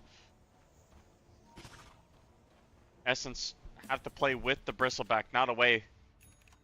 Bristle wasn't able to connect either. There's a smoke play. Bristleback showing. They are going to go onto the back line. The wards get dropped and see Splicko. Ken is going to go in with the BKB, but they don't have enough follow-up. Where's your Beastmaster? Stuck. Hex on the Bristleback now. Now the Leshrac is in trouble. The BKB was already popped. They're going to try to use everything to get the Leshrac out of there, and they do. BKB committed on the Gyrocopter. They don't get himself in the Static Storm in time. BKB comes out for Splicko, but he's dead to Madara. Rapido with the Satanic available on lock. A two-man stun is going to be able to come out. Now B-Rabbit is in trouble. Glimpse back. The Ancient Croaker giving vision for the high ground jump. They have the rocket coming through to follow as well. On top of the Bristleback, blink forward. Drick finds an angle. It's going to be the Hex on the Hoodwink. That's another kill. Reach over to this Gyrocopter who's safe. Blink up. Beastmaster able to get away. There's no route. Now they're pinging in mid. Another kill where Splicko gets caught, but everybody on Essence has buyback. Rapido needs a Satanic usage here. Get back up to full health. It's no problem for him. Gonna be able to take a lane or two, maybe. It depends. 30 seconds. How much longer do you have for 30 seconds? Gyrocopter.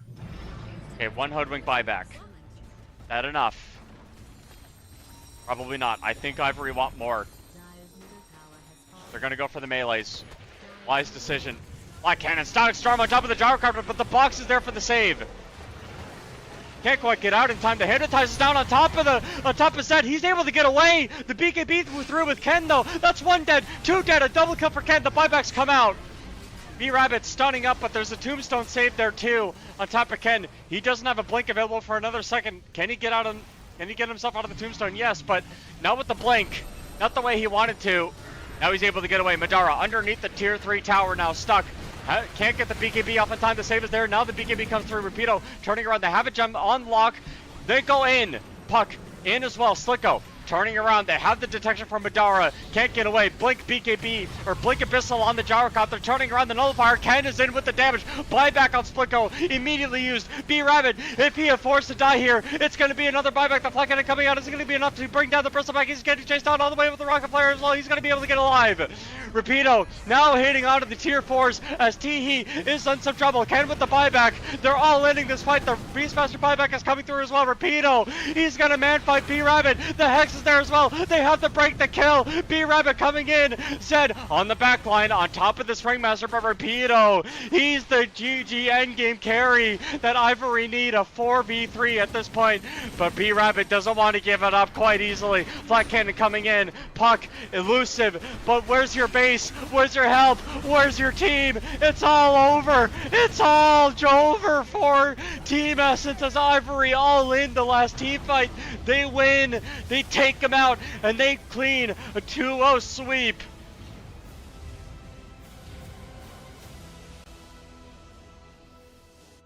An amazing performance from Essence in a game that looked like they were supposed to lose anyway.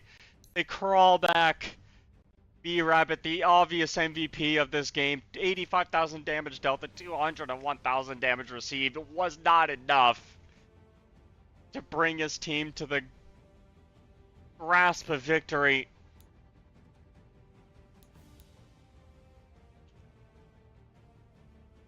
It was Bristleback on an island. What a game to end it on, boys. Well, that's the last game of this day of EPL World Series Southeast Asia Season 9. Thank you for joining me and Wu Hang on this glorious adventure. What a game. What a series. Thank you so much, everybody, for being a part of it. And I got to give my voice a break. Go to bed. For everybody that watched, thank you so much for watching. And we will be seeing you tomorrow for even more EPL World Series Southeast Asia action. Take care, guys.